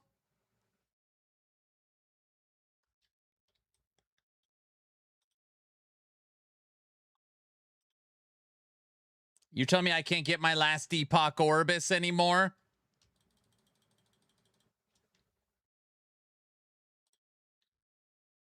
Big stretch of the imagination to figure that the PS6 will likely not even include a disc drive, and that Sony is moving to a purely digital future. Sony had reported that about 80% of their game sales on PS4 and PS5 over the past year were digital. Rockstar even announced that GTA 6 will be launching as a digital-only title in November. So where will that leave us exactly? Well, you won't be able to resell your PlayStation games in the future. You won't be able to borrow a game from a friend or lend one. You won't even be able to shop around like PC gamers looking for sales on either Steam or GOG or other online retailers, because everything will be sold through the official Sony shop, because unlike PC, the PlayStation is a closed ecosystem, so Sony has the absolute monopoly to do whatever they want with prices. And whenever they decide to turn off access to the product you purchased, well, they can do that, and you can do nothing about it, because unlike PC, you can't run a modded server or a cracked version of the game, not unless you get into some serious, crazy jailbreaking stuff, which is a whole heap of nonsense that the average gamer is not gonna do. Oh, but Sony would never revoke access to the games we bought. Right, just like they would never remove over 500 movies and TV shows from customers who paid for them with no refunds. Oh wait, they just did that this week. They also this week announced a plan to close the PS3 and Vita stores. Sure, they said that players will be able to download previously purchased content after the closing date for the foreseeable future, but just how long is that foreseeable future? It's a pinky swear, and as soon as there's a change in leadership, well, a new leader is not beholden to the pinky swear of someone else. So in the future with... Okay, first off, a pinky swear, you can't go back on that. So if they are pinky swearing, I'm going to believe them. Okay? No physical That's a discs, serious violation. where Sony can remove a game from your library and from its shop, games will just start disappearing forever. They will come and go, ephemeral, like tears in the rain. Your favorite game may just stop existing, and you will have no workarounds to ever play it again. Or that game that you held off on buying, maybe one day you won't be able to buy it at all, and there's no possibility of getting a secondhand copy or anything. Hey, who remembers the old commercial where Sony dunked on the Xbox One? This is how you share your games on PS4. Thanks. PlayStation. Yeah, that aged poorly. Sony lived long enough to see itself become the villain. This is why the Stop Killing Games movement is so important. This is why games preservation is so important. Let me read you the statement from the Video Game History Foundation director. This is unfortunate news for those who still prefer buying games on physical media, and is certainly a hit to consumer rights, the resale market, and game creators. Okay, As I'm listening to this, and I know I've heard this a lot, I'm trying to think of the last physical game I bought. I like walked into a store and purchased the game.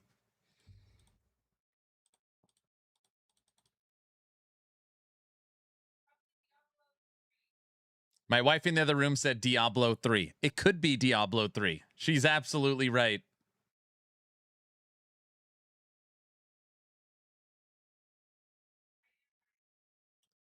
Whose businesses rely on the physical market.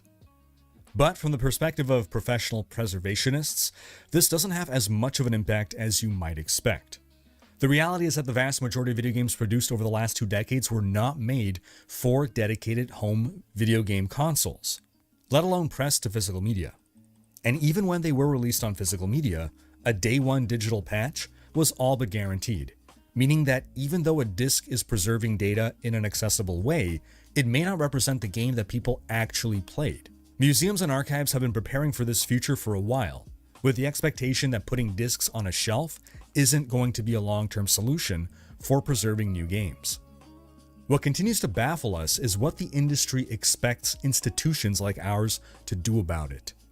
If platform owners are deciding to eliminate physical media and older digital storefronts, then we'd also like to see trade groups like the Entertainment Software Association offer meaningful solutions for archives and museums to legally preserve digital-only content and make it accessible for research.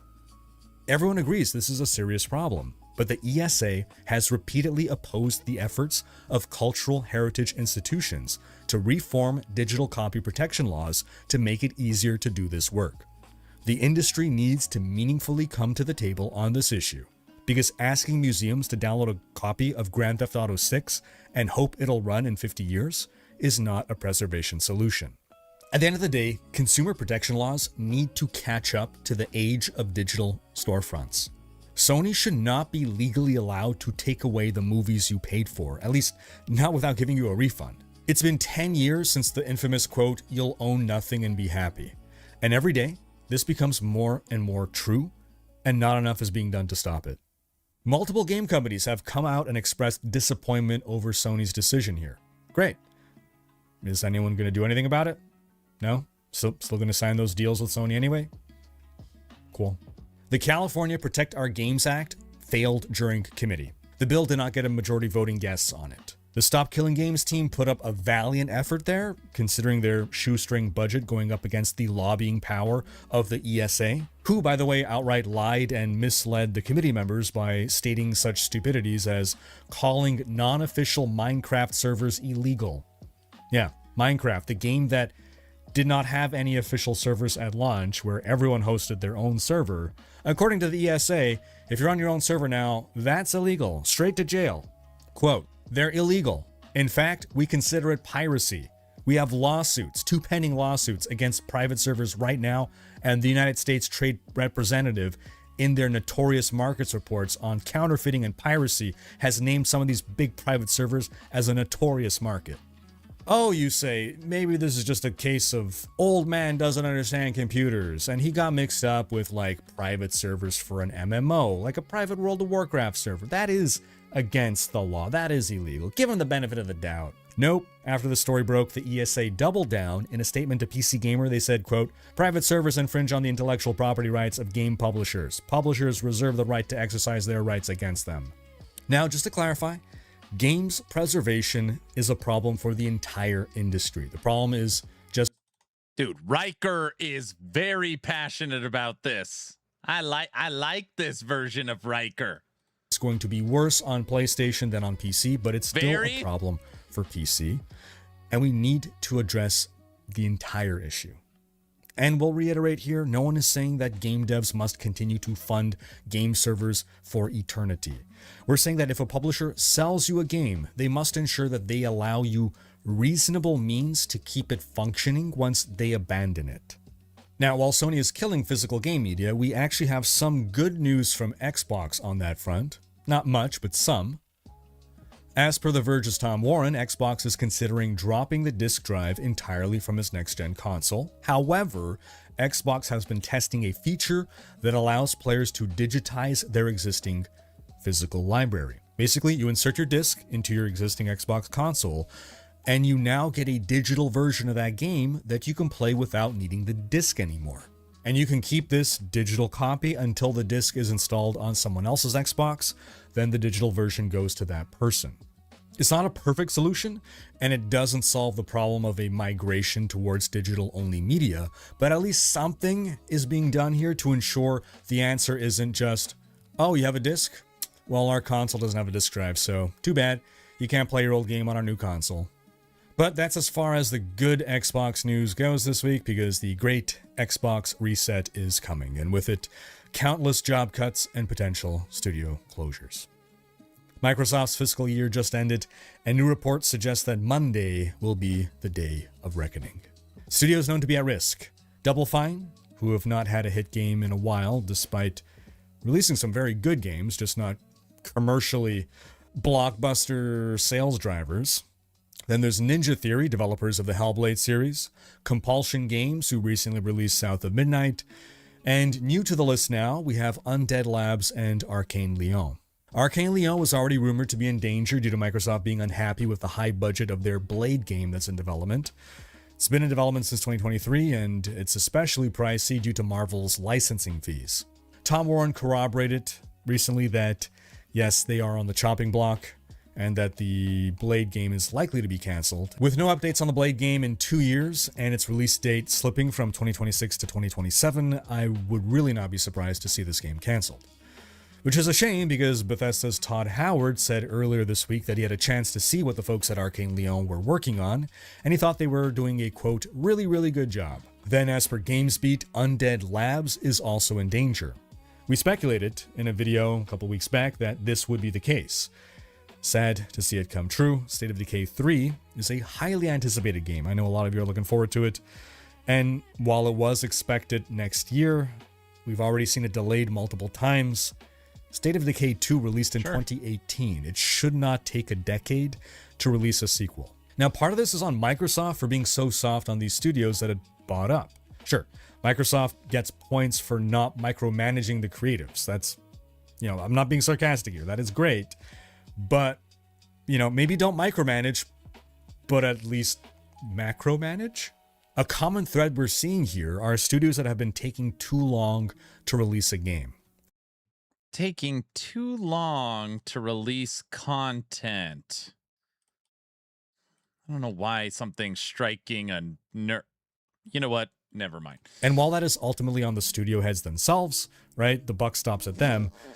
Microsoft is the one cutting the checks. If you own something, you have some responsibility. What a time to come in. Now, one bit of good news, Jason Schreier confirmed that Obsidian Entertainment is at least safe.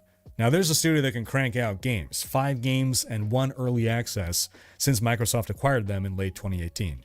Now, whether these studios will be closed, spared, or sold off will be seen soon.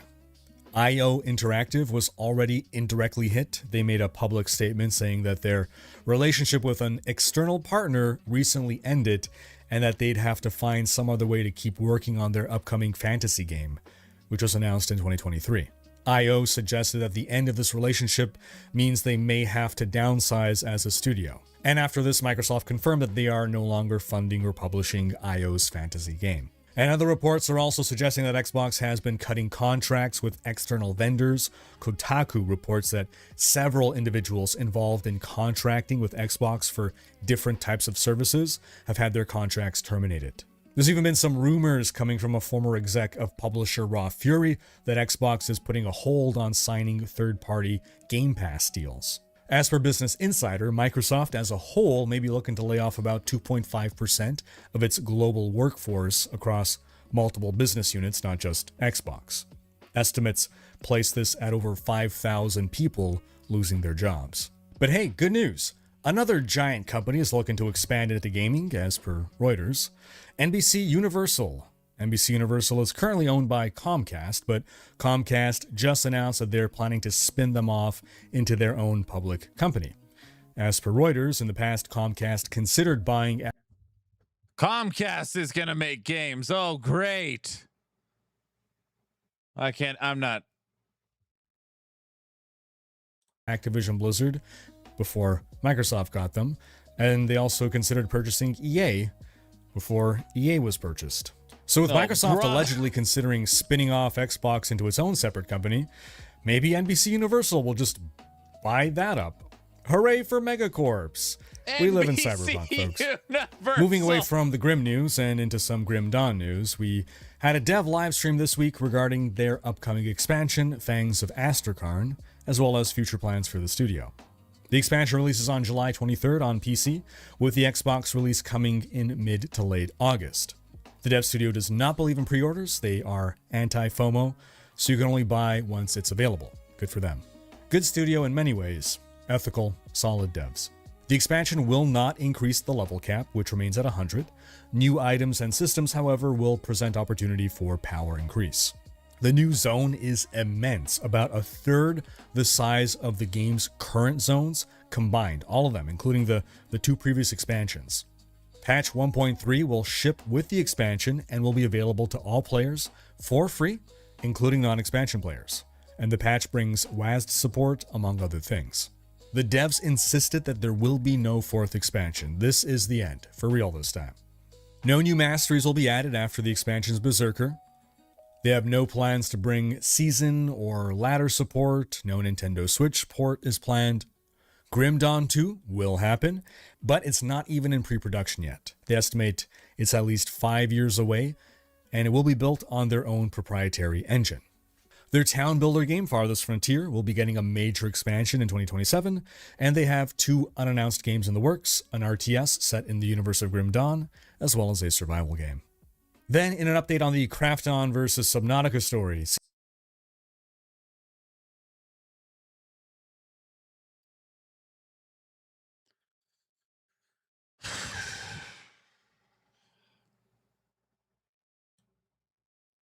seems this saga has come to an end, and Krafton has lost to the tune of $250 million.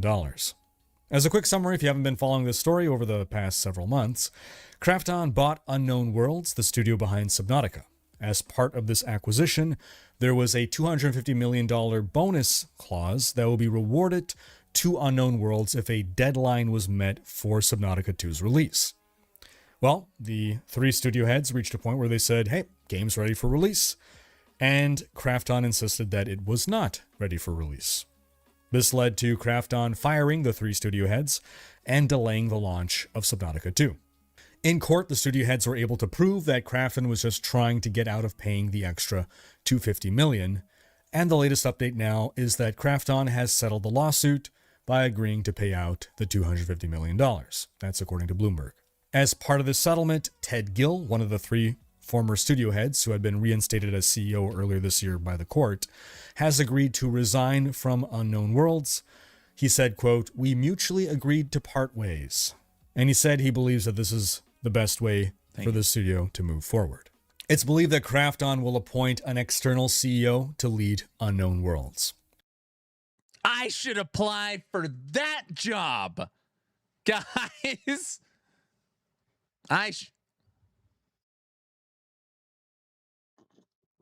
What do you mean, no? I could do it. You're not qualified. You're not qualified. See, guys, he said I'm not qualified, and then I said, no, you're not qualified. That was my comeback. It wasn't. You know how you know too much about games? Stick to your day job.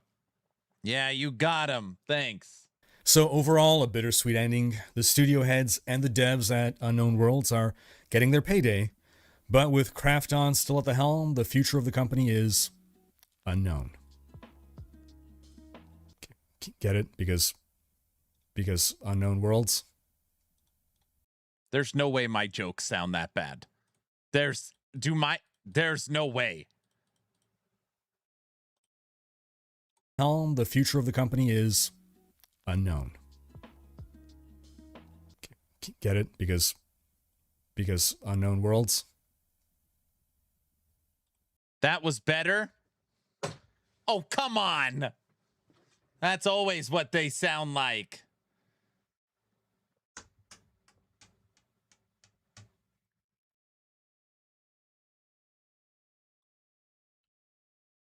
proud of that one, Aaron? What? I was. Rip Ellie. Naked. What up? Ellie's fine. No, brother. In some quick curse mark news, the indie devs of this pic. Hey, I bought this and downloaded it and made a thumbnail for it. And I haven't played it yet. Pixel art action roguelike have posted an early access roadmap of what can be expected over the next few months. A roadmap. More runes and talismans will be added in a minor update, brother. and 2 major updates will each introduce a new zone, plus some new skills, enemies, secrets, and bosses. I covered Curse Mark in this video right here. I had a lot of fun with it, and I look forward to seeing its launch. It has a very Path of Exile-like skill system that I loved experimenting with. You get skill runes as random drops and create your build as you go along. Do check out my video if that sounds interesting to you. And folks, do be sure to check out last week's video in which we spoke about why a Nintendo to Switch port for Diablo 4 seems increasingly likely.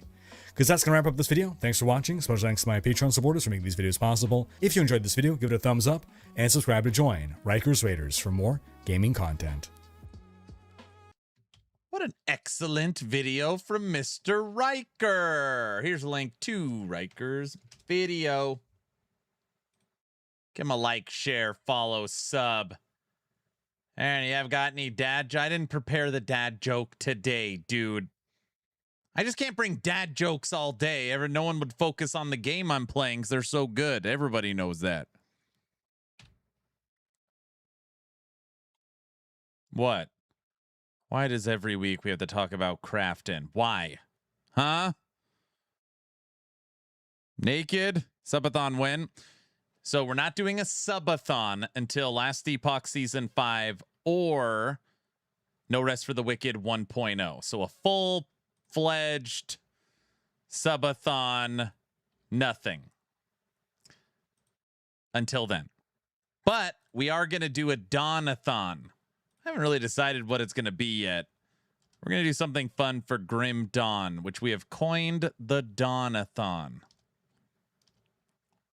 Aaron, we don't know what that means. I don't know what it means either. I haven't decided yet, but that's what we're doing. So got it in October. It's not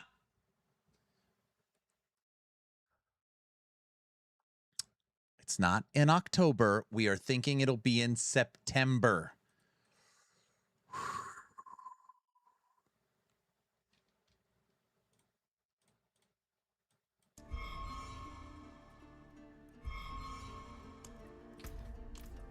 No Rest for the Wicked is in October, and you said, I said Last Epoch or Wicked.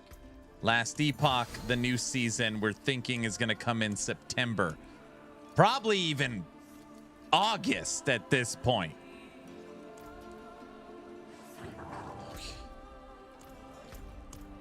Copium? What do you mean copium? What are you talking about?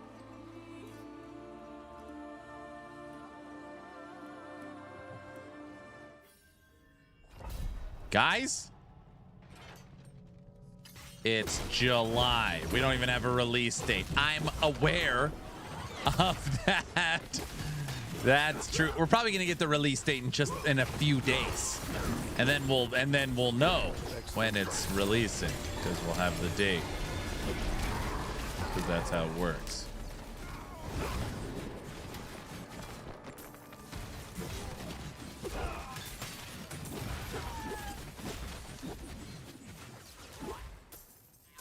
No, they never launched. I can't think of one time in their history they've launched news on Monday. They'll run meetings on Monday to make sure everything's in line for a Tuesday news launch, but no, they're not launching anything on Monday. So the earliest would be 7/7 we get from them.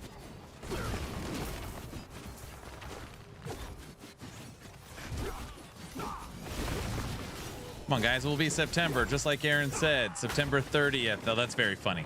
That's so funny, I forgot to laugh. Honestly, okay, forget it. I'll take September 30th. Whatever. Perfect. I'll take it. I give up.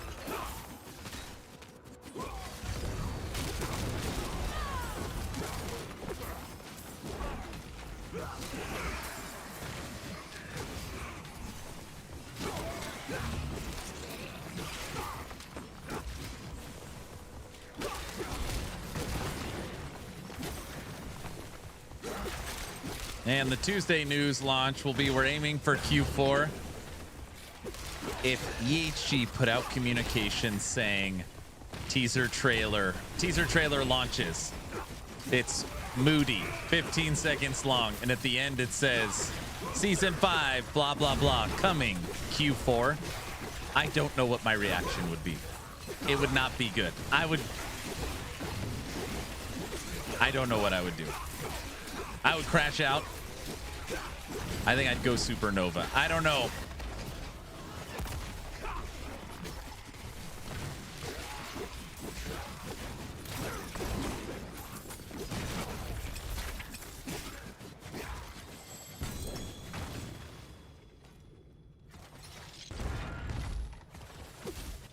Have you played Wicked since they nerfed bows? Yeah, we played a full 8-hour day of patch 1.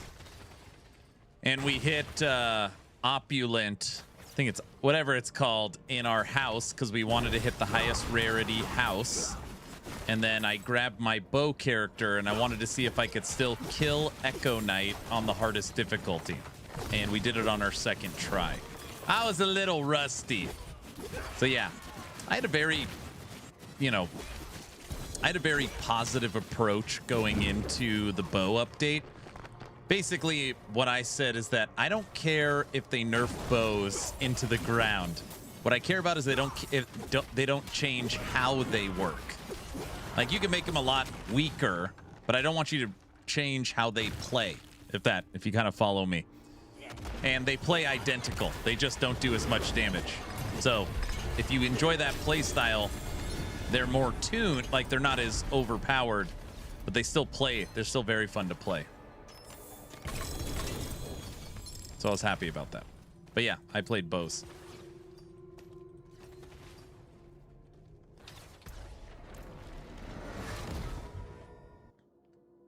Can you please record your reaction and upload it to YouTube? They're not putting Q4, banana.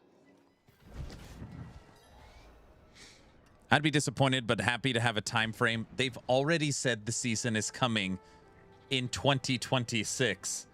So them saying Q4 would just be saying it's not coming this month. Oh my gosh, Furtado's going to get me to crash out on stream. Don't do it. Don't let it. Don't. Back to it then. Now my wife's in the other room saying you always crash out on stream. No, I don't. What do you mean I'm a spaz?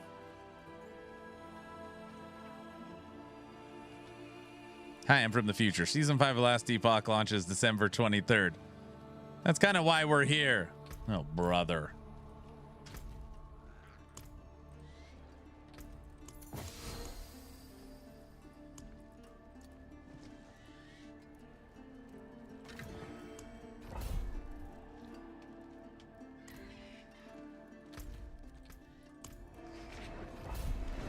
That one sounds like somebody needs a slow doll. She is always scared it's going to say Q4. They've never done that before. The teaser trailer historically forever has given the date.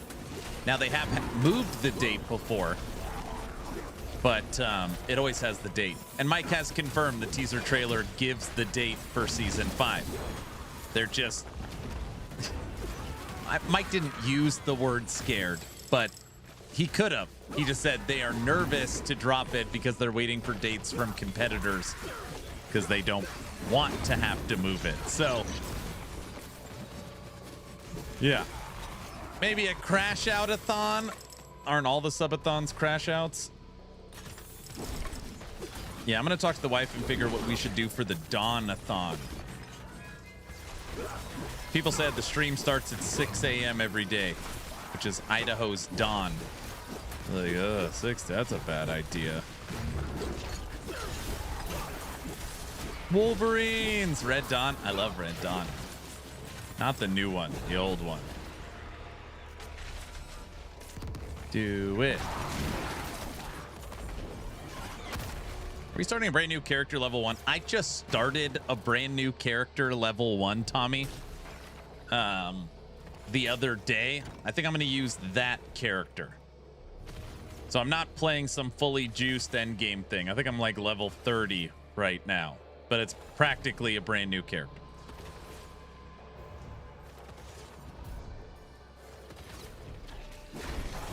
Are any remakes better than the original?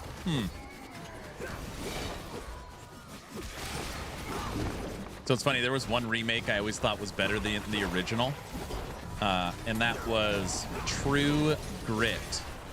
Last year I watched the original True Grit with John Wayne, and then the remade True Grit, and I actually like the original better.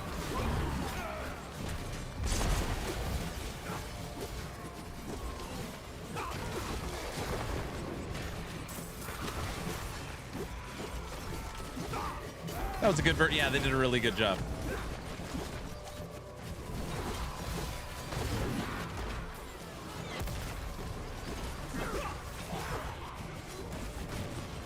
Tom Chaney.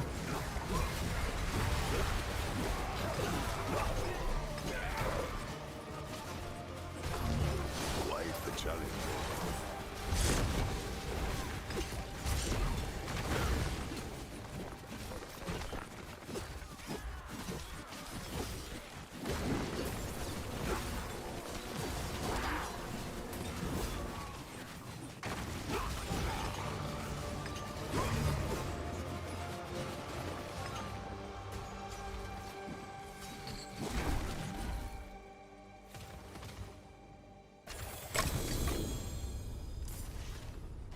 Don't forget it had the Big Lebowski in it. It did have Lebowski.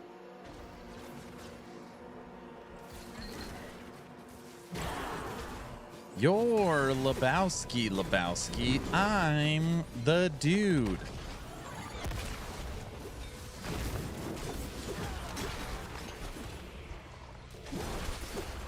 Furtado. Hey, Furtado. I gave you $1 million. You had to pick the week you think Last Epoch's gonna drop the teaser trailer. What do you got your money on? I actually do think next week makes sense. Early-ish July to talk about a mid-September. End of the month? You think an end of the month? The week Mike comes back. I'm actually against that notion now, because July 24th is the launch of PoE 1. There's no way the marketing team at EHG drops the teaser trailer on a PoE 1 launch date. No way. No way. So now that I've put 2 and 2 together, they should drop the teaser trailer as soon as possible, because every day that gets closer is the marketing campaign for PoE 1, Grim Dawn, and TLI.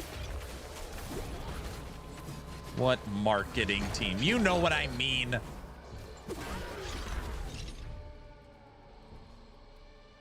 I hope this week now we have the PoE teaser and date. We've got the PoE teaser. We now know it's the All Flame. What's it called?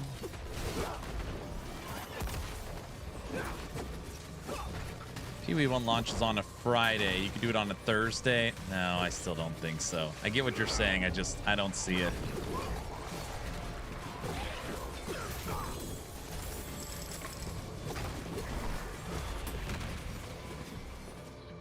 Curse of the All Flame. Skoji, you think you're going to play it, or are you going Grim Dawn with us?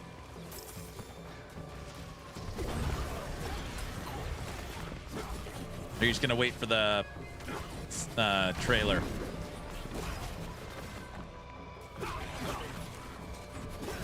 Does this kill red dots at the end of a dungeon?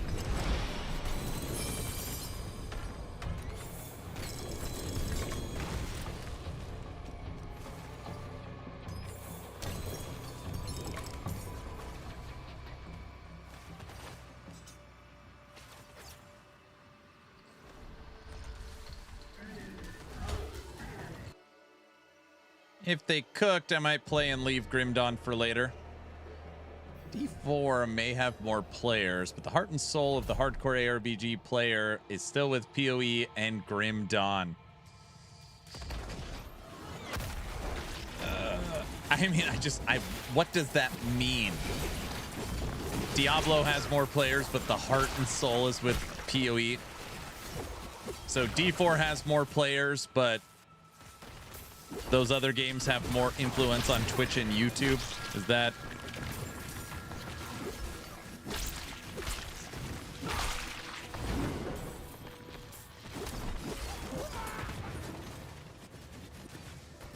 So many casuals in chat. Very funny, Skoji.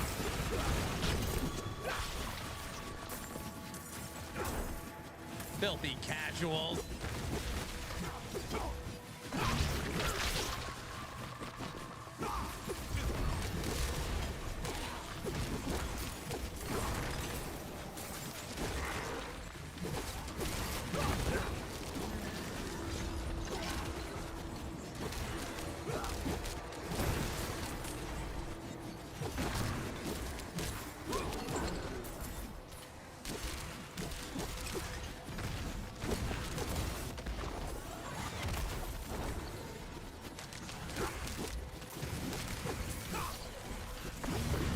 What's up, Ice Hockey? I wonder with PoE 2 launch if it will give D4 a run for its money on player count wise. Could. It's not out of the realm of possible.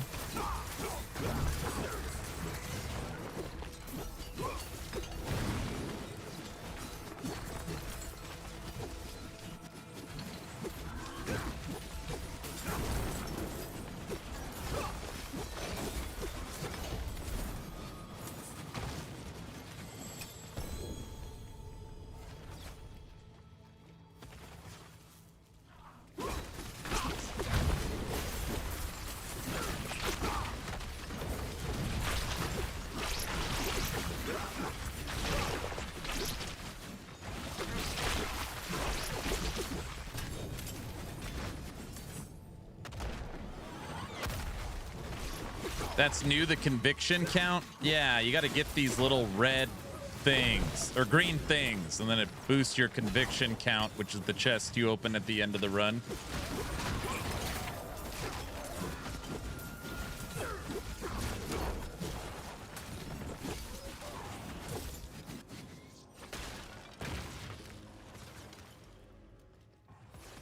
It's like a stability bar, you know, in Last Epoch. Higher your stability bar, better the rewards.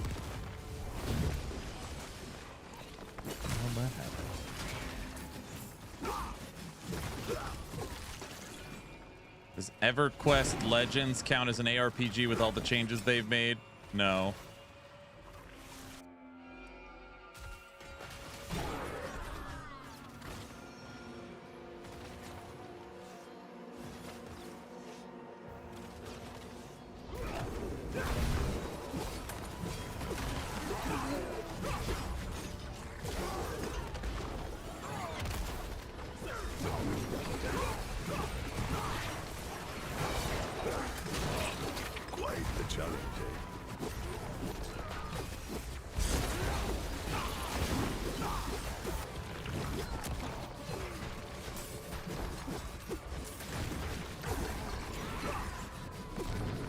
Oh, wow, it's almost 4. I gotta get things moving a little. Yeah, I got my money on next week. Sorry, this week. Teaser trailer this week. I'm putting my money down.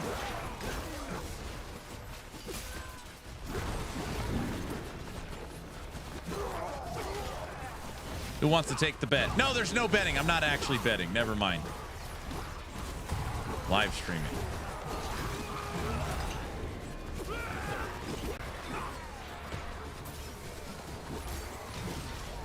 You've been saying that for 3 weeks now. Okay, listen, Rob. People aren't paying attention. If I say it every week, sooner or later, I'm going to be right.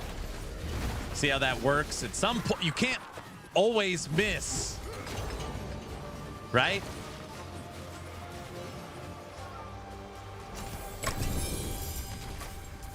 Can you always miss?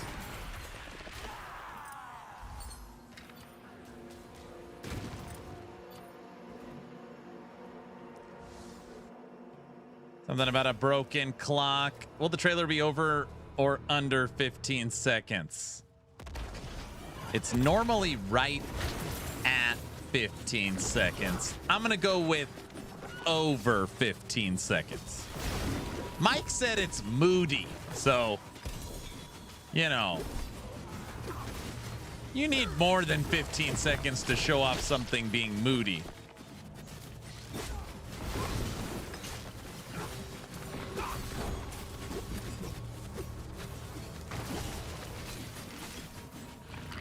Diggler, hey Aaron, have you seen the trailer for PoE 1? Yes.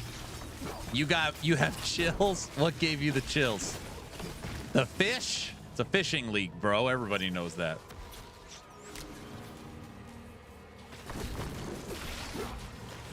He's got chills. Dude, that is the power of Grinding Gear Games marketing.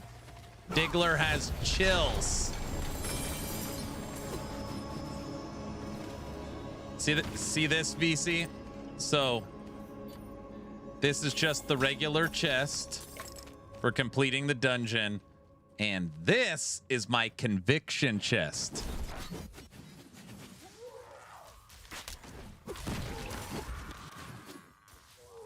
That I can't open. See?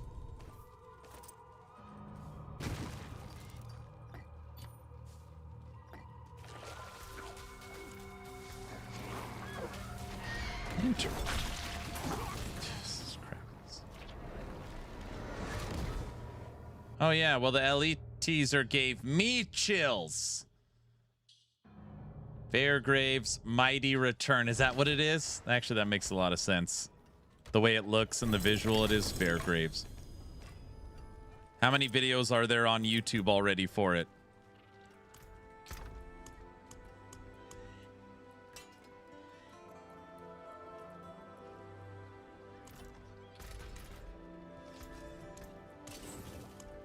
Albeir, swinging away.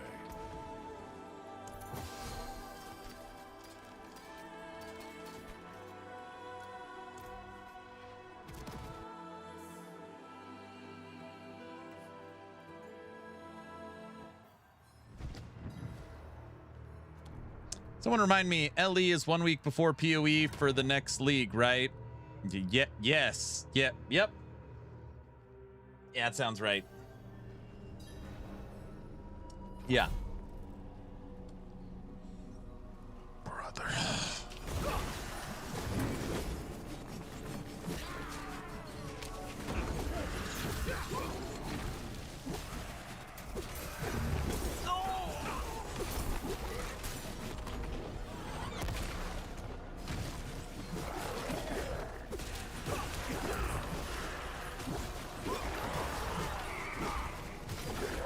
I should really stop buying games on sale when I only play ARPGs.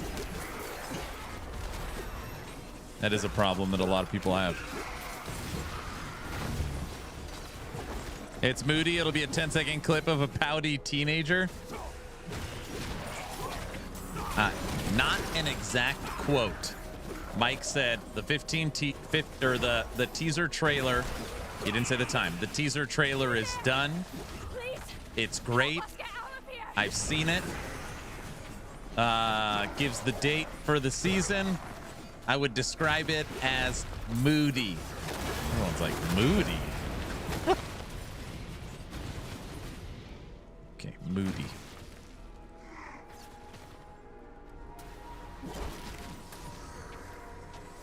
Okay, hopefully a lot of streamers will play for a week, and I don't mean it as let's not watch Aaron play. No, I'm just kidding. The Season 5 release date for Last Epoch hasn't been announced yet. What we have for July is we have Torchlight Infinite Season 13 on July 16th. Grim Dawn Fangs of Astercon, its final expansion for Grim Dawn, on July 23rd. And then the day after that, we have PoE 1. TLI, Grim Dawn, PoE 1. No dates for anything Titan Quest 2. Granted, they just dropped their Act 4 update. And on the 9th, 4 days from now, we have Hellclock Cursed War dropping.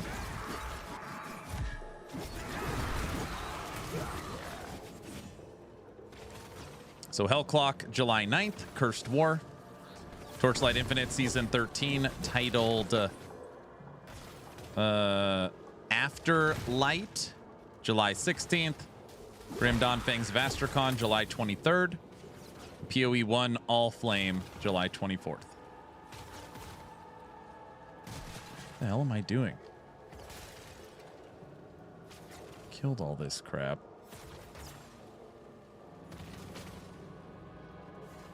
Travel to the Siren's Chamber.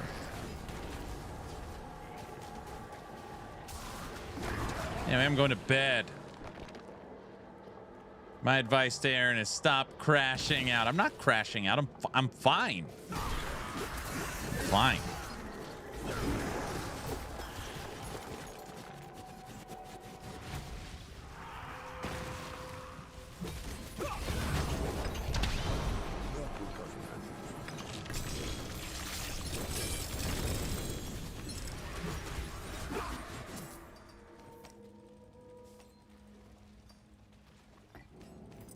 Guys, I'm going to be giving away a free copy of the Diablo 4 Battle Pass.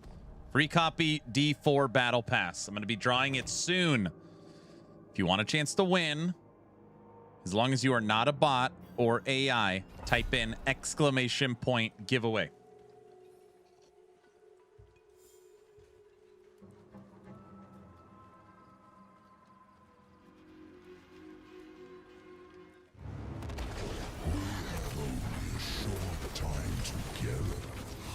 Let's savor it while it lasts. Very different from last time I fought you, huh? We've only just begun. Get out of here. How sweet the pain of destruction.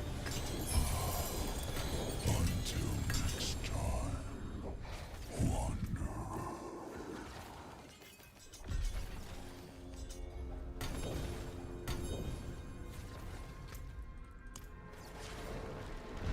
And if we're a bot, what should we type in? You should type in nothing. Okay. And don't say I'm an anti-bot-ite or something like that. That's it for that piece. Nothing. Don't. I see what you did there. It's very clever. They've sent their regards.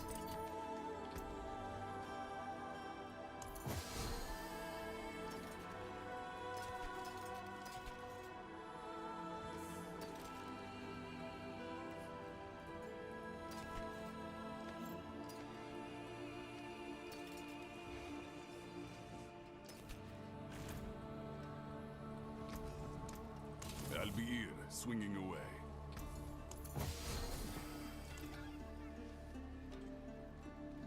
Aaron, if I win, which is extremely unlikely, would you be kind enough to message me? Sure. Yeah, no problem. I ain't messaging crap. Not a problem. As soon as it drops, I'll ping you.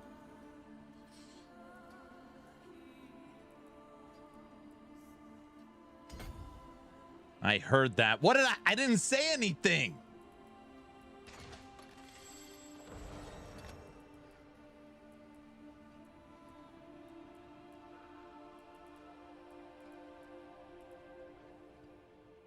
Here, I'll type it out right now. Tick, type. All right, I got it.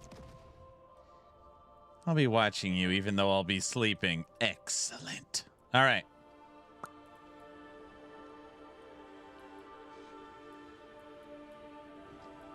I'll be watching. Always watching.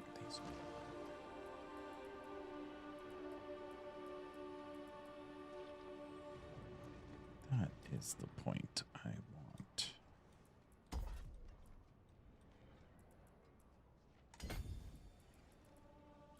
One, 2, 3, 4, 5, 6, 7, 8.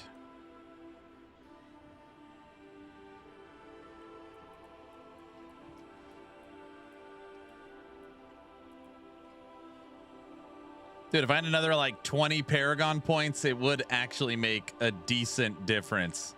I've got everything core that I want done. There is some other juicy stuff here. Great, Scott, what?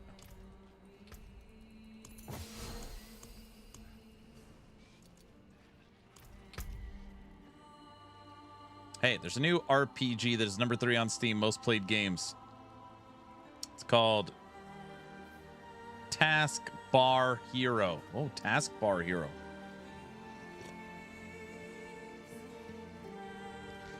All right, after I message Banana, I'll check that one out. Aaron, that wasn't very godly. And on Sunday, I was just teasing, Bunny. Don't throw that out there. Let's see what she... Yes, let's reconsider. Put up with.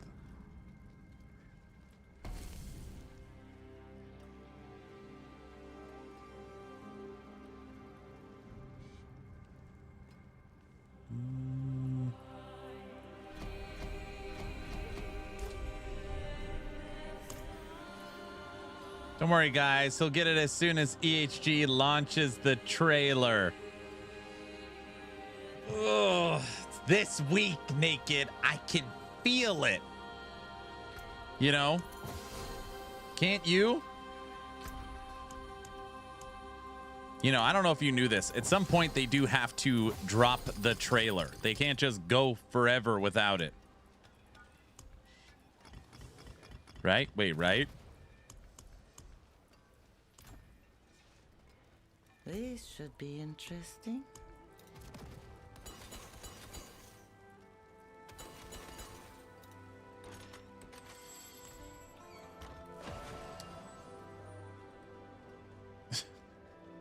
Does D4 have more incentive doing group content than LE? I mean, you could level pretty quick in D4, but you could already level pretty quick, so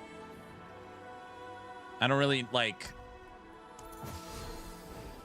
I feel like when you say like incentive, you put it like, are you asking, is the optimized way to play with a party? I don't know, probably, but I would say if you have those things called friends, you should play in a party. I don't know if you've heard of these things.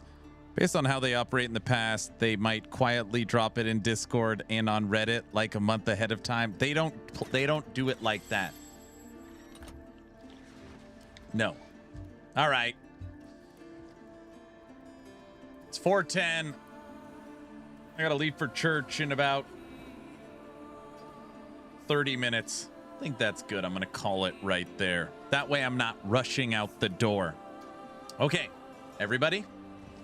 As long as you are following the channel on Twitch or subbed on YouTube, type in exclamation point giveaway. I think EHG already slowly bailing out on, wait, on what? No. All right. Let's find someone to raid.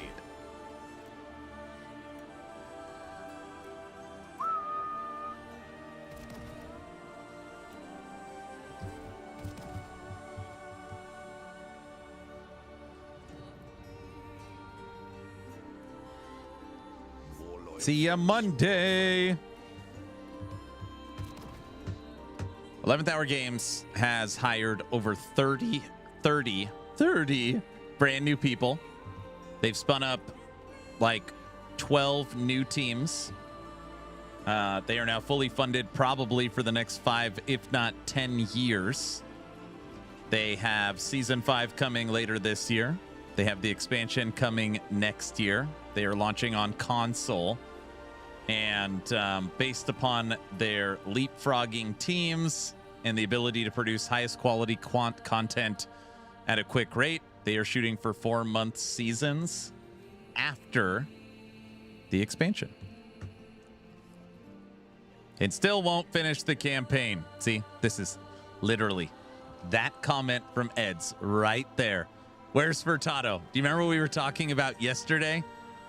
That comment right there is exactly what I'm saying. And they still won't finish the campaign. This is a perfect example of our conversation yesterday or on Friday.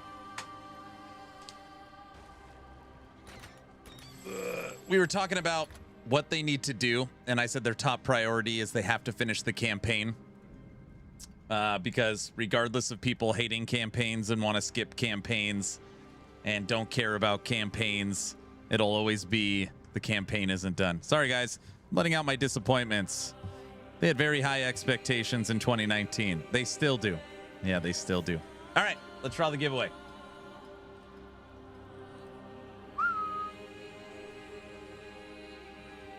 All right, if you want a chance to win Diablo 4 Season 14 Death Awakening Battle Pass, you have 10 seconds. Type in ! giveaway.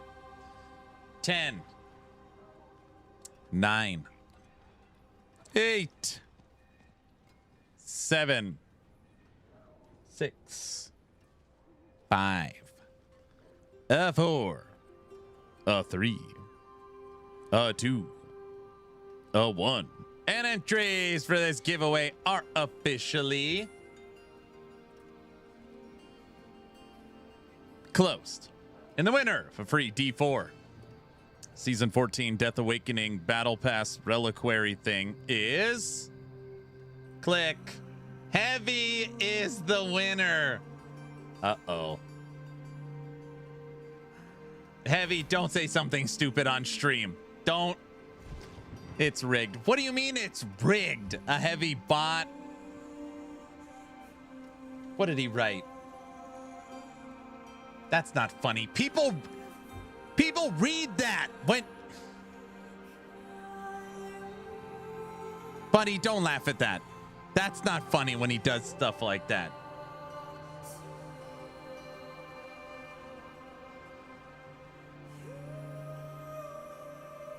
What a bot-coded response. I know. Everybody knows Heavy. See? Aaron, reroll. I already have the battle pass. Thanks, though. See? No bot would say that, guys. All right. Heavy's out of here. Get out of here. All right. I'm resuming entries. You have 10 seconds to get into the giveaway. Thanks, Heavy.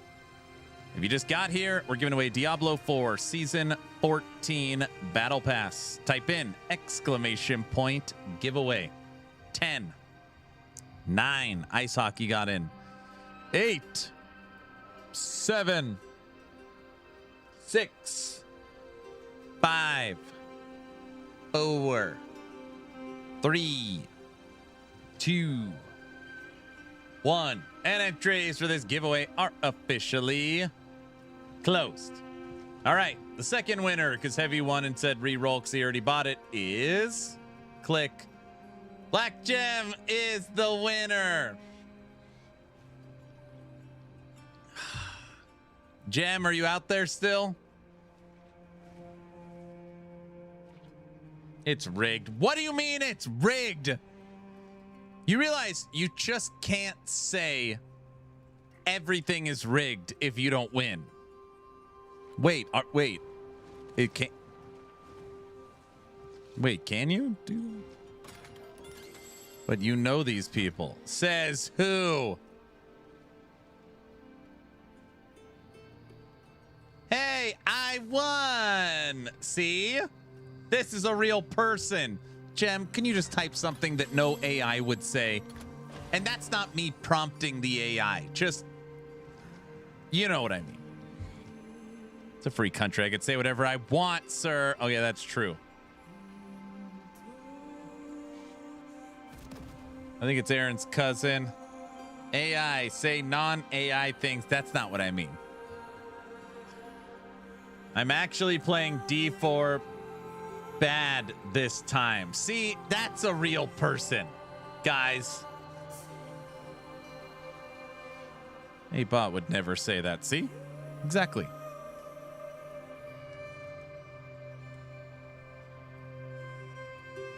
That's a very AI-ish. No, it's not. No, it's not. Even an AI knows. No, that's a bot. D4 bad is so last year.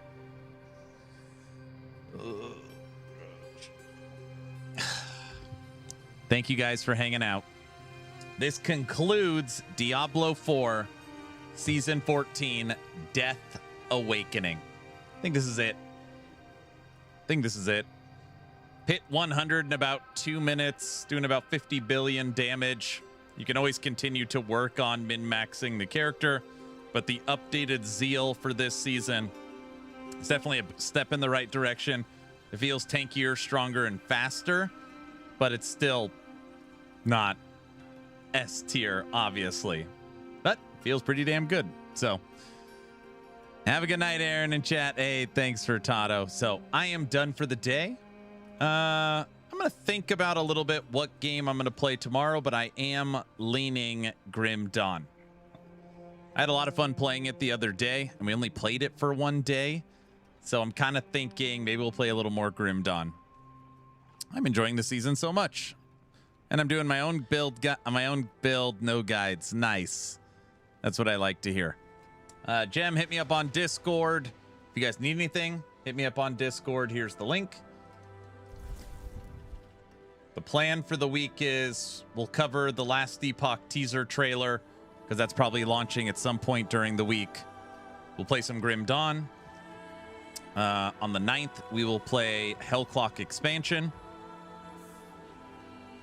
Torchlight Infinite on the 16th. Grim Dawn, Fangs of Astrakan on the 23rd.